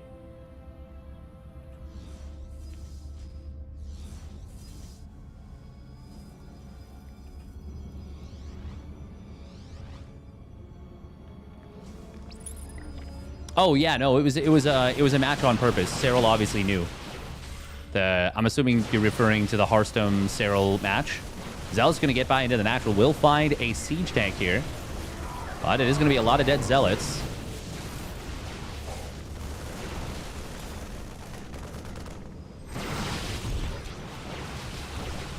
Cancel forced out on this newest base. Zealots into the main as well. Going to be able to potentially deny +1 armor. If he can get that, that'd be really, really nice. Clem. Oh, he's going to get it. Repair is... Oh, he repairs it! Clem pulled back too early. Why? That would have been so worth the kill. Oh, my goodness. That was actually a very... God, that was very unfortunate for Clem. That would have been a gigantic pickoff. It kind of feels like the Terran Protoss team is getting a little bit back into the game. Now, Hero Marine is on 5 racks. Very committed on 2 bases. Actually, at this point, it's now just basically a 2-base all-in. 2 2-base all-ins. Oh, the Prism will get taken down. It's going to be a bunch of SCVs falling as well. Clem and Trigger basically just need to hold. They're both on 3 bases. Oh, not going to be time to go yet. Archons are out. I think Trigger and Clem can maybe just go for it, but they're buying as much time as they can. Here we go. Guardian Shield gets popped. Blink in on top of the Stalkers. Body block Blink attempted. Not the greatest move, but it's going to be too much anyways. GG will get called. Clem and Trigger even the series. 1 apiece. The Quebecois. The Quebecois team. Yeah, Clem's just insane. He's just ridiculously good.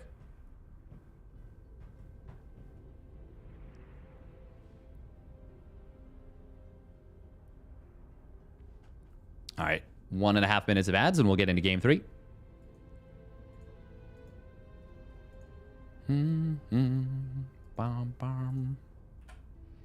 Yeah, that's the main thing for me. Is I'm like, I don't even really want to deal with this whole situation.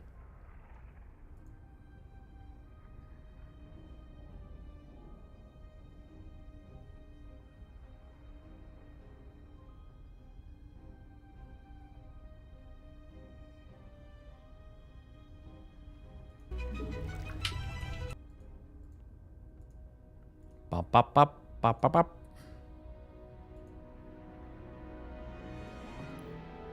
His partnership runs deep. It was 2-1. 2-1 versus Spirit. Not 2-0, 2-1.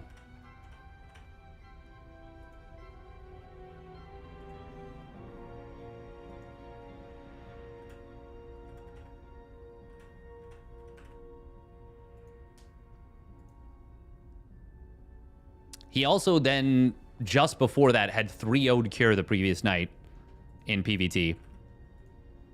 Like, dominantly. Like, more dominantly than Max Pax wins sometimes. That's not to say that his TVP or his PvT is better than Max Pax, but it's to say that in those games, it was.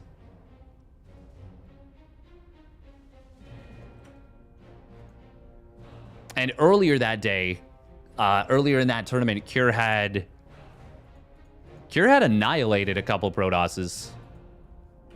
Like, truly destroyed them. I wanna see, when was that? Was that Pegasaur 412? No, it was not Pegasaur 12. What was it?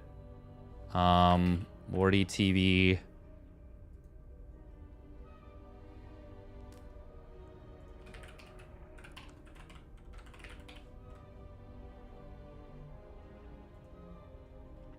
Morty TV Mondays weekly. It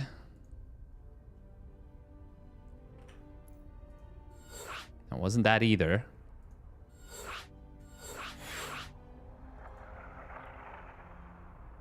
No, it was. It was Wardy TV Mondays on December 30th.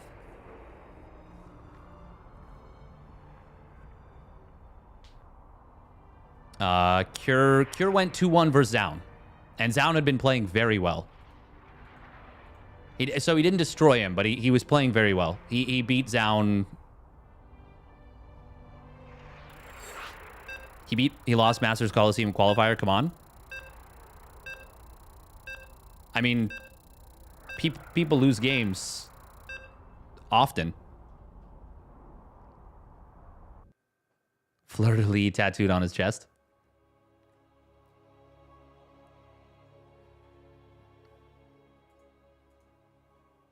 His TVP is still...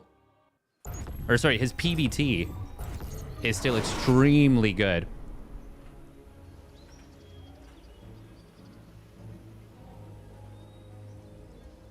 An unbecoming French accent has done them well. That's funny. I don't know why people are like... People are like trying to say...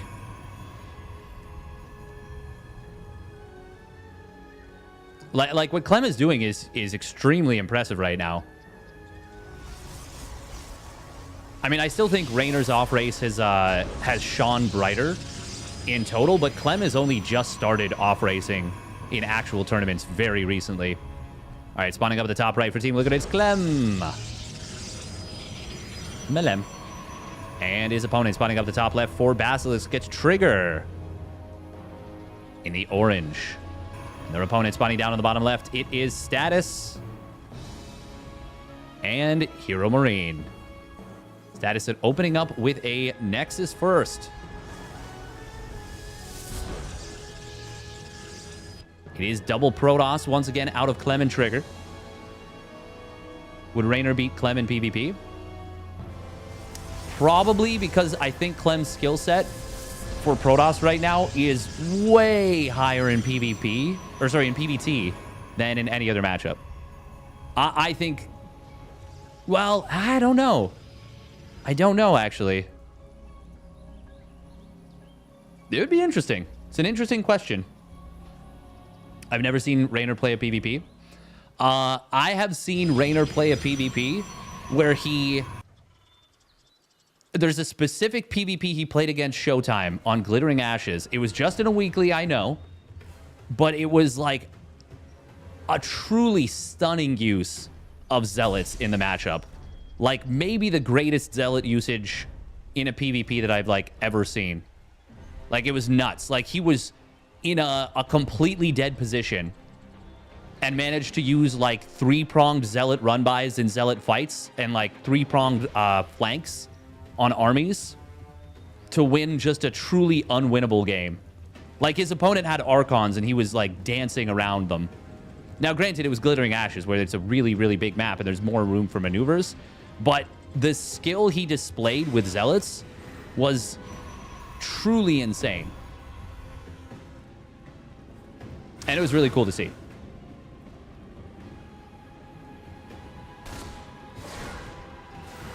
He used Zealots like Zerglings? Yeah. Clem moving forward here. We'll try and hunt down Hero Marine's Reaper. I think this might be a time for shared control. Oh, that Reaper's going to be dead. But... oh, he sniped the SCB and the command center as well. Hellion. Oh, not going down. Okay. A little bit awkward, but we are going to see a jump on top of the Reaper and... oh, he does not get the Hellion, but another Adept will show up for Trigger. He's going to chase forward. He gets the kill on that one Hellion, or Reaper that was low on HP. Can he get the Hellion? No. Good defense from Hero Marine against, what was that, 4 Adepts? Yeah. Very well done by Hero Marine.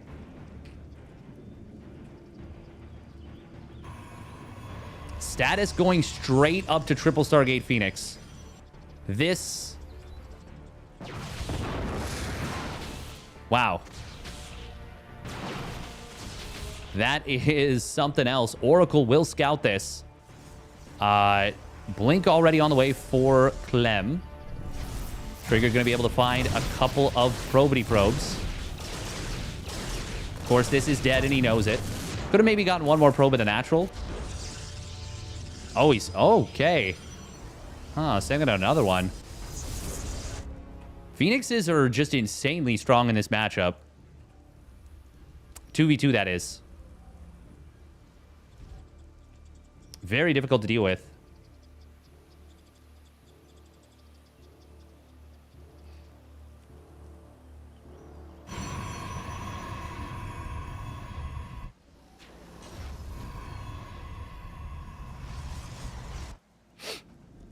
Blink will complete for Clément in a moment.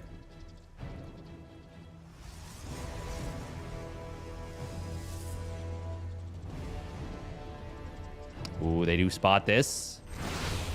Can he get the kill? Oh, he does. That's very nice from Clem. Excellent target fire. Now we've got the Oracle coming across the map here. Go, go, go. It is going to get in on top of this mineral line. Very nice timing right there. Ooh, Clem, not sure where the Phoenixes were. Oh, that's going to be a juicy stasis potentially. No, quick pull. Good job there. Recall. That was silly to recall. Oh, he saves it, though. Wow. Wow, I really didn't think he would save that. I honestly don't even think that was necessary. Well, have you heard from Clem on why he's chosen P for TBT matchups? I mean, he said he feels like sometimes it gives him the best chance to win. That is a lot of Phoenixes here. This was not the time to be moving out for Clem and Trigger. Trigger does not have his blink done yet. Clem does, but this is going to be a massive cleanup. They should not have been on the map. Oh my goodness, that was so bad for Clem Trigger. So bad.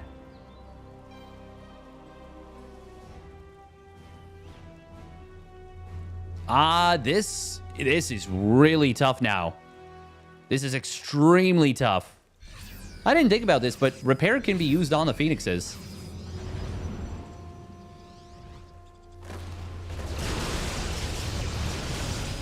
Stalker.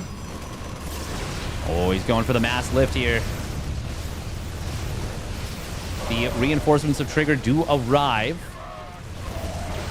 Oh, blink forward in on top of the medevacs. Gets both. That's huge. Oh, they needed something like that. They needed something like that. Phoenixes are going to look for an opening here.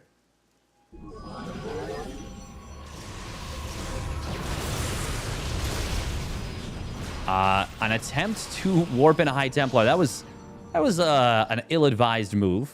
He got the feedback off, but yeah, that wasn't great. It's going to be Storm coming in. +1 air weapons now on the way. No fleet beacon yet. Once again, Phoenixes in 2v2 are insanely strong.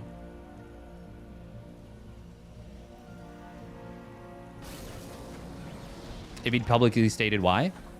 I mean, he's said a couple times, like, he's like, yeah, I think PBT... I think PBT can become more consistent for him than TBT. And, like, MaxBax is kind of given a blueprint of how to win.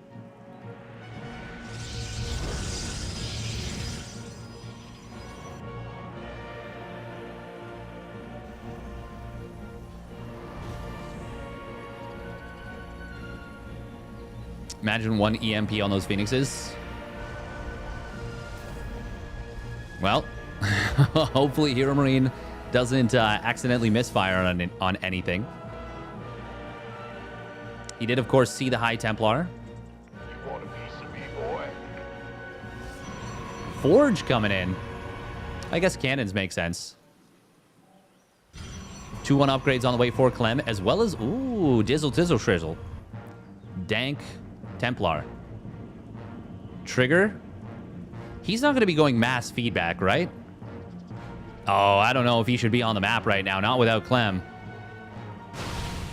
I do like this. Rock's getting taken down.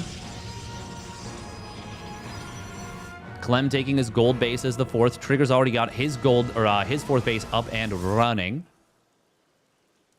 That's... Mineral field depleted. Oh, did they scan and kill an observer? No. That is so many Phoenixes. It is just a cloud of Phoenixes. We do have a something in the main. EMPs do land. Oh, Storm's also landing. And on top of the Phoenixes. Oh, man, that was some cash money, Storms. Zealots, meanwhile, have gotten into the main base. They don't have charge. Oh, just, no. Just click the Nexus. Well, actually, hang on. He's going to be able to depower these Stargates. Archons will do very well against these Phoenixes. Oh my goodness. EMPs are going to be handy. Oh, is this enough to clean up the army? It might be. But all the Stargate's going to get taken down. Status has been put back into the Stone Age. As far as his tech's concerned, lost the main Nexus, lost just about everything. And that was without charge. These are slow Zealots. Buildings can't run away, though. Doesn't matter how slow they are. God, okay, it matters a little now. The mass lifts will come through. Clem and Trigger did lose a lot there. Like, a lot. Trigger actually adding 4 more gates as he takes his 5th Nexus. Hero Marine, he is on 3 bases, but... well, I mean, the EMPs are handy. The army supplies are very good for Hero Marine. Are there any High Templar? Yes, there are. Storm is going to need to be big here. Oh, that's not really it. Storm on the Phoenixes. It's good. It's so good. Oh my God, they're huge storms. And I think Clem and Trigger are doing it here. Hero Marine. I don't think he's got the units to carry a 1v2 at this point. And that is kind of the situation he's in. There are a lot of bio units, and that bleeding forward from Clem was a little bit too far, well, a little bit too much. But I don't think it is going to matter. It's just the reinforcements at this point. Great concave from the Clem Trigger Blink Stalker duo. Zealots continuing to reinforce into the fight. The medevac count is insanely strong right now. Trigger, energy recharging, a High Templar. It is ready to double storm. Oh, and that first storm is pretty nice. Second one, not amazing, but I think good enough. Zealots are stuck in the back. Oh, there's another 2 storms available. And the ghosts are starting to die to storms as well. Hero Marine supply is still the biggest in the game, but I don't think that'll last much longer. It is going to be Clem and Trigger taking down their opponents here. GG gets called. Very well done. Very well done. Very impressive. God, those storms were actually insane. Feel like Rain or Serral would destroy any 2v2 team. The thing is, double Zerg just really sucks in 2v2. Except against very specific race combos. Now, Raynor could play Protoss, and, well, technically any of them could play anything.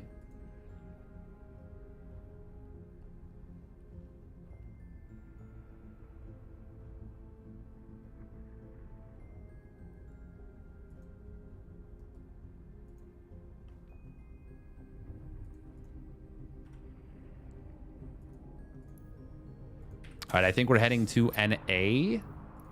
Wait, what is the second semifinal? Spirit Max Packs versus uThermal Goblin. Not sure. Sarah Raynor would have crazy creep sped, so they'd have that going for them. Yeah. I think they'd be really good. I don't know that I would say that they'd be unstoppable is the thing. All right, we're going to run 2 minutes of ads, and we're going to get into the second semifinal. It's going to be Spirit Max Packs versus uThermal Gobbo.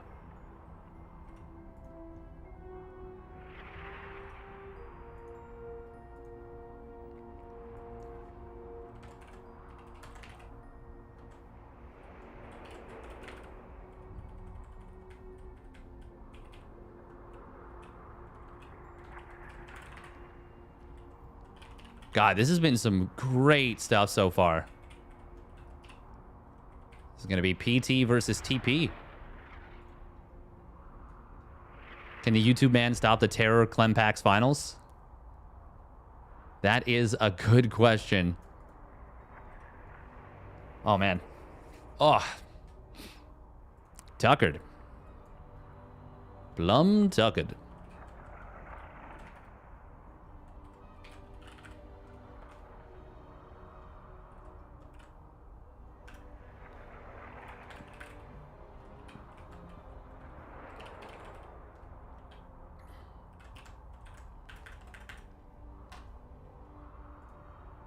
Max Pack's notorious Phoenix abuser.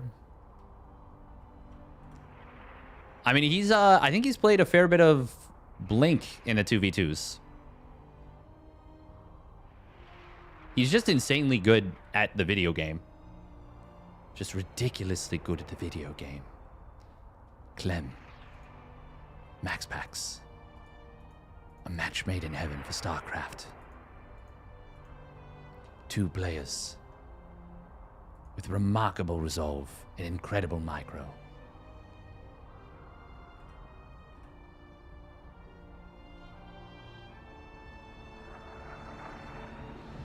Extraordinary players. It's undoubtedly the case that these 2 magnificent allies are very good.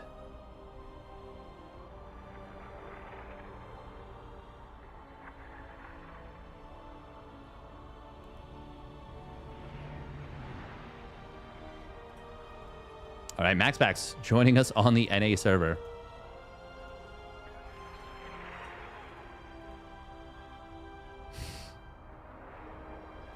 Cheeky, cheeky Night Garden.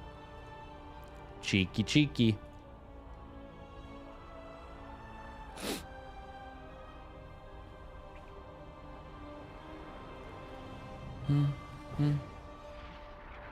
Wow, wow, wow.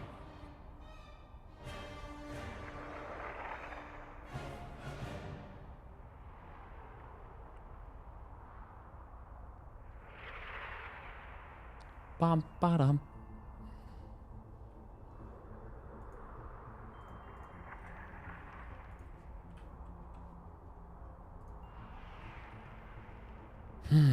Do do do do do do do do do do do do. Ba ba da da.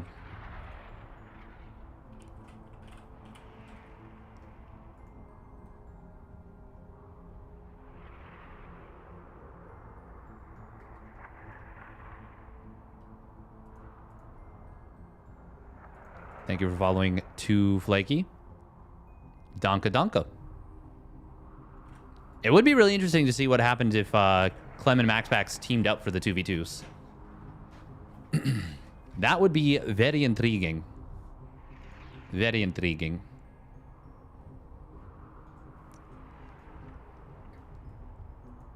When will my next stream be? When am I streaming next? I'm not sure offhand.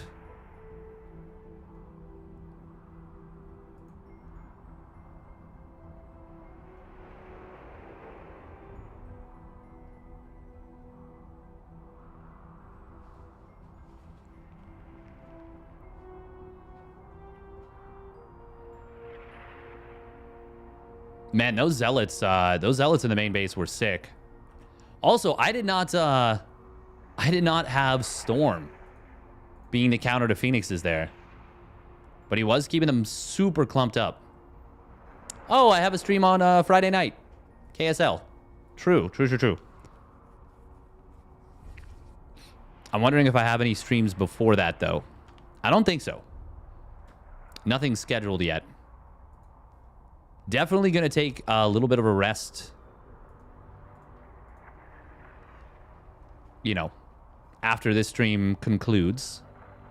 Thank you, No Rocket Science, for the Prime sub. Thank you very much. We're back up to 300 subbies. We've been, like, moving around. Yeah, that's the thing is I feel like that worked, but it shouldn't have. It really feels like it shouldn't have.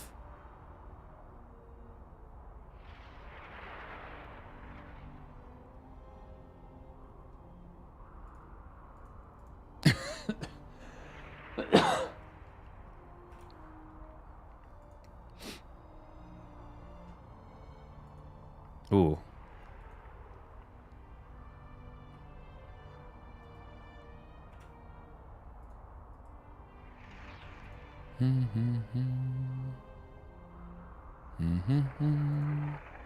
Can I do this now, since it looks like we got a little bit of time on our hands? I was meaning to do this earlier. We add an emote. Archons can't get lifted. They cannot. They cannot. But Archons have very short range. Very short range. And it's hard to target them on the Phoenixes. Unless the Phoenixes really, really clump up tight.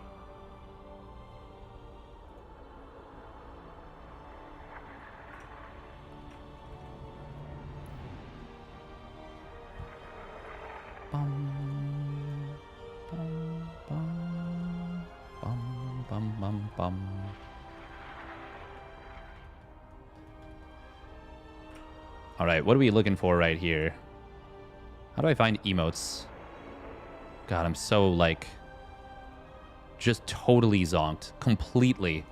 Channel. Surely, yeah, channel, brand? No, not brand. I can feel that I'm close. Schedule, no. Brand, no. Partner? No. Stream? No.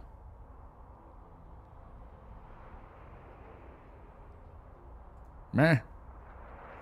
Not monetization. Not content. Community? No, it's not community either. Damn it, how do I add emotes?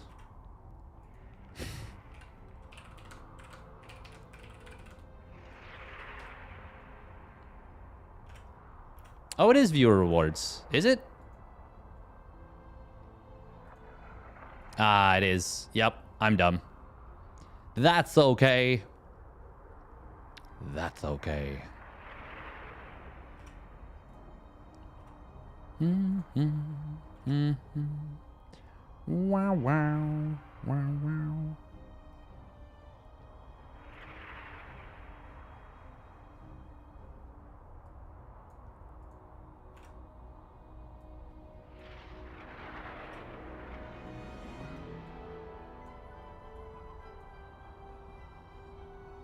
Image is not square shaped. Ah, we gotta crop it. Paint? Or paint 3D? Or photos? Photos. We should be able to crop with photos. We are... Don't worry, guys. We're not missing any games. I am just waiting for everything. Zoom to fit. No, we don't need that. Oh, my God.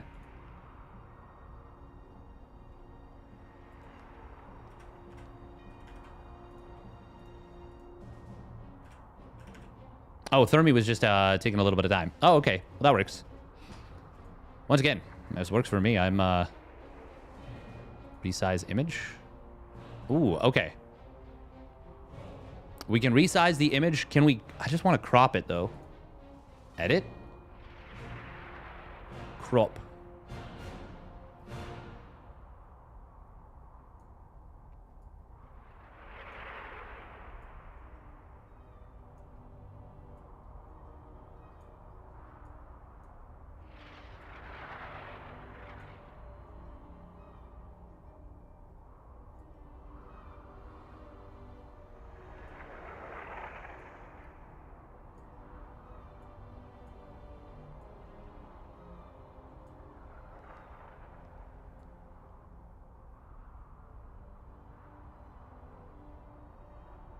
The intense focus.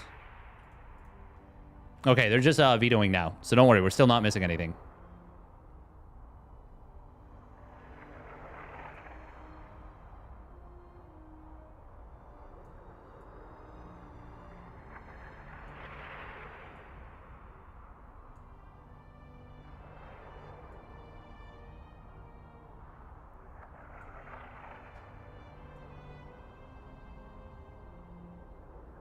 Oh my God, I can't.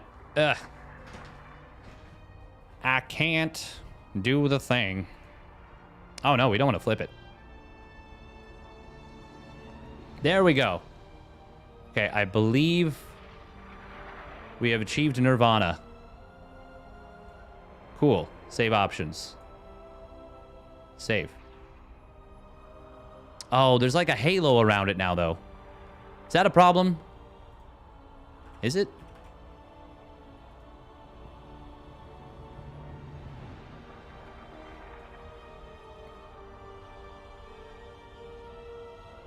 No, that works. All right, so Spirit vetoing, or Spirit Maxpax vetoing Breakwater. Goblin uThermal vetoing Emerald City. Spirit Maxpax vetoing Rohana. Goblin Crimson Spirit Reclamation. They're cooking. They're going. They're schmoving. Oh.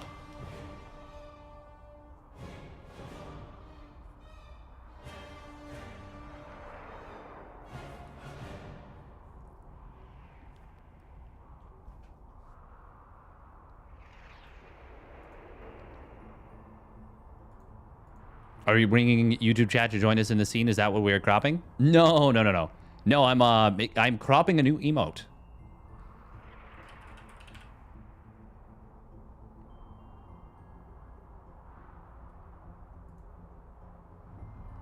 All right, and we've got it.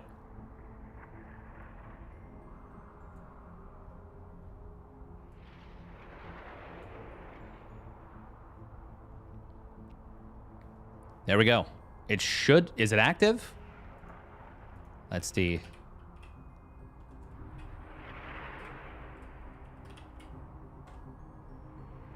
Or is it capital C? How will that be?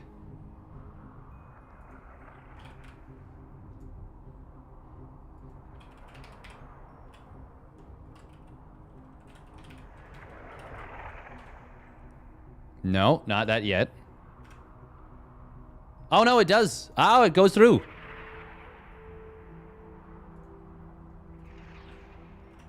Nice.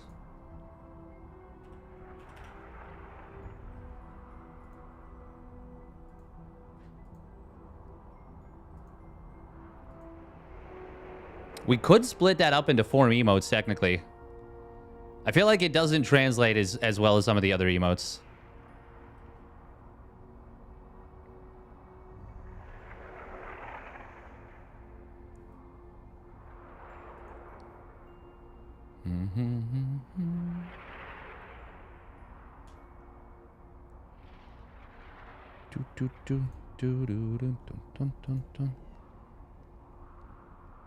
Going to cat you now.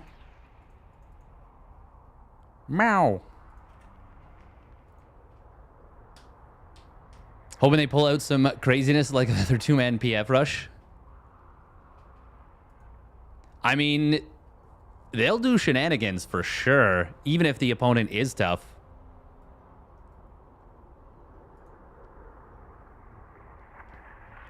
Oh.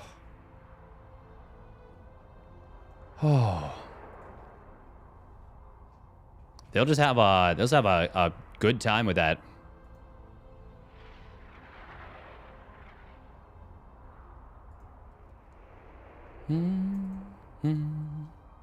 Wow, wow. All right, Arctic flowers. Arctic.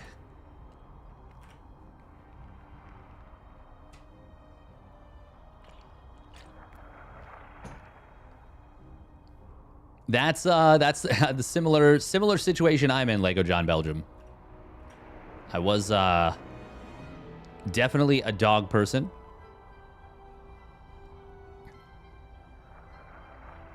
The Arctic gives you frostbite. But yeah, I was definitely a dog person, but now I'm like, cat's okay.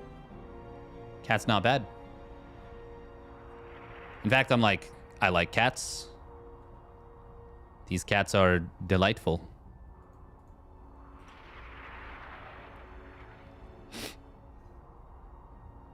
Meh. All right. Oh.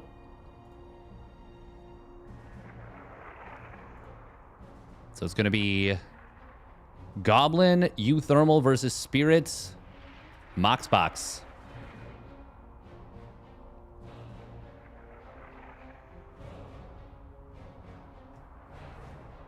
Oh. I wonder if they just took a bunch of time strategizing. Oh my god. Oh, wow.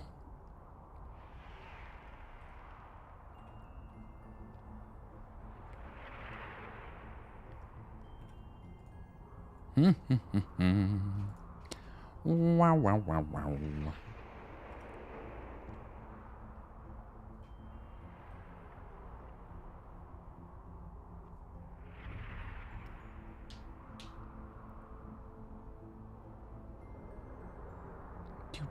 Do. Bum, bum, bum, bum.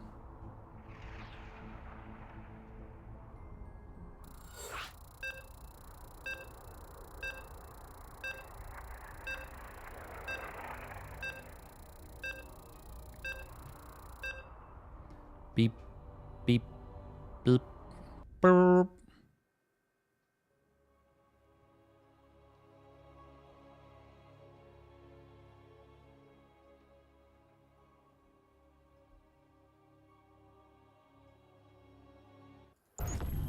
All right, here we go. The second semifinals. We're finally getting into it.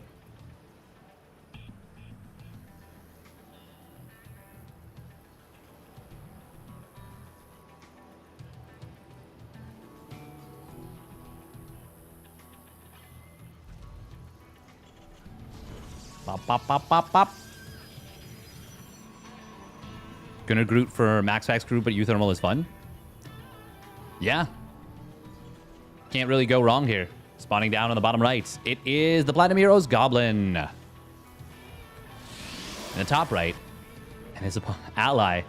Also in the top right, it's uThermal. I'm losing my mind here. Salsa Tequila. Yes, that is uThermal. And their opponent spawning down on the bottom left, it is Storm Gaming's MacBax. And his ally, Spirit.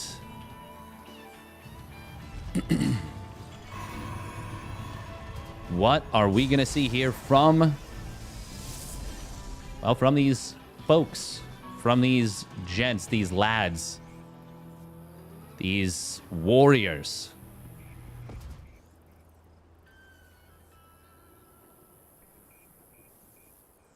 We've got a 2-Rax coming out of Spirit versus a double gate out of Gobbo.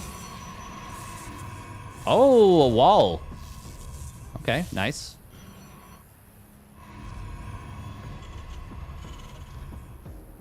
Gobbo not scouting into the main base just yet, but will now find out. Oh, does he? Oh! He didn't. He did not see that second barracks.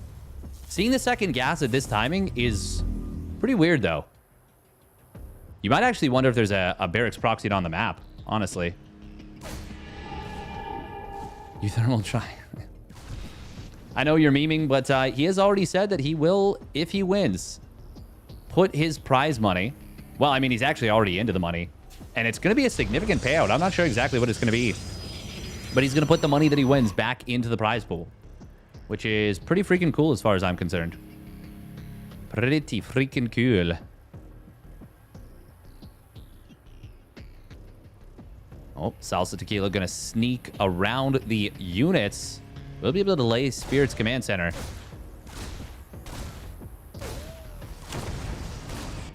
uThermal and Goblin, I think they're just one basing.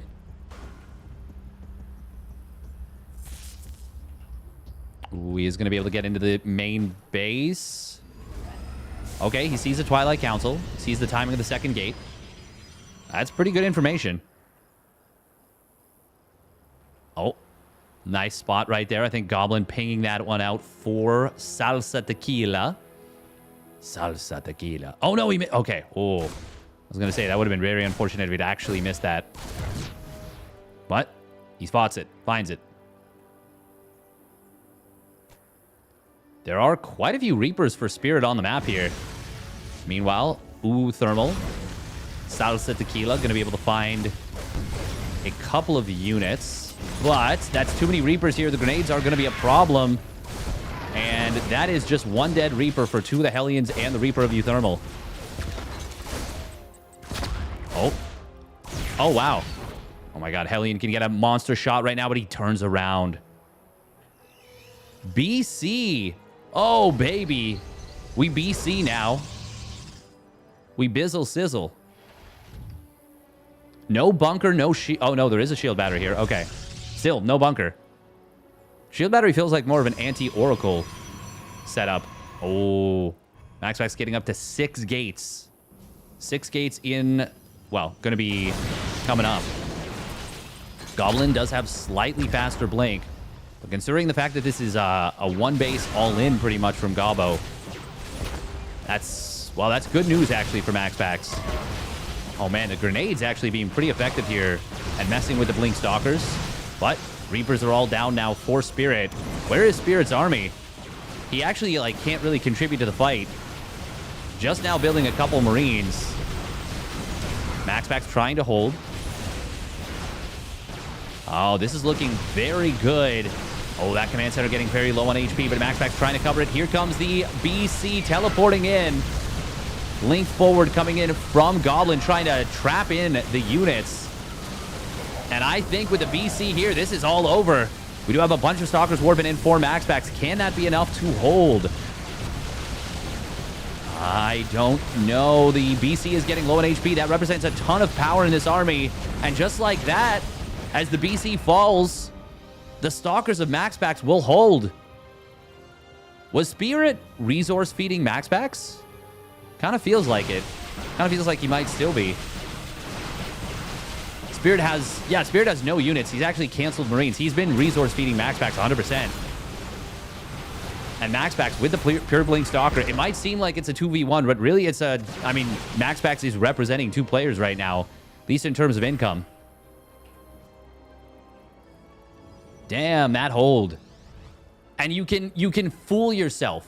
Even as you look at the Stalker count of your opponent, you can fool yourself into the concept that you're winning because you're like, oh, we're fighting one enemy. But it's one enemy with double the resources, effectively. MaxPax on 7 gates. You could not afford this on 2 bases normally. Not Mass Blink Stalker anyways. Well, MaxPax could potentially blink forward here, but he's not going to just yet. BC teleporting into the main. But, yeah, I don't know if the BCs were big enough contributors here. MaxPax is just so freaking good. Goblin, losing that pylon and gateway, supply blocks him. uThermal does have a natural and soon-to-be 3rd command center getting set up. Meanwhile, MaxPax, oh, he's got the forward pylon.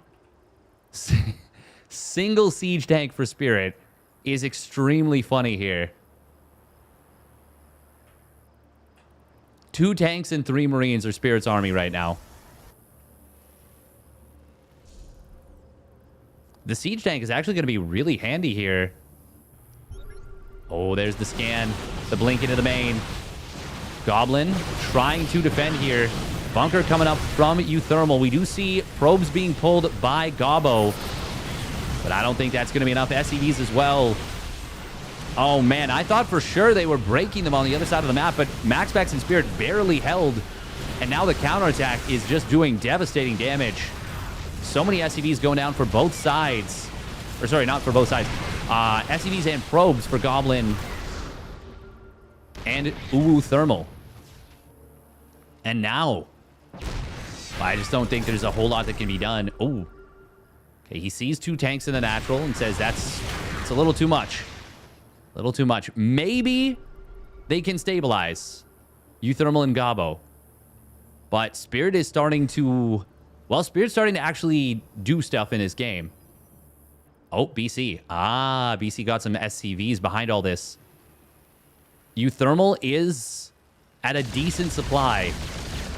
But Goblin is just not at that great of a supply himself. Oh, the Stalkers almost getting the BC, but it just barely survives. Goblin finally getting another Nexus up. But his probe count was gutted. 15 probes. I mean, that's just going to take him forever to rebuild. Even if uThermal feeds him money, which I don't think he can afford to do. Okay, BC teleports home. Will just be repaired up. As it should. I mean, it's way too valuable to just let die. And he did unfortunately lose one already. Man, I still can't believe how close that was to working. MaxPax right now, I mean, his supply is just way ahead of every other player. What is the aggregate supply? 130? 133 for Goblin uThermal. MaxPax is at 130. Oh, that blink forward quite nice from MaxPax. Can he get the kill on a second Stalker? Oh, well, he's going to do better than that. He's going to get all of them. Goblin trying to slip some stalkers across the map for some harass. Doesn't work out at all. Yeah, what is that? That's 144. Maxpax is ahead in combined supply. It's been close, but at points he's been ahead in combined supply. And Spirit is actually still, well, I mean, he's getting up to a respectable supply himself.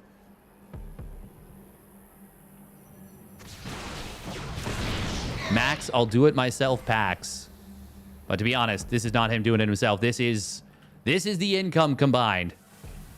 Spirit is finally going to start to do his stuff.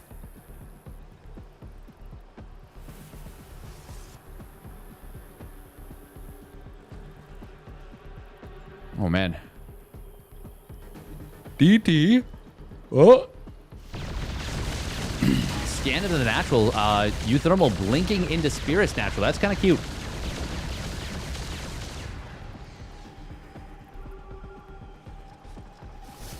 In this case, it was like 6 gates and eventually 7. Force field coming in from Maxpack, trying to body block all the Marines. Will be able to do so. Siege tanks for uThermal are going to do pretty well here. Oh, Medevac's getting taken down. This base is surely dead. Goblin's going to try and contest it, but Maxpack's going to just target it down and will get it. And now he's actually got enough stalkers still to fight the army for a little bit. Says, I don't want to mess with a siege tank. Now, though, here comes Spirit into the main of Gobbo. They were having trouble dealing with just Maxpax. But once Spirit got into that main base, delivers the final knockout punch. SCV can repair friendly mechanical units. That is correct. That is correct.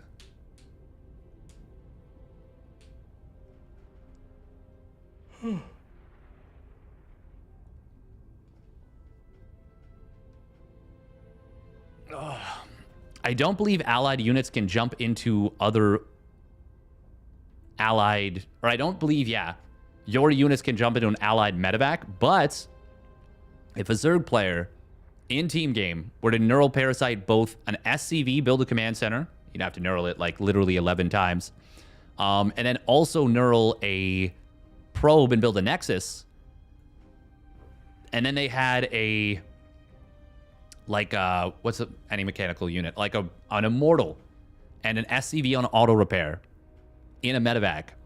The Immortal would heal that unit. They would repair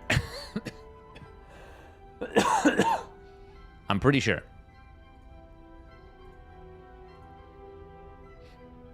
It is super weird, right?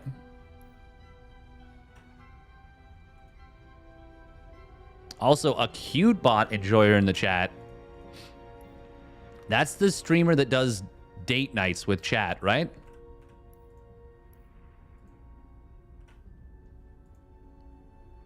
Oh, thank you.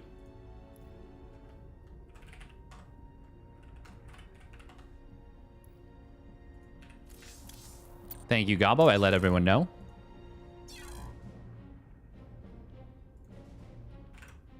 That's funny. It's always interesting seeing like the cross, I guess cross contamination for lack of a better word. That's a funny way of putting it. But cross pollination of Twitch chat. All right, we're gonna run a couple minutes of ads because we gotta minute and a half. And don't worry, you shouldn't miss anything in the game. That's why I run ads this way. So I don't want y'all missing them games. Oh.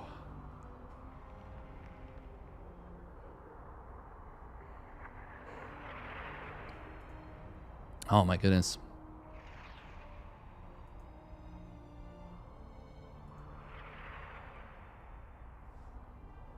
Is this seriously going to be another Clem Maxpax Weekly Cup?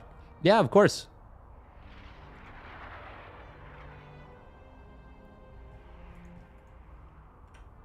Ban Germany. Damn. What did they do? What did Germany do? Banger. Banger.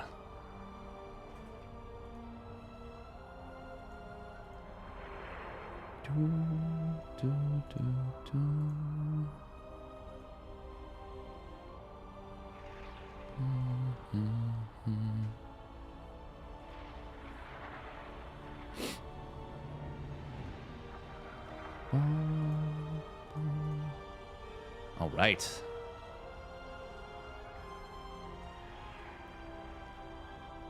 Oh. Eventually, we'll turn into Clem Maxbacks versus Unfortunate Team Cup. That is possible.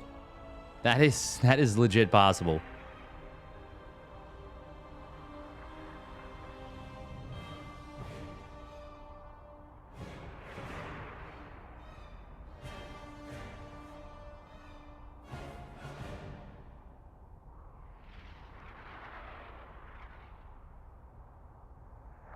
Mm-hmm.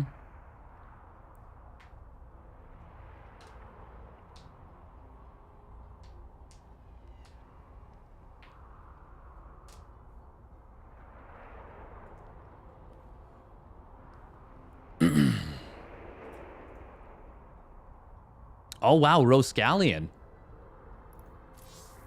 Yeah, this is the first time we're seeing this one today, I think. Roscallion. Surprising.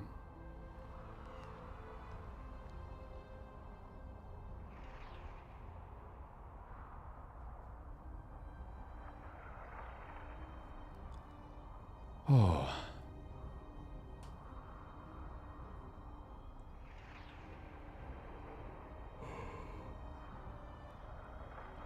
Oh, man.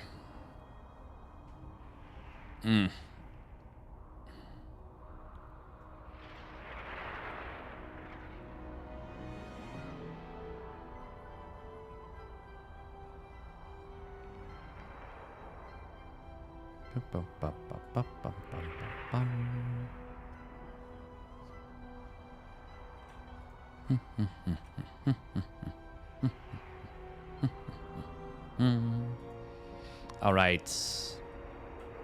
What was I about to do? Right.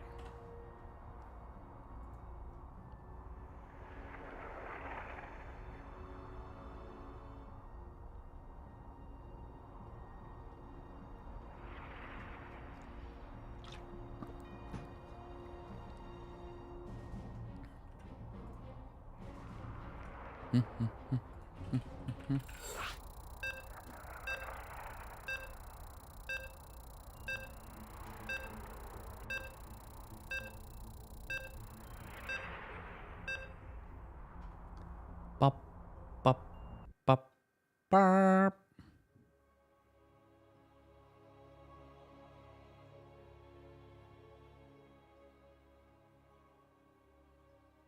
All right, let's get into game number 2. Players are loading in. We're loaded in. Here we go.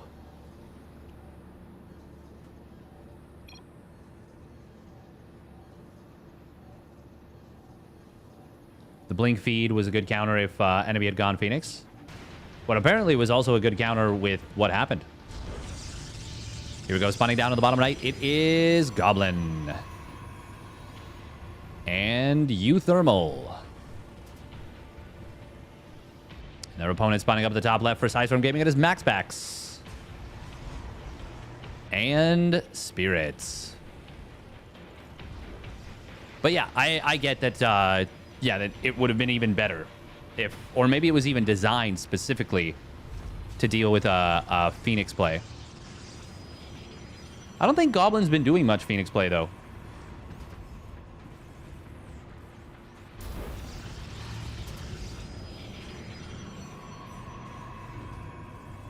Maxbacks is no longer best toss in Europe. Remember, this year it's the year of Hearthstone. Oh, yeah, this year. This year it's the year of Hearthstone. Yeah. Roscallion is a huge map. God, it's so big. Just a gigantic map. Now, our Goblin and Thermal. Ooh, Thermal. Gonna be going for some, some aggression once again. You'll be in charge of pointing out the happy NPC animal creatures. Let's see if we can find some. Oh. Goblin almost killing one of MaxPax's probes. Well, that's kind of nice. If he could have gotten that, that would have been amazing. Critter Patrol. Is there any Critter Patrol? I don't know. I've given up already.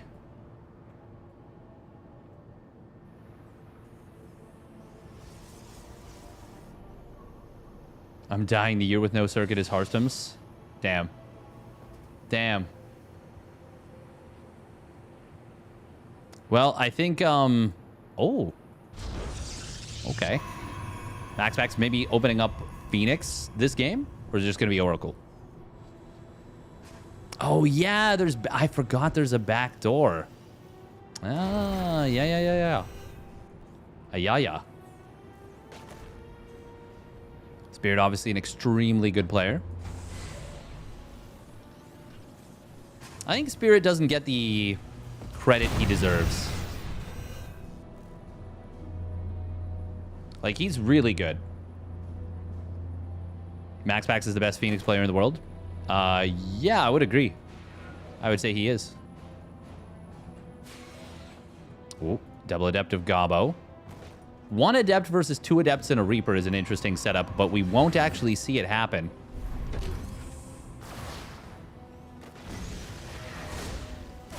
Oh, nice snipe on an STV right there. Reapers of Spirit being a big nuisance, but they will get chased down. Oh, does he get this one away? No. Nice D from uThermal and Goblin. Stalker popping out and changing things up, making sure it's a hold. Still killing an early SCV is nice. And, well, MaxPax lost an early probe. Oh, it is going to be Phoenix. It is going to be the Phoenix feed. Well, not even Phoenix feed necessarily. Although, well, we'll keep an eye out because Spirit is... No, it is a Phoenix feed. Yeah, it's a Phoenix feed. Okay. Okay. I think uThermal was talking about making this, like banning this particular strat. Just because of how suffocating it is.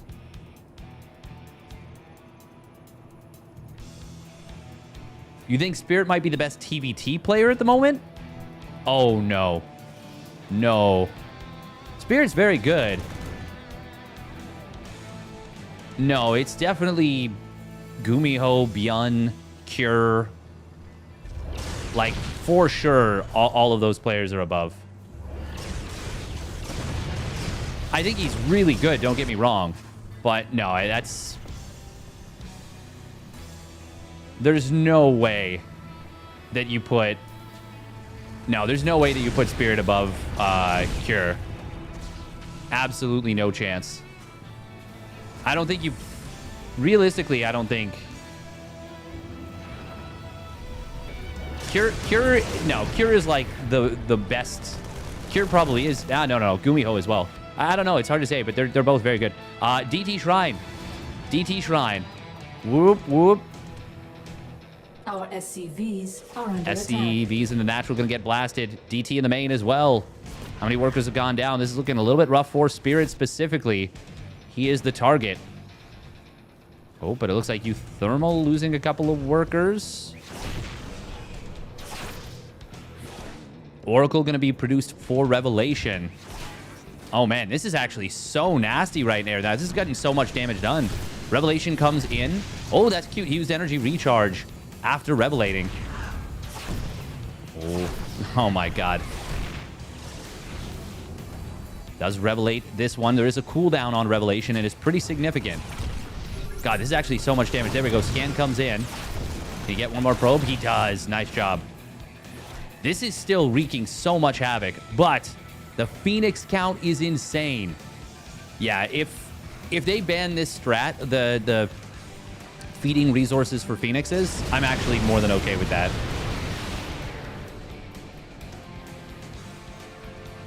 It's just suffocating to play against. I do think uThermal and Goblin are solidly winning this game.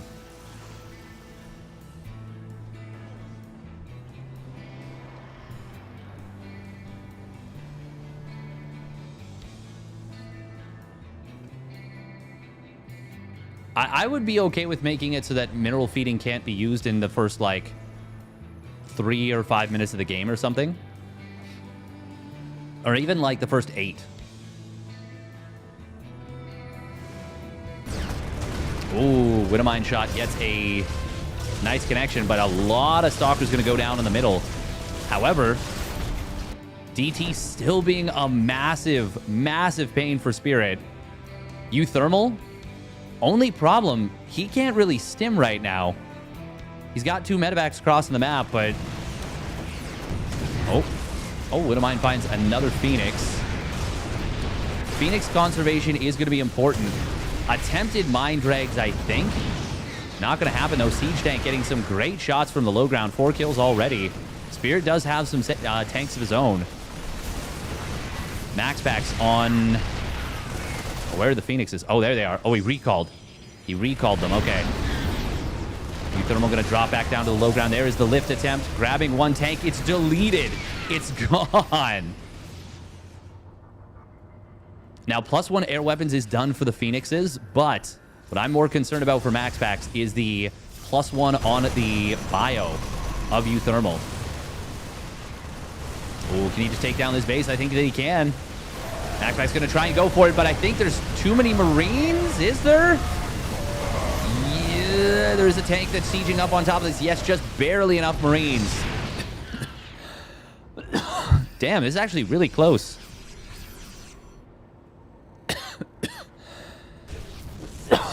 DT. Oh, wow, it actually survived.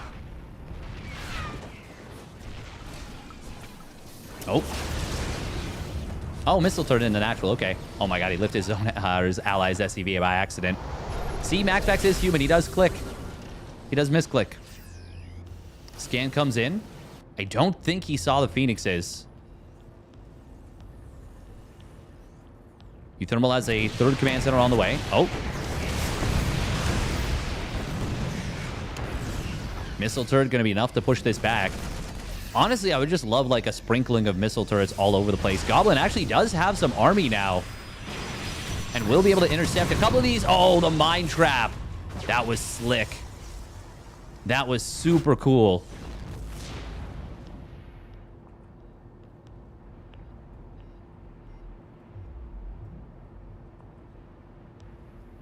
Yeah, it's not necessarily if it's against the core game mechanics or not. It's just whether it's makes for engaging gameplay. And I think Mass Phoenix this early does not. But at the same time, you can make the argument, well, you should find a strat to counter it.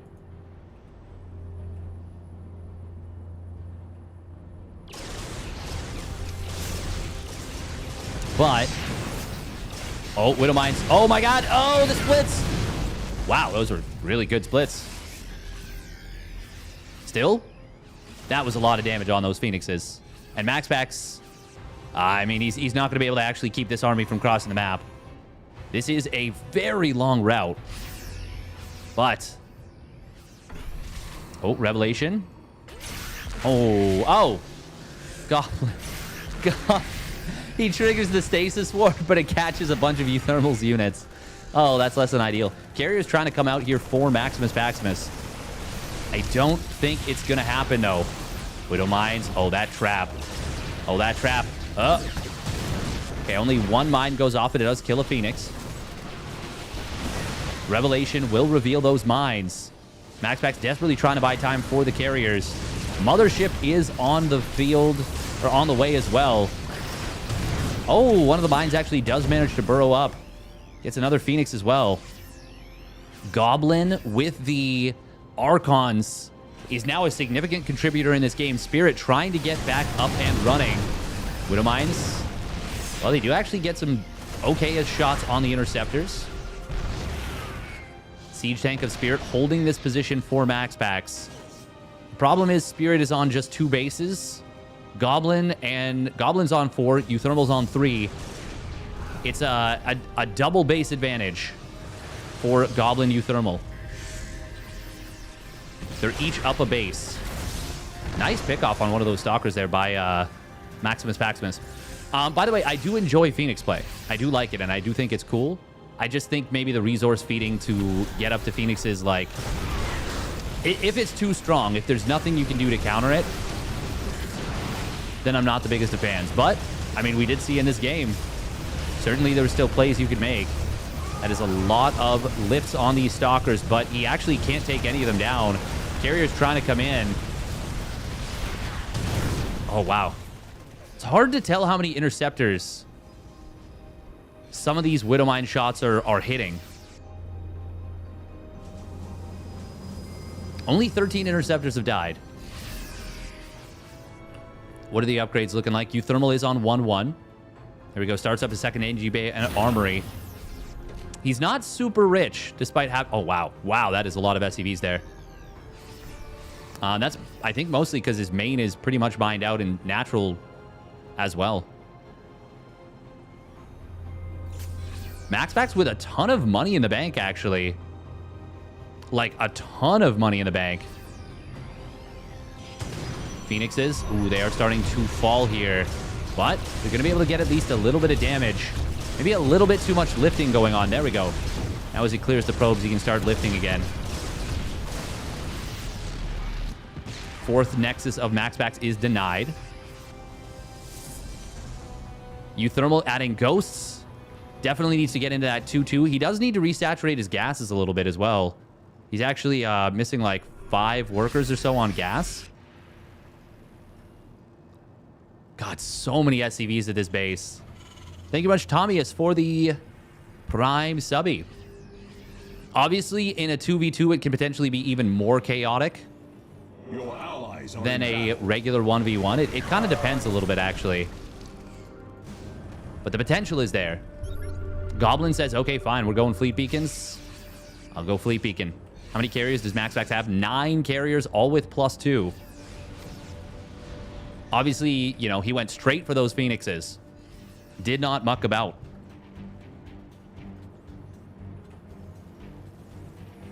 Needs all those minerals to build interceptors soon. Spirit right now trying to contribute and move forward. Time Warp was used, as was the Mothership Cloaking Field. They're going to try and use this to gain position. And it has worked, but is it enough position to actually take this base? I'm not 100% sure. Scan coming in from Spirit spots this base from Goblin being taken. I mean, at this point, like, they've just taken so much of the map.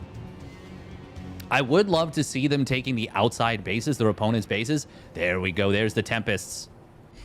With Revelation. I mean, Tempests can beat carriers, is the thing. It's just you have to stay so mobile. Oh, wow, I can't believe that that survived. That siege tank. Love to see some repair on it from Spirit. uThermal is super low on medevac energy. Would love to see him go for the medevac energy upgrade. Oh, there it is. There's the YouTube thumbnail. The multi-nuclear missile. The multi-Ghost Academy nuclear silo. Oh, and there's the nuke coming down. Nice target fire, though, on the Ghost. Will take care of business. Still does draw the interceptors out, and the Marines are gunning them down. Still going very well there. 17 interceptors at a time. Let's take a look at the interceptors lost. It was like, what, 11 when we checked last time? Now it is 64. Oh, where's the nuke? Where's the nuke?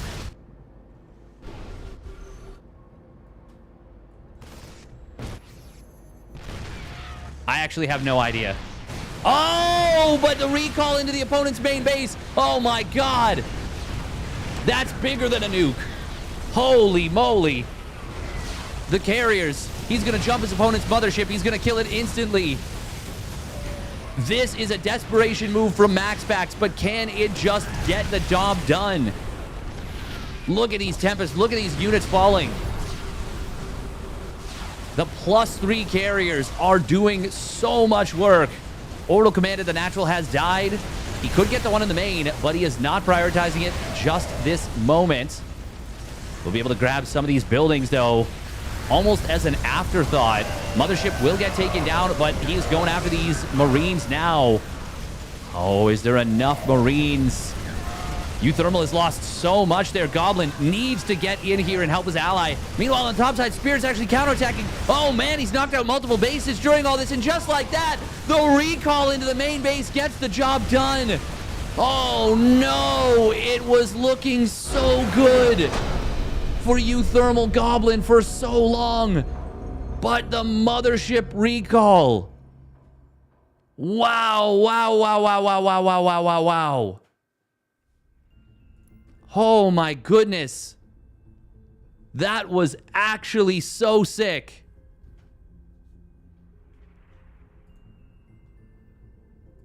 Damn. And Max Back Spirit move on to the finals to face off against Clem Trigger in this best of 5. What a game. What a series so far.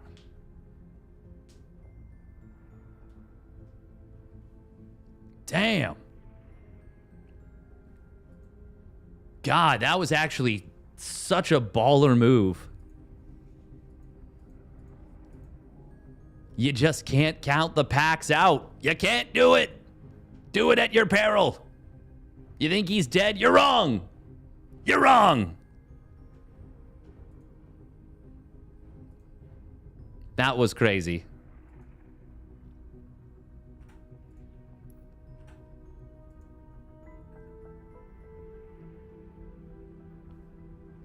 God, that was a dope move.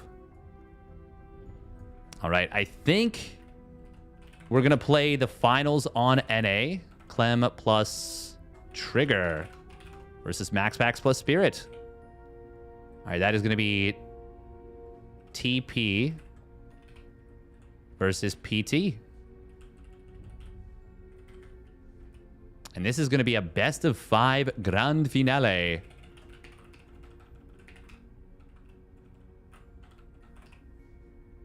Oh, man, that was so cool. Another Clem Pax finals. Bracket, exclamation B.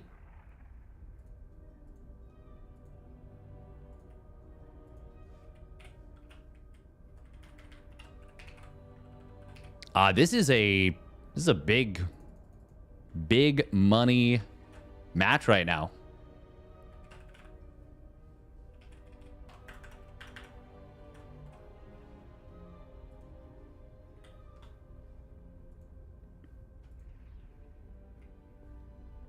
Bum, bum, bum, bum, bum, bum.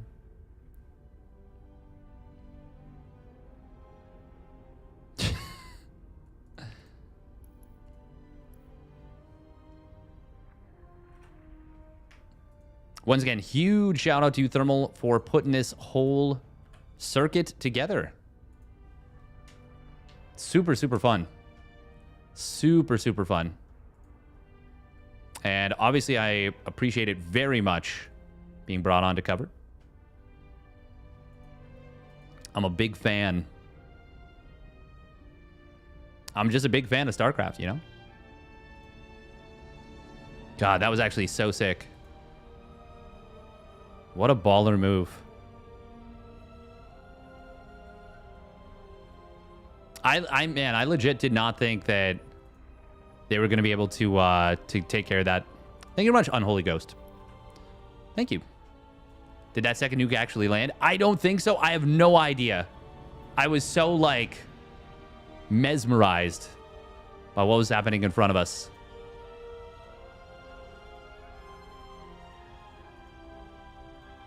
Bum, bum, bum, bum. I think it was canceled. Are we going to get PP versus PT or PT PT? Probably a mixture. Probably a mixture depending on map.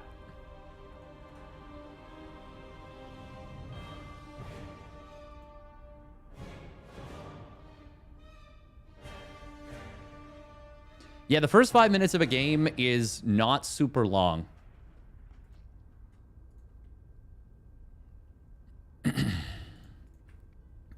First 8 minutes of the game would have made it so that it was impossible Well,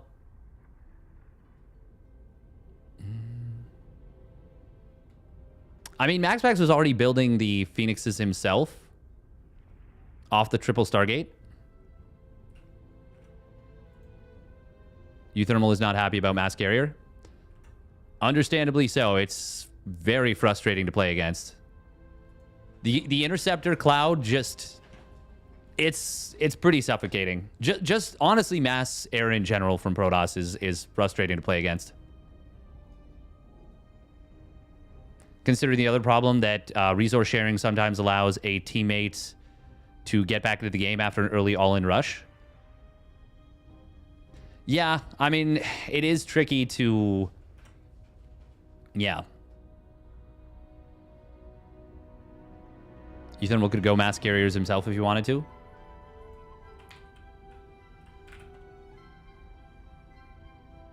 I mean, technically...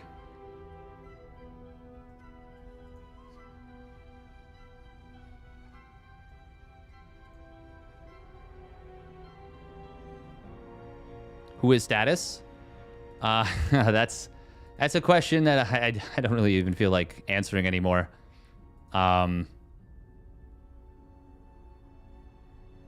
Yeah.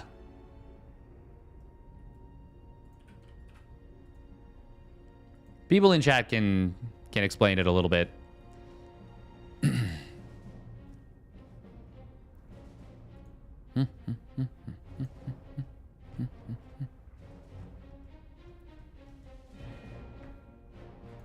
Is Xmas fit intentional?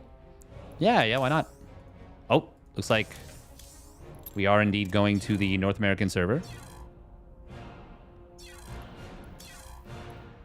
Bum, bum, bum. Okay, there we go. Through green. Oh, no. Well, it's like, what is it, like teal kind of? No, it's just, in case it's too warm or it gets too warm, I can just take off the sweater. But just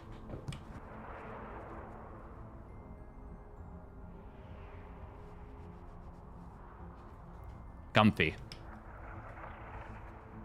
I do love comfy sweater jumpers. The funny thing is I'm working super hard to get in shape.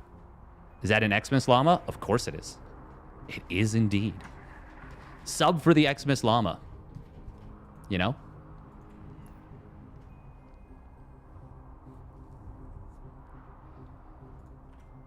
Oh.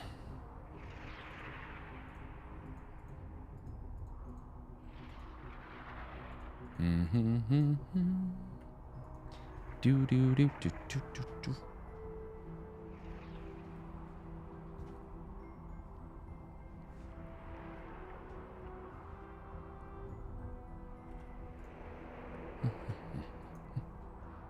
Hey, thank you, Scorpion SC3 for the gifted sub to Crisper. Be a sub for the llama, Tom. Oh my god. Llama Dama Ding Dong?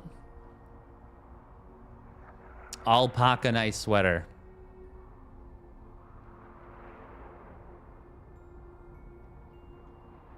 Nice. We do need to hydrate a little bit. For the Xmas llama? Hell yeah.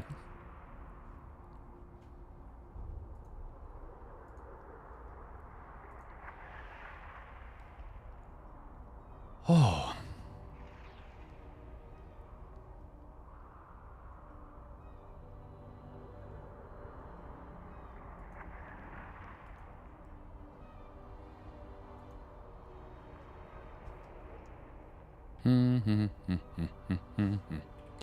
La la la la la la la la.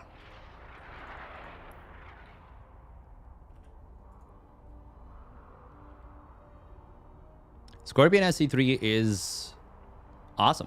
It's been very supportive. And I appreciate everyone who watches. Especially those who, don't run ad block and who subscribe.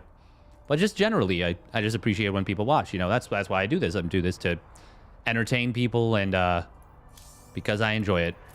But it's very nice when we get some big support from peeps in the community. It means a lot. And it helps make this kind of thing possible.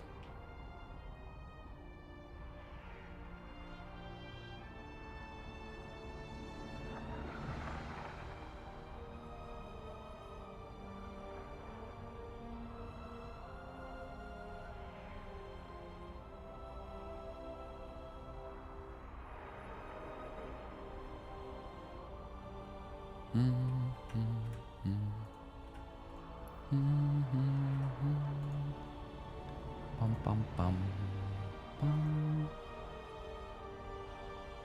Just here to short circuit my brain once in a while. Nice.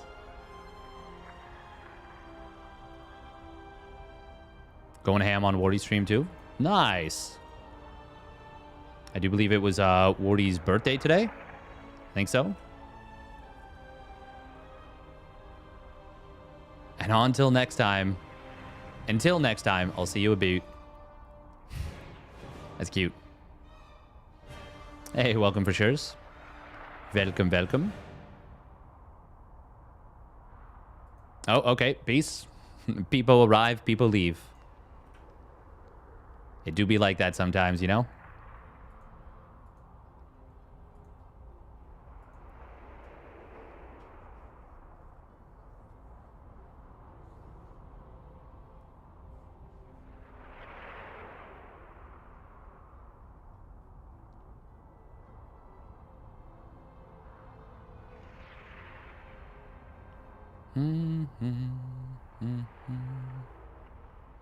Wow, wow.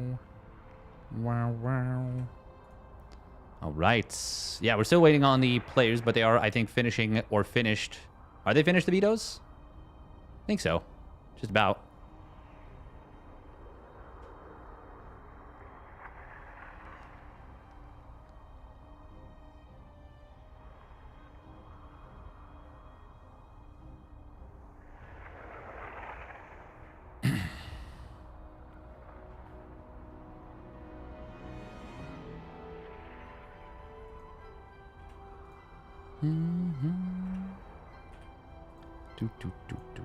Hey, thank you for the gifted sub to Lego John Belgium. Thank you, thank you. He's gonna stab me. Why does it always come max packs? It just is. So we got Reclamation for map 1, Undercurrent for map 2, Rohana for map 3. We'll see what the next ones are gonna be. Hey, Lego John Belgium, thank you very much for the 5 gifted subs. Look at that. One of them going to Slowly Falling as well.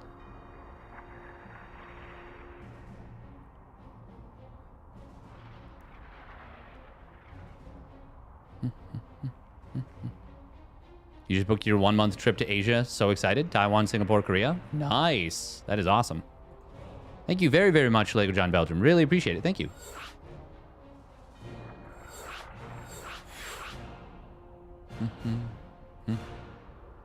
Wah, wah, wah. All right. Grand finals of the first uThermal 2v2 circuit. January edition. So far, top 8 pays out Moolah and also gives 1 point in the standings. So Milky Cow Wayne, GG Machine Shameless, Jumi Young Yakov, and Cham Special all picking up 50 buckies and a point. Meanwhile, Hero Marine Status and uThermal Goblin both picking up 2 points and 150 buckies. And then winner of this will pick up, well, I guess loser of this will pick up 3 points and $300 dues, and winner will pick up 5 points and $500 dues. Now, this is pretty cool as well, because trigger... The way that it works is that players gain points independently. So if you have a different ally for the next tournament, but you still place top 8, you will gain more points. So things are independent. Gabe actually made it to top 4. Wait, top 4? Top 8. Top 4, right? Yes.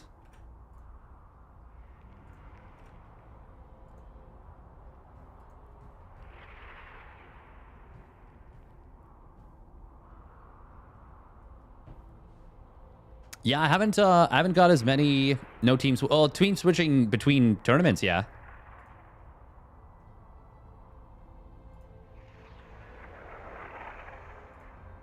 Bum, bum, bum, bum. All right, we're getting into the grand finals in just a moment.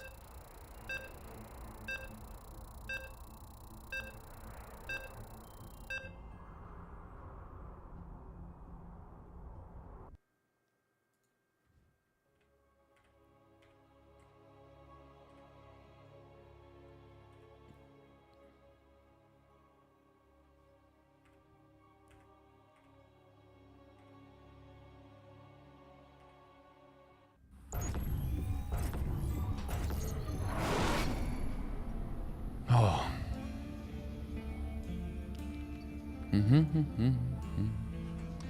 All right, here we go. It is going to be a double Protoss to start things off. Double Protoss. Spawning down on the bottom right. Or Basilisk gets Trigger. And his ally, Team Liquid's Clem.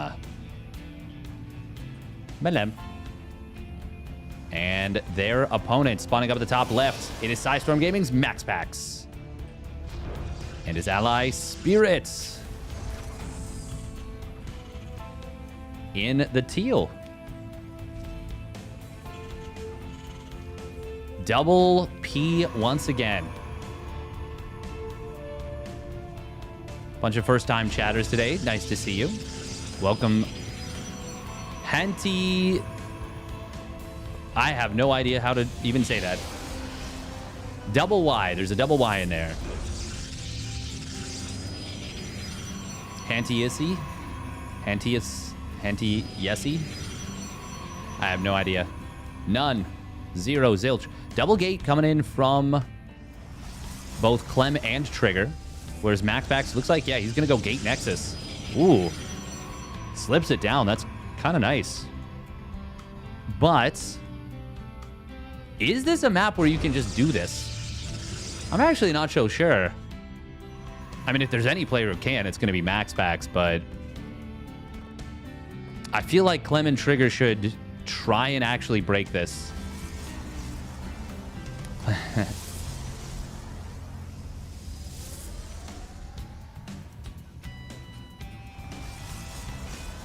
Hanty, just nickname. Yeah, that works. Hanty.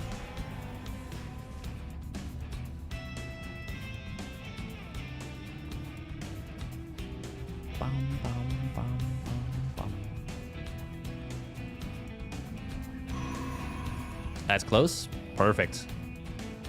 I will attempt to remember and do so poorly because my long-term memory is bad and I'm also super tired. Hey, welcome, Drew. It is going to be a Stargate out of Maximus Paximus. What do we have out of Spirit here? Going to be just Marine Reactor. Quick second barracks from him. So likely going to be the goal of a quick stim. MaxPax needs a probe in the wall. The potential of double adept is way too high. I mean, in theory, you can use the... Oh no, he's not doing it. We're going to see the aggressive move coming in here from Clem, actually. There is the probe now. Some lost mining time being forced out. We do see expansions from both Clem and Goblin.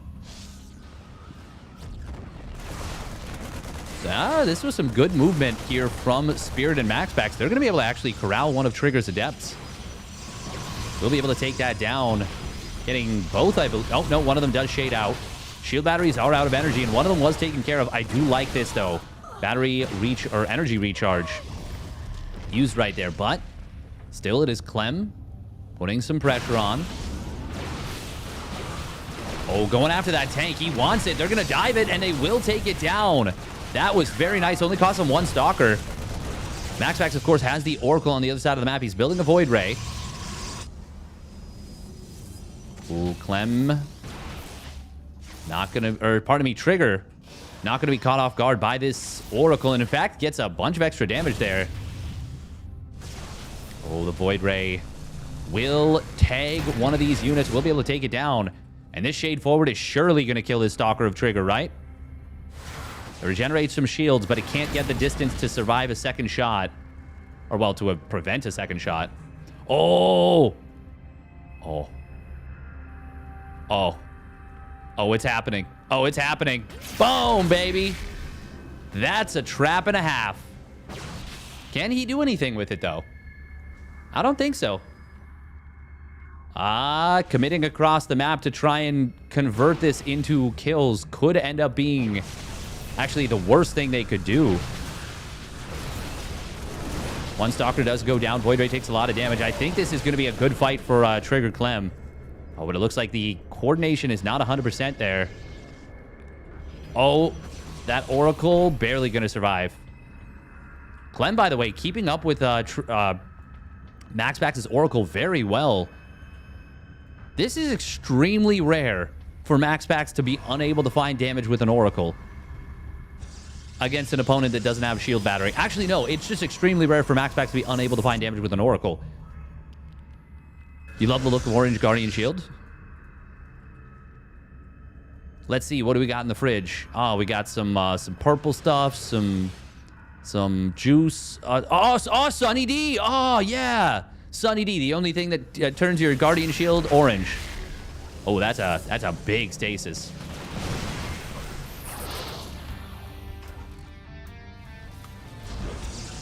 Fortunately for Clément, Blink is off cooldown and is completed. So these Stalkers can blink. They're going to have to blink to the left. Oh, blink to the right. Blink across. No, blink to the left. Okay. Hey, he's only going to lose one. Oh, Void Ray. God, the beams. Beams are so good. Y'all out of Capri Sun? How did... Okay, these, like, ran by into the main. Max, man, this is a great match so far. Lot of exciting action already. And it already feels like it's, like, been really impactful action.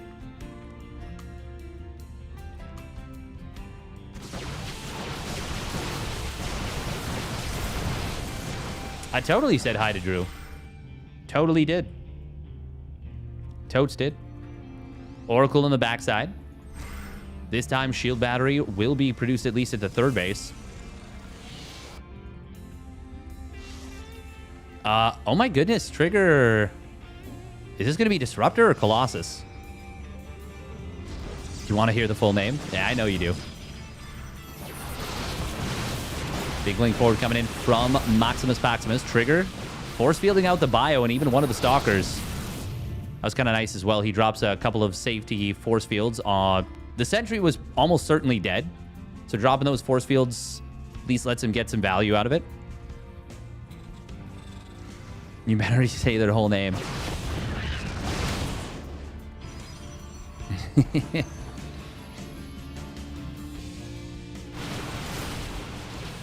Ooh.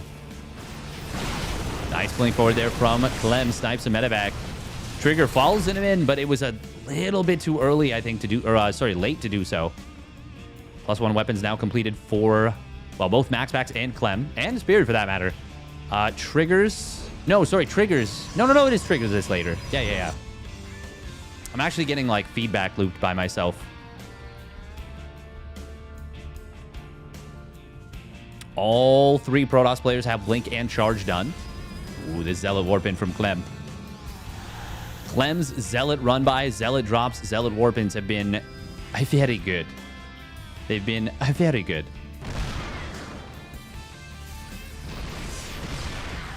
Oh my, that was a very weird engagement right there. Like, it felt like all three Protoss players just randomized the directions of their blinks. We will see the, I believe War Prism died. Yeah. But he does kill the missile turret, gets a couple SCVs, and gets the sensor tower that was trying to be built. Too much Protoss dispatch. It's breaking Casterman.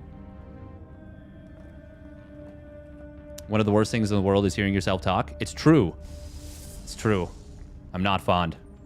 Both high-yield gases have been taken by, well, one by each team, obviously.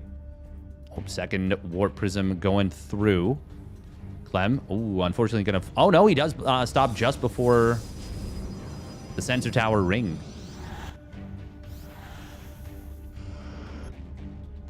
Oh, that spotter pylon. That is... Oh, actually, that's really unfortunate for Trigger here. Oh, cancel, cancel. No, that's minus a probe, minus a pylon, minus 400 minerals for the Nexus. Minus 550 right there in total. Extended thermal lance coming in from Spirit. Nope, nope, from MaxPack. God, I am actually getting so crossed up.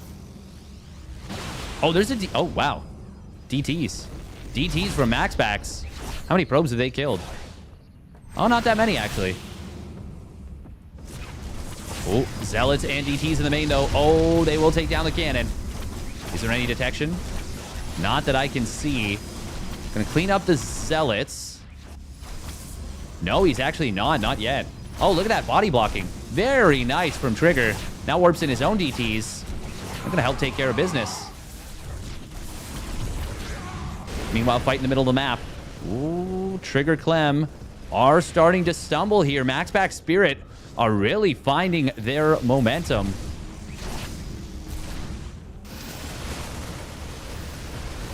Disruptors do get EMP'd right there. Siege Tank gets clapped with a Disruptor shot, but won't go down. It takes two. Meanwhile, MaxPack starting to go after the production. Going to be able to depower these 4 gates. Oh, that's really nice.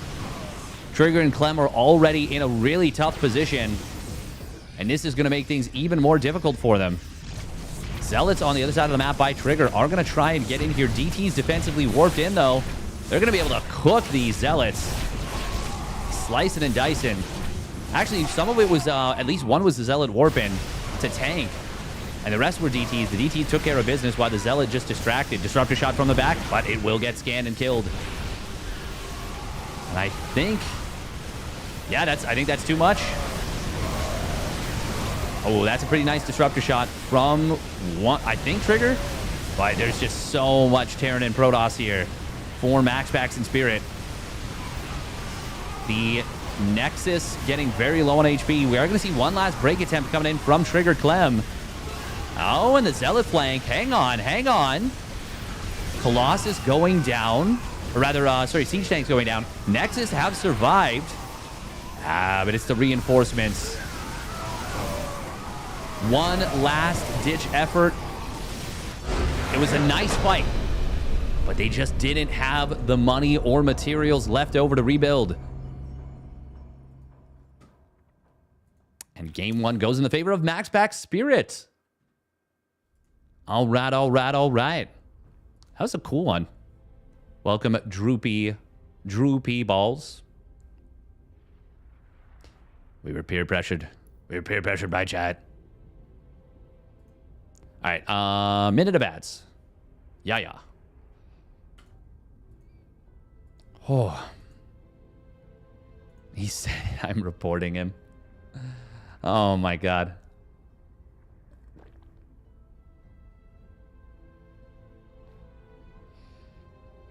Oh. Damn, it is almost 4 o'clock. Oh, no. Oh, no. I accidentally clicked watch replay.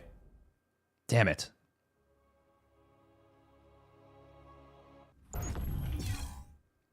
We're fine. We're fine. It's fine.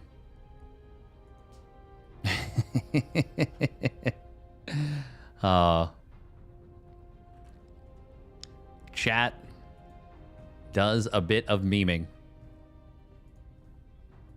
39 viewers on YouTube. Not bad.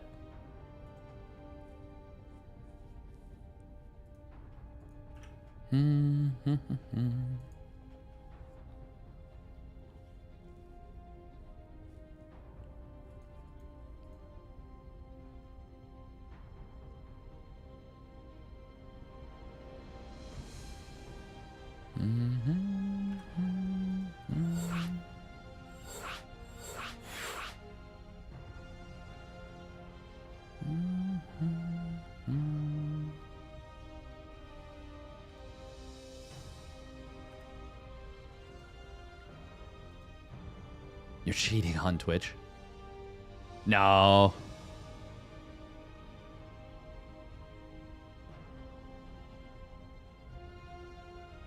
I would never. Oh, I would never. He's accepting with other platforms. Yeah, exactly.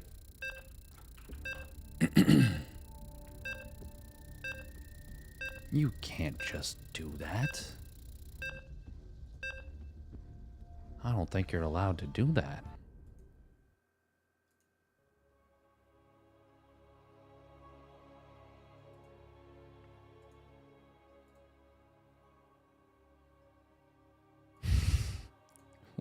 What?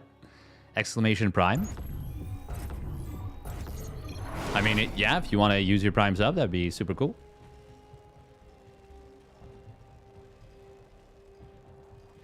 Would be super duper cool. All right, here we go. Spawning up at the top right, it is Team Liquid's Clem. In the red. And his ally, Trigger. In the orange. Versus their opponent. Spawning down in the bottom left, it is Spirit. In the teal. And his ally, Sidestorm Gaming's MaxPax. In the blue. Bum, bum, bum, bum. Bum, bum. Bum, bum. Malem? Always Malem. Always Malem. And he's playing Terran this time. He did play well with the Protoss, but... Spirit and MaxPax were able to out-muscle just a little bit.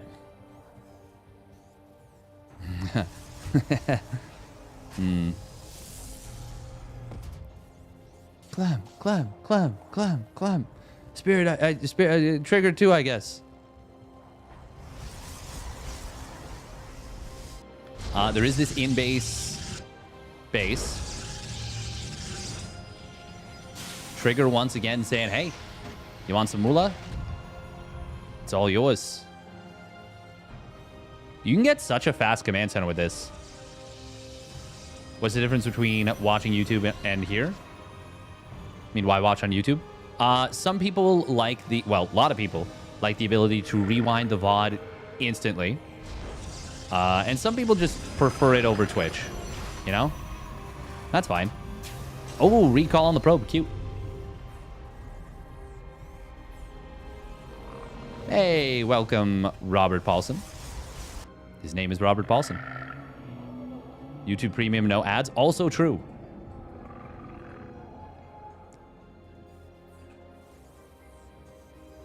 There's no rewind on life.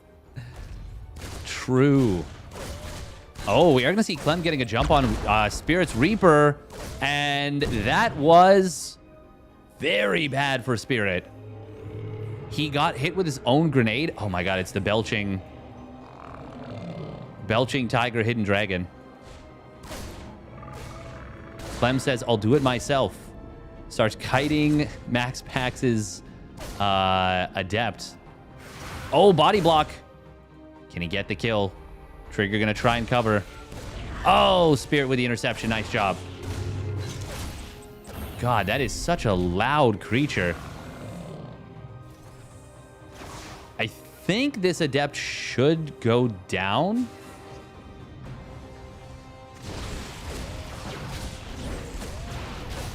Just barely gets it. Spirit, though, putting in some damage on the Stalker. Oh, can he get the save? Grenade hits the Stalker, but it is going to survive thanks to Clem's Marines and the secondary Stalker. Man, the way that these early interactions happen is so cool. Meanwhile, MaxPax able to snipe one of Clem's SCVs. Oh. Does shade out. Oh, behind it is going to be Phoenixes again. Spirit, I think we're doing a resource feed. I don't see much beyond SCVs being produced. 4 Stargate Phoenix. And they're already up 1-0. We do have Blink in production.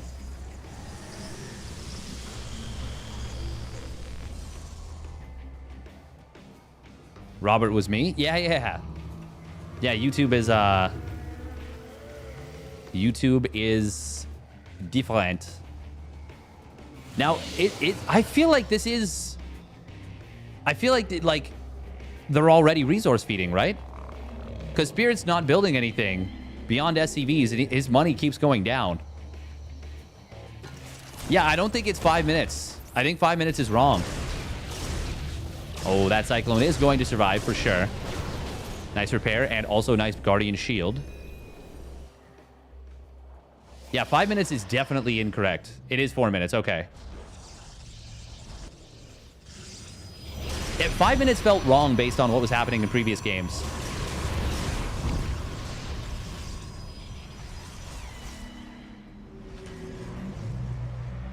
Resource feed is 330-ish. Oh, okay.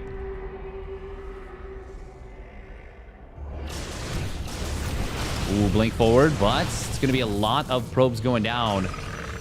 Oh, cute. Oh, my goodness. The rallying phoenixes. Actually just did that in 2 places at once. I think it's 5 Blizzard minutes. That's what I was thinking. You're playing 2s now and it's 5? It can't be. At least not in this game.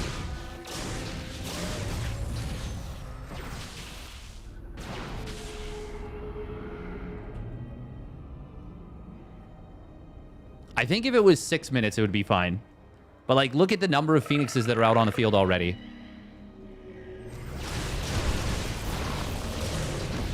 Spirit is basically, as he mines, just cranking it over to max packs. What an interesting choice of words. I didn't need to use those words. Phoenixes. Oh, they are going to recall. How many does he lose? Just 1. Phrasing. God damn, this is so much damage already. Now, it is worth noting that the supplies of Clem and Trigger are still skyrocketing. Max packs? Well, I mean, this is good damage, but I don't know. Ooh, he's going to get in just before the turret completes. He's going to empty this mineral line. Oh, no, turret does actually finish. Nice job from Clem. Wow, never mind. He doesn't even empty the mineral line at all. Like, barely does anything to it. Siege tank trying to hold. Clem and Trigger are actually they're just firing on all cylinders right now. MaxPax does have +1 air weapons, but there's so many Marines here. They don't have +1 air yet, but yeah, this looks extremely scary. Not to mention that, I mean, the stalker count is super high too. Sneeze. Siege tank of Clem also sieging up. Gonna lock down the ramp, so Spirit can't really come down and help. Phoenix is gonna try and take the fight now. Yeah, I don't think he's got the numbers. Oh man, just play like Clem. Just play like Trigger. And apparently Phoenix resource dumping is not a problem. God damn. GG. Macro is a hell of a drug. It sure is.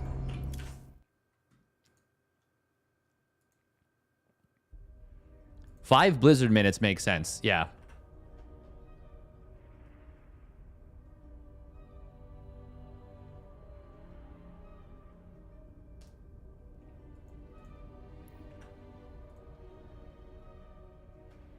This guy Max Pack can't play Phoenixes. Heh. Heh.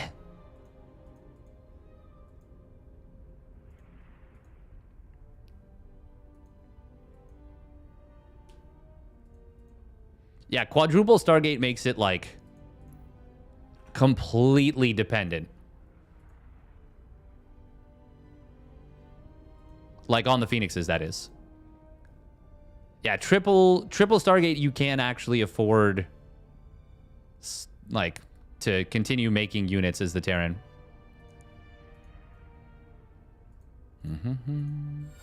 All right, Rohana, going to be map number 3. I think on some maps you can go for Stargate Phoenix, but I don't know if you can on that one. He was going up to carriers there.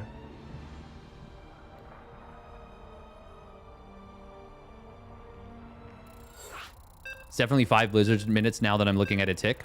Oh, so it counts down from 5 minutes, but it's like 5, 4, or, you know, like 1, 2, 3, 4. Maybe not that fast. That's pretty fast. Oh.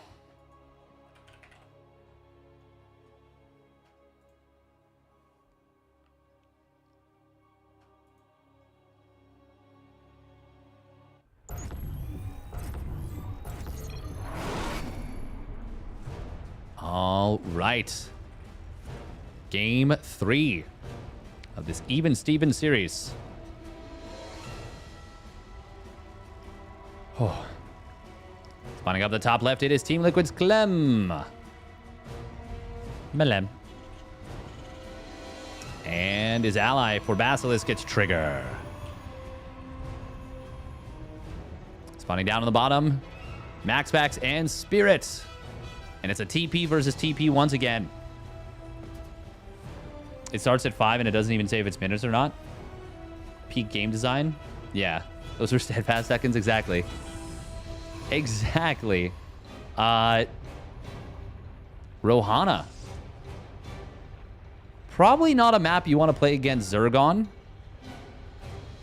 I mean, there is this shared natural or shared opening at the natural. Rohana means family. Oh, true. I forgot. Thank you.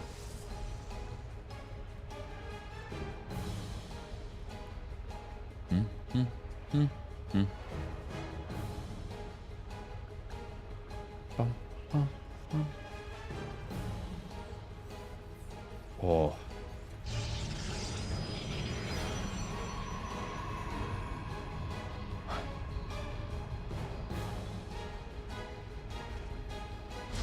Rohana means Fansley.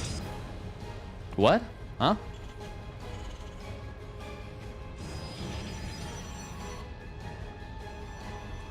Obviously on this map, because you're not as close, doesn't really make sense for Trigger to go all the way down his ramp, all the way over here, and then build the gas for Clem. It kind of defeats the purpose of optimizing when it's a minimal optimization. The TP head-to-head for who is softer on your bottom. Oh, Twitch chat, that is... It's a banger comment. Banger comment. We're going to see Spirit opening up double gas. He's going to be a gassy boy in this one. Oh. Right, Trigger is not orange this game. I'll have to watch for the fact that he's blue. The timer above the mini-map. You can officially start trading in 334. True. Oh. Thank you for the gifted sub to Call Me Mac SC2. Thank you. Thanks for checking that. Yeah, very much appreciated. And thank you for gifting the sub.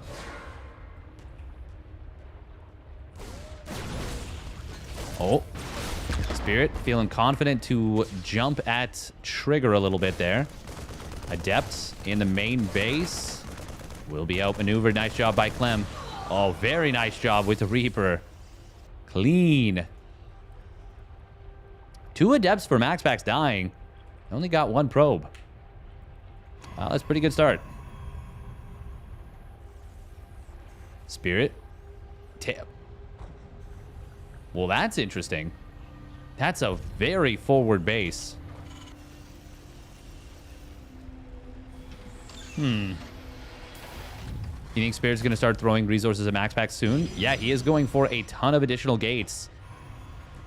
Yeah, I think you're right.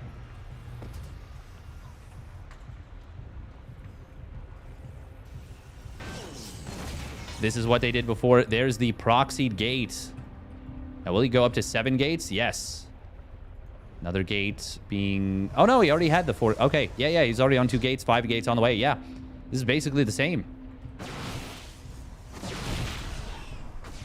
Yeah, 430 or 334. Yeah, I think that we should... That's tricky. I don't know how you can change map triggers is the thing. Jumping on top of the Cyclone will be nice there. Kind of defeats the purpose of a 2v2 is the thing.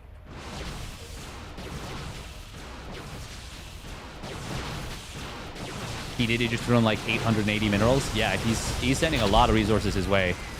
It's hard to track. We're going to see MacPax utilizing that Blink Micro very nicely, able to take down the bunker. Are there any siege tanks? No. And there's no stim either. I think MaxPax... Well, there's an immortal here. Trigger needs that immortal. Oh, this is a little bit dangerous, but there's enough stalkers with the immortal reinforcement to push this back for the moment.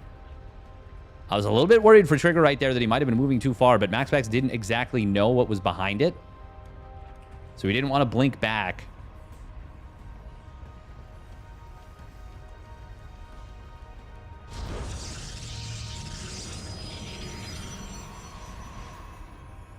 I mean, there's still technically the possibility of SC3. It's just really unlikely. There's the blink forward coming in. He will grab one immortal and gets the second as well. Trigger going to try and jump back at Spirit. Spirit starting to build units again. Build. Starting to actually be a part of this game, so to speak. Clem slipping out with the double medevac onto the map. Ooh, is that going to leave Trigger and Clem a little bit too exposed at home? Well, it's going to be a little bit tricky for them. Oh. Stalkers of Trigger chasing MaxPax around. The double drop on the other side of the map is going to get some work done. Oh, he says, I don't care. I don't care about your recall. You don't have enough. But he does overstay and eventually loses the medevac. Nice job for MaxPax. MaxPax lost a lot of stalkers there, though.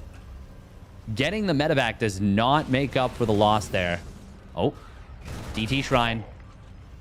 Dizzle, tizzle, shrizzle. 5 probes going down on the main. Not sure how many over here. Looks like... Oh, he got down to the natural. Oh, man. Clem having a little bit of a tough time here. Observer is out, though. Do we have turrets in every mineral line now? Well, we do now with Clem's. Trigger, does he have... he's got a cannon coming up in the natural, cannon coming up in the third. At least he wanted to. But it will get denied. Oh, that was almost so nice for MaxPax. Unfortunately, it was actually not.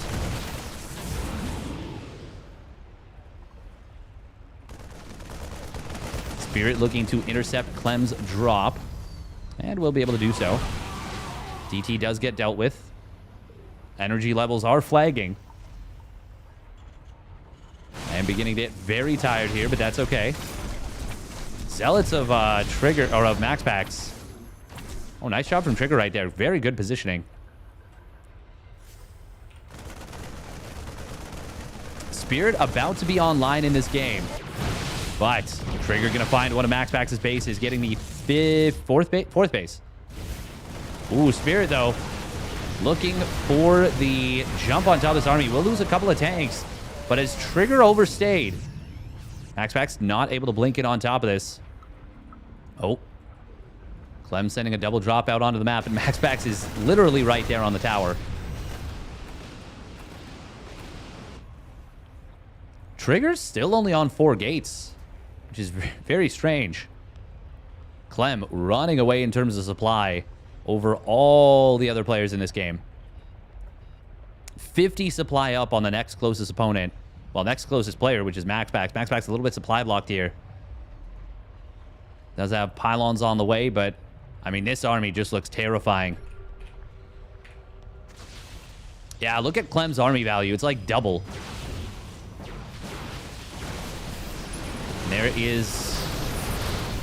Well, I mean, his positioning just zones out multiple bases. Oh, but wow, we're going to see Trigger and Clem just going for it. Being forward on top of the tank. Yeah, this is over. This is over. Clem, Trigger will go up 2-1. Oh, we do have a counterattack on the other side of the map. Is that enough? Can it create enough chaos?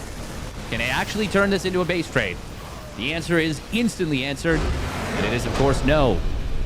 Clem and Trigger go up 2-1.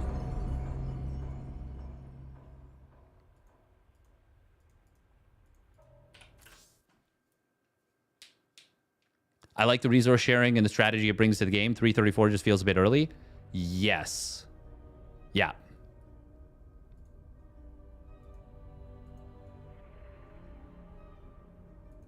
Ooh, oh, a resource share tax.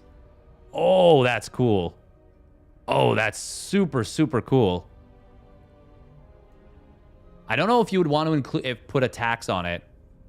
Maybe though. I would actually be okay with removing the time limit entirely if there's like a certain tax on it. I don't know what the number would have to be. 20%?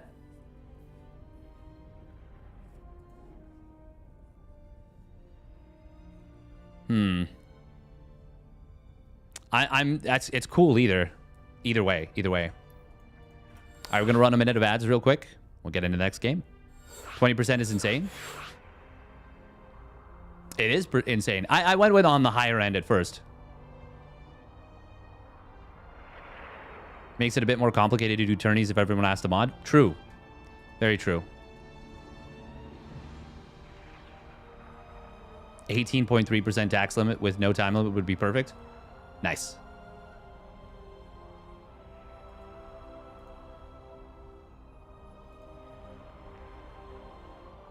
Higher taxes the more you give. That would actually be really funny.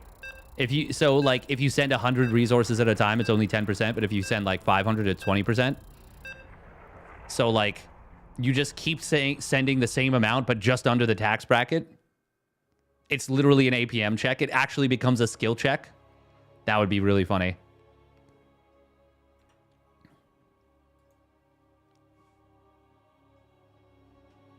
Every game we complain about, we see them lose, so why would we change it right now?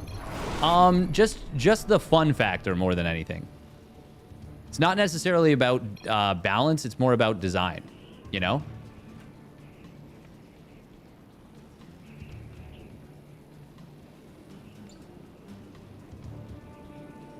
But I get what you're saying, Matt. All right, here we go. Spawning down or up in the top right, it is Team Liquid's Clem and his ally Trigger, and they're up 2-1. Their opponents, Spirit and Max Packs. They're gonna keep this one alive. Oh. It would be considered tax fraud. That's very funny. It would be. Imagine Blizzard coming in and changing T games after never touching them because uThermal made a tournament. uThermal actually just brings Blizzard out of stasis, out of cryogenic freezing. God, this is such a good strategy for 2v2. See, this is the kind of thing that I'm a big fan of. Much more so than the resource sharing super early on. Also, I'm going to be honest, it's real difficult to track resource sharing. Honestly, I probably would be more okay with it personally if there was like an alert. Like it's like, oh, Max Packs has sent Spirit this amount of resources. And I'm sure there could be a mod for it. But that would be a little tricky. Actually, I don't even know if it'd be that tricky. Mostly because I know very little. Just in general, you know? Wait, why is Clem's command center not faster?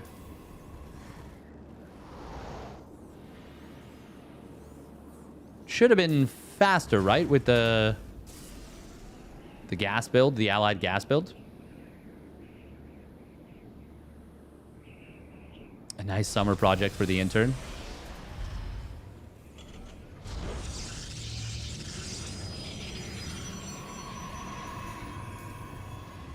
Bop, bop, bop, bop.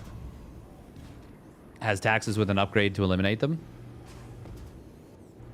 That's kind of cool. All right, what has happened here? Just a little skirmish at the command center of Spirit. I think this is still slightly faster than a normal command center timing, but pretty sure you can get like an insanely timed command center off this. Third CC. Is this the first 3cc build Clem's done? It might be. Trigger gonna shade forward here. MaxPax on top of him with the Adept, but shouldn't be able to get the kill. Well, actually, hang on. Yeah, no, with Spirit's help, he will. Trigger should have just kept going with the Adept and hoped to shade out. But it's the hope that kills you, you know? Ooh. MaxPax jumping on top of this Adept from Trigger, and, well, they'll force it back, but it will escape.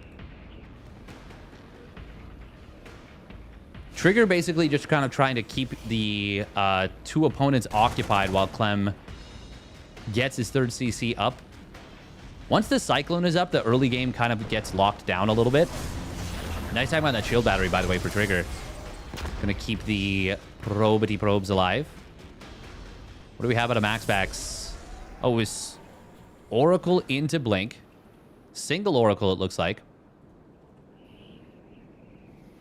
Stasis.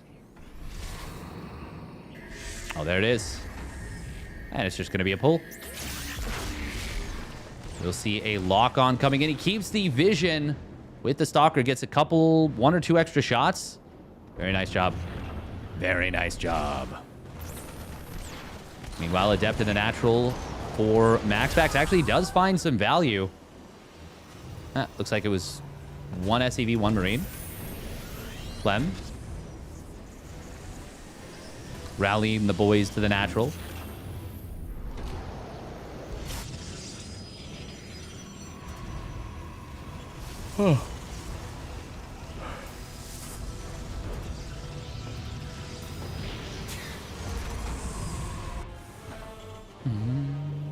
Require workers to deliver the resources? That would be cool. But it would also be so complicated. It's cool conceptually, but it would be... It would be so complicated that I think people just wouldn't do it. This game, we do have Spirit also going 3cc. We've got a good old-fashioned macro game on our hands here. Oh, sure, put the burden on the working class. Stasis Ward. You must construct additional Oh. pylons. Oh, trapped a couple units. A double blink. Oh, no. Oh, no. They're going to have to cover against this. Once again, DT Shrine coming in from MaxPax. MaxPax never tries to kill the units that are stasised. Even though in this case, Blink is on cooldown for these 3 Stalkers here. And he probably could have sniped one. He always uses the fact that there's less units on the map to try and go after an opponent. Oh my god. Okay, you have to make a move on this. This is a golden opportunity now. Stim and combat shields are done. Oh, scan comes in from Spirit. They want to see what's going on. This is so many Stalkers. If they... Oh, he gets a tank as well. If they can get all of these... Oh, Stasis Ward. Not going to go off. Where is Spirit's army? He doesn't have Stim. Oh my goodness, this might end up backfiring for MaxPax Spirit a little bit.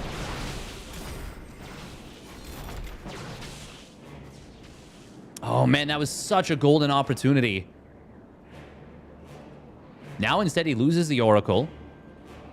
Yeah, Spirit just wasn't ready to fight there. If the Stasis Ward connects on the Marines, MaxPax can kill probably... Oh, he can kill like 5 or 6 Stalkers of Triggers for free. Trigger supply blocked at 93. Oh, no. It's a rough block at that, too. We do have Spirit faster with the +1 armor, but Clem's +1 attack is, well, is done now.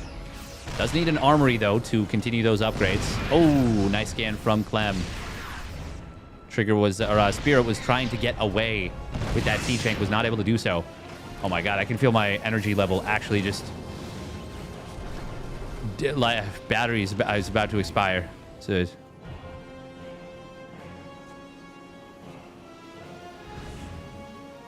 Oh, DT.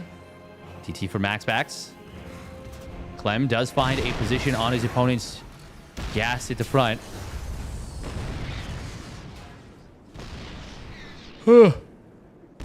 DT Blink coming in from Maximus Maximus. Oh, Blink forward trying for the tank.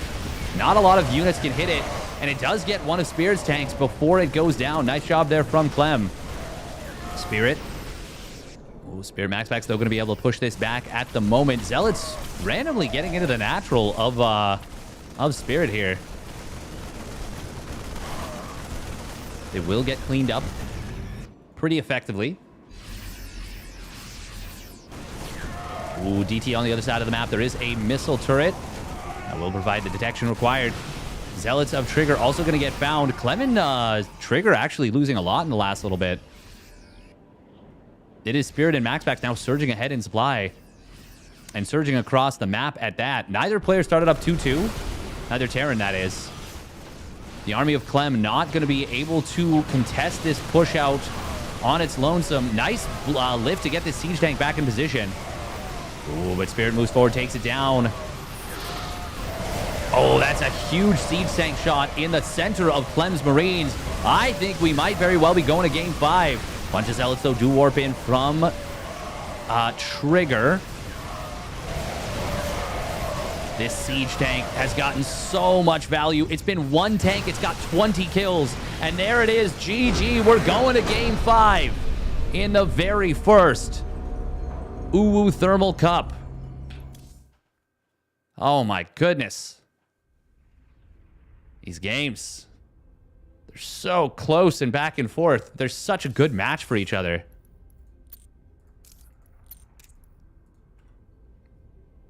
What a series. We truly are all winners on this blessed day.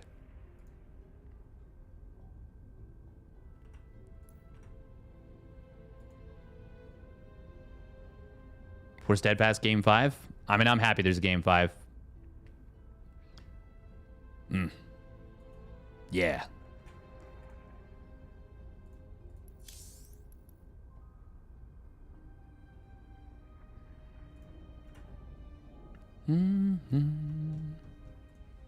Bum, bum.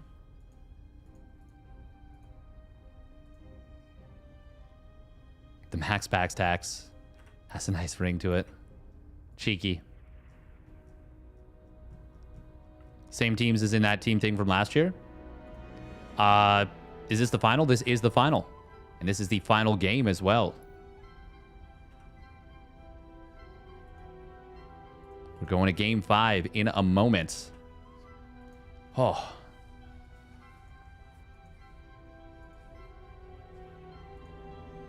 Oh my goodness. Sheesh. Sheesh.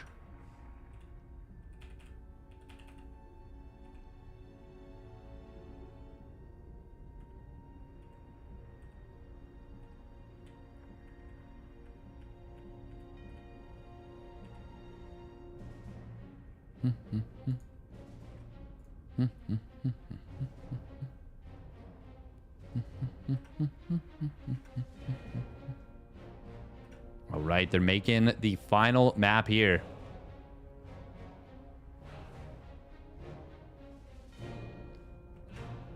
The final map.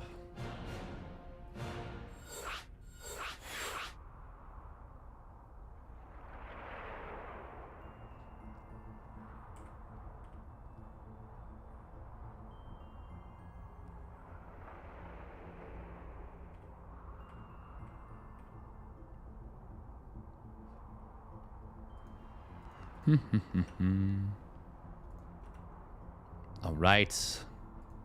See what race Clem will play. We are on Crimson Research Lab. Right now he's got Terran.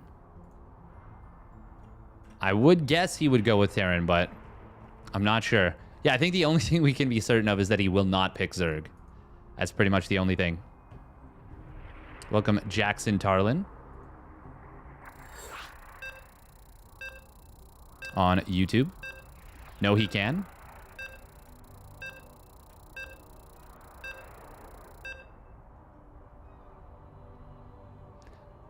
Yeah, he's not gonna. He's not gonna. Prove me wrong, Clem. Prove me wrong.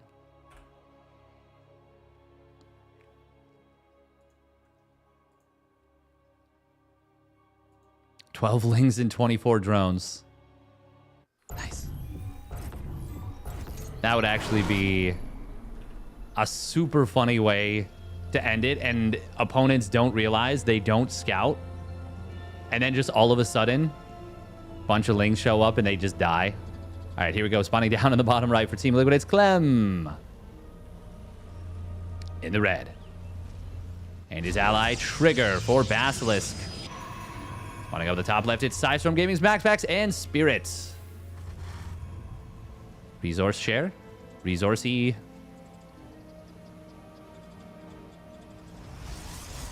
Resourcey horsey. He's played 2v2 ladder and also plays Zerg sometimes on it. He's good. Yeah, of course he's good, but I think his skill set translates much better to Terran and Protoss. Like, much better. It's neat that he takes the gas for Clem before he takes his own gas. That's nifty.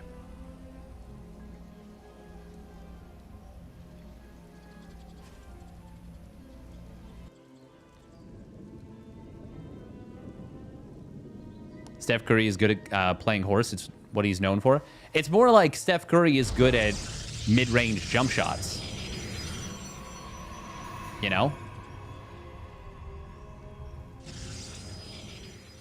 It's like, sure, but what he really is, like, the best at is shooting threes, you know? Get rid of the word mid-range, and you're right. But that's the thing, is he's good at everything.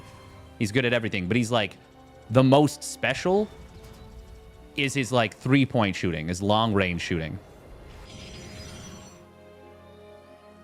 Actually, the better comparison would be, like, dunking.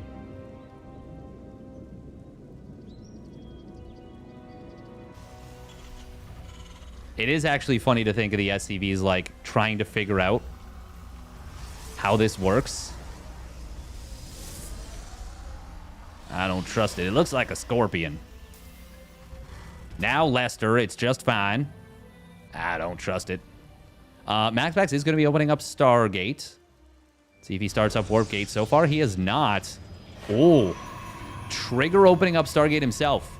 If Maxpax goes Mass Phoenix, which it looks like, yeah, this is a quick third gas. I think he wants to go Mass Phoenix. Still no Warp Gate. Oh, boy. We may finally see... Oh, man, this would be so bad for Trigger Clem if Trigger goes Oracle. I mean, unless... Oh, Maxpax is opening up with an Oracle. Wait, then where's his Warp Gate? Well, he might have forgotten Warp Gate. I mean, he could go... Oh, no, he is going to go Oracle in the second Stargate. Okay, okay. It will be Mass Phoenix for Maximus Paximus. Random SCV doing some weird... I don't know even what that is. Spirit actually going to be able to grab 2, 3. Can he get 3, 4? Oh, he's going to get this probe from earlier. Yeah, 4 probes. Oh, my God. Surely he can't get another. No, he won't. The double Adepto. What? Did he just get more probes with that? Oh, my God. Trigger's getting blasted right here. Absolutely blasted. Oh, can he get that last SCV? Oh, that's Triggers. I was like, wow, he's really just ignoring that. 7 probes go down for Trigger. Maxpax? All right. Yeah, we're resource sharing again. We're doing it. It's time.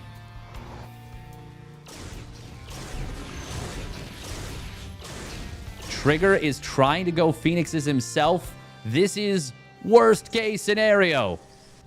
Worst case Ontario. Oracle for Trigger dies. Maxpax gets his out.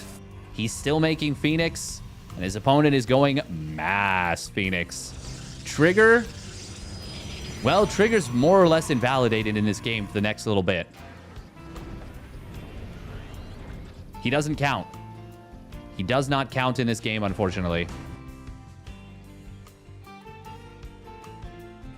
Trigger again with the Amogus colors. Yeah, he's being Suska. Now, how many Phoenixes are there for Maximus Paximus? 5. Oh, Revelation. Maxpax very quick with that Revelation flick. Phoenix will get taken down. Cyclone lifted.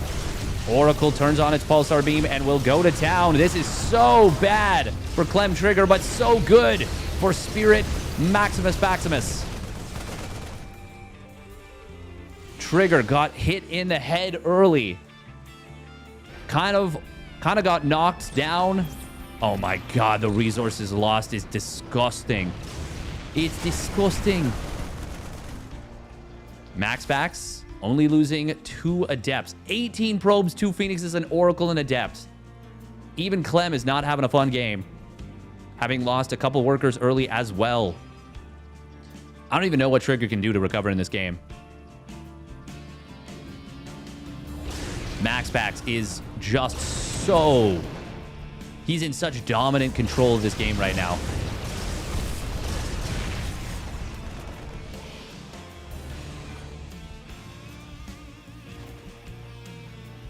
I think the only way is a Widowmine trap. The only way. You just have to pray that Maxpax isn't paying attention. They're not going to go for that. God, the Phoenixes are just so strong in this scenario. So many probes going down. Finally, that was the first Phoenix that died right there. Oh my god. Oh, he's gonna find it. Yeah, this. Oh, that's game. That's game. That's series. Surely. He gets 1 Phoenix barely. Hang on. Oh my god. All the Marines unloaded. Well, that went... Oh my god, that went... How? What? I'm actually so confused.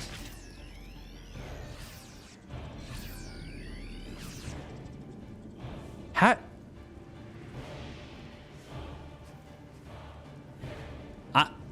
Is anyone else confused by that? I swear there was enough Phoenixes to just demolish the medevacs so quickly, but apparently not.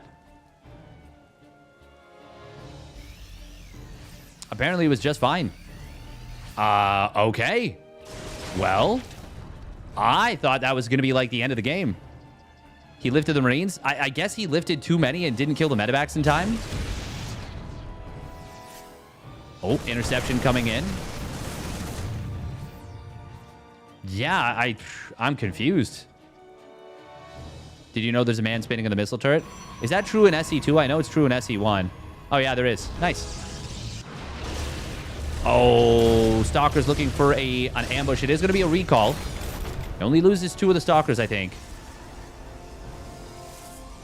Behind this, though, Maxpax is still in such a good position. Ah, yeah, that was not necessarily the move. Clem? I mean, Clem's supply is super nice right now. Spirit is starting to play the game again. And he's getting very close to his own 1-1. Maxpax just now starting up the +2 air weapons, +2 ship weapons. But he's already got 3 carriers out, 4 in a moment. Oh, Phoenixes do find this army.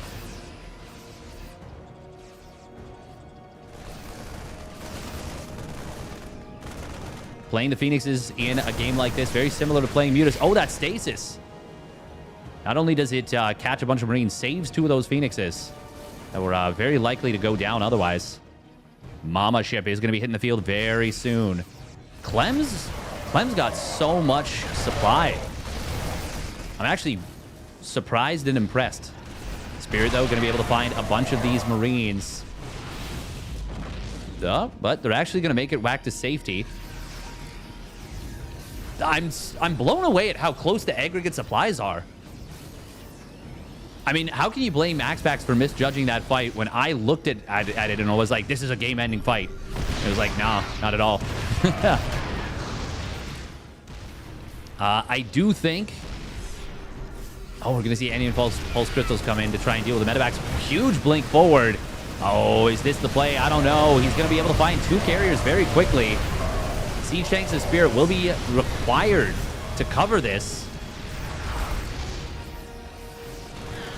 Drop on the other side of the map will get cleaned up by Trigger.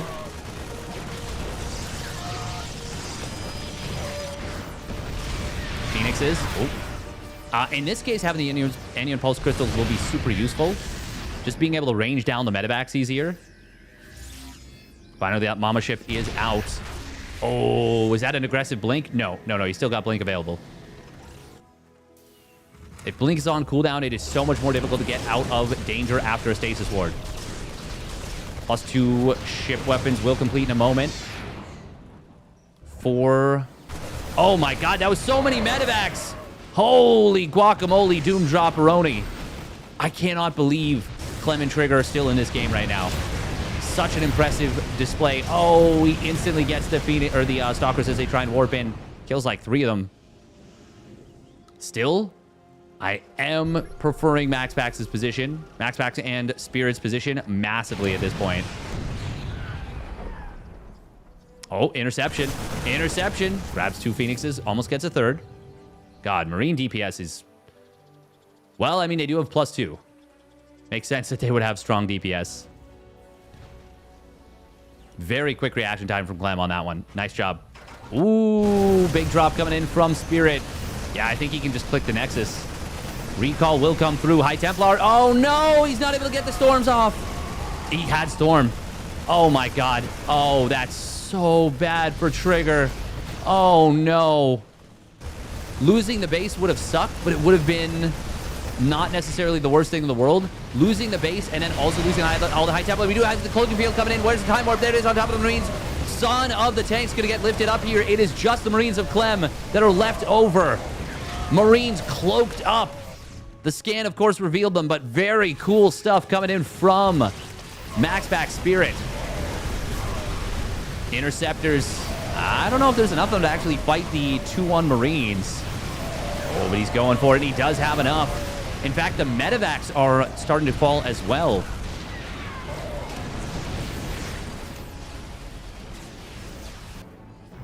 Trigger will...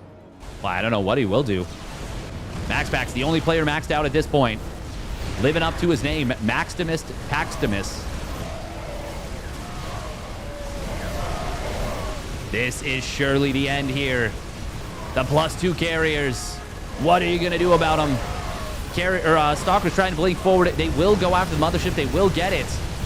Marines trying to close the distance on those carriers, but the Interceptor swarm is undeniable.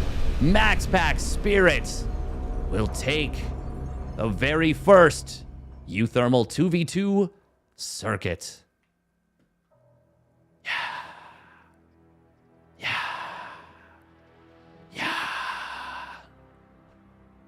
Very impressive.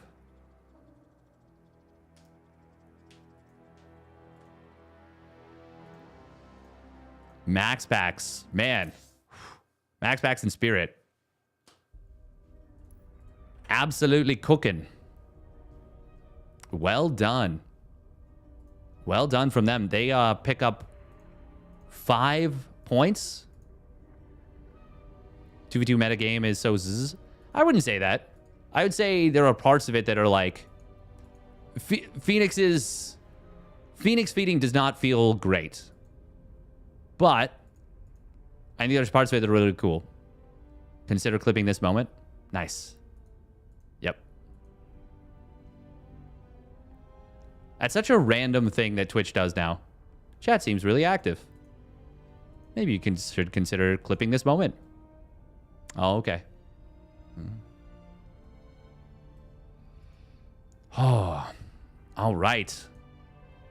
Once again, huge thank you to uThermal. Fantastic tournament. Super fun. Super entertaining.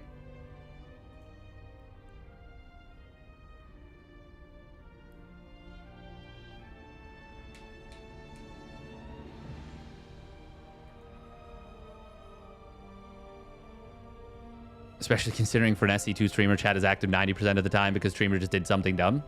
Yeah, right? Prefer the more chaotic 4v4s. That's... I mean, 4v4 is just way too much to follow. And I feel like most people's PCs... Well, maybe not most. Many people's PCs could not handle it. Many. Oh, okay. Wow. That was a banger of a tournament. 6.5 hours. 6.5 hours. Fantastic. Super entertaining stuff. Here I was saying like, oh man, I wish I could cover every series. And I covered a lot, but wow. It was a lot of game. I am going to take off. Thank you very much, Scorpion SC3 for the gifted sub, getting us to 310. Back to 310. Very cool. The funny thing is, I set the sub goal to 300, and then we hit 300, and then it automatically for the next stream was like 310. Are you transitioning to hot tub stream now?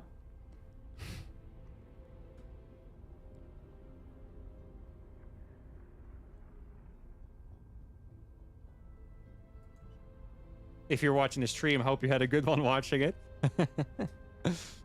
All right, that'd be it for me, homies. I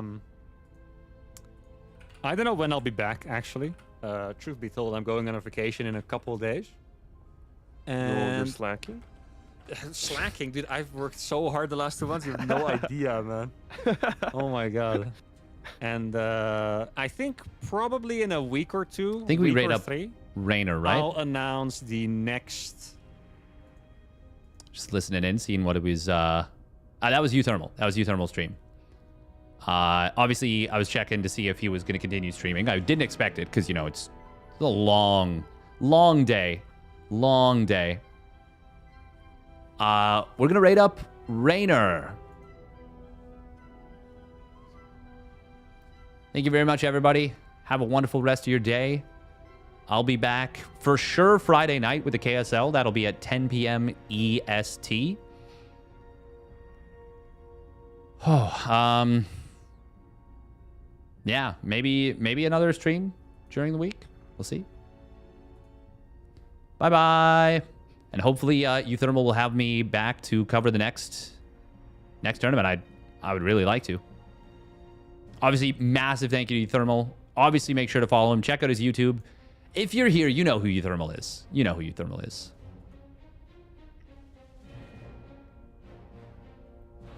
For 7 hours, so I'm not quite sure if he's gonna keep streaming. Yeah, same. Let's see if there's Who anyone is in there. streaming? I think he played. He's playing 2v2 ladder probably. Indy I don't also know if he was 550 rating. viewers. Wait, who did you say was streaming? Kukut. He played, right? Kukut? Yeah. Kukut. And he's also Yeah, he playing played it, 2v2. Yeah, let's rate him. Kukut TV. Oh, cool. We're Okay, gonna he's raid- raiding Kukut. Actually, who should we raid? Should we double up the raid? Should we send it to the 2v2 men? What do we think in chat?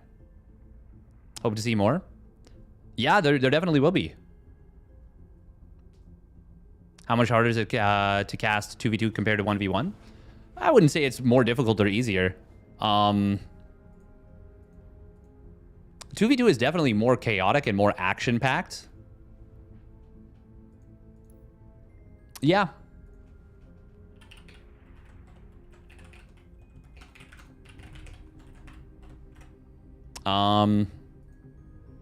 Yeah, 2v2 is just definitely more like intense and action-packed. But I don't know. Maybe it's more difficult to observe and might be more tiring. But yeah, uThermal, there's going to be one of these a month for the next, I want to say 4 months and culminating in a grand finals. I think. I believe.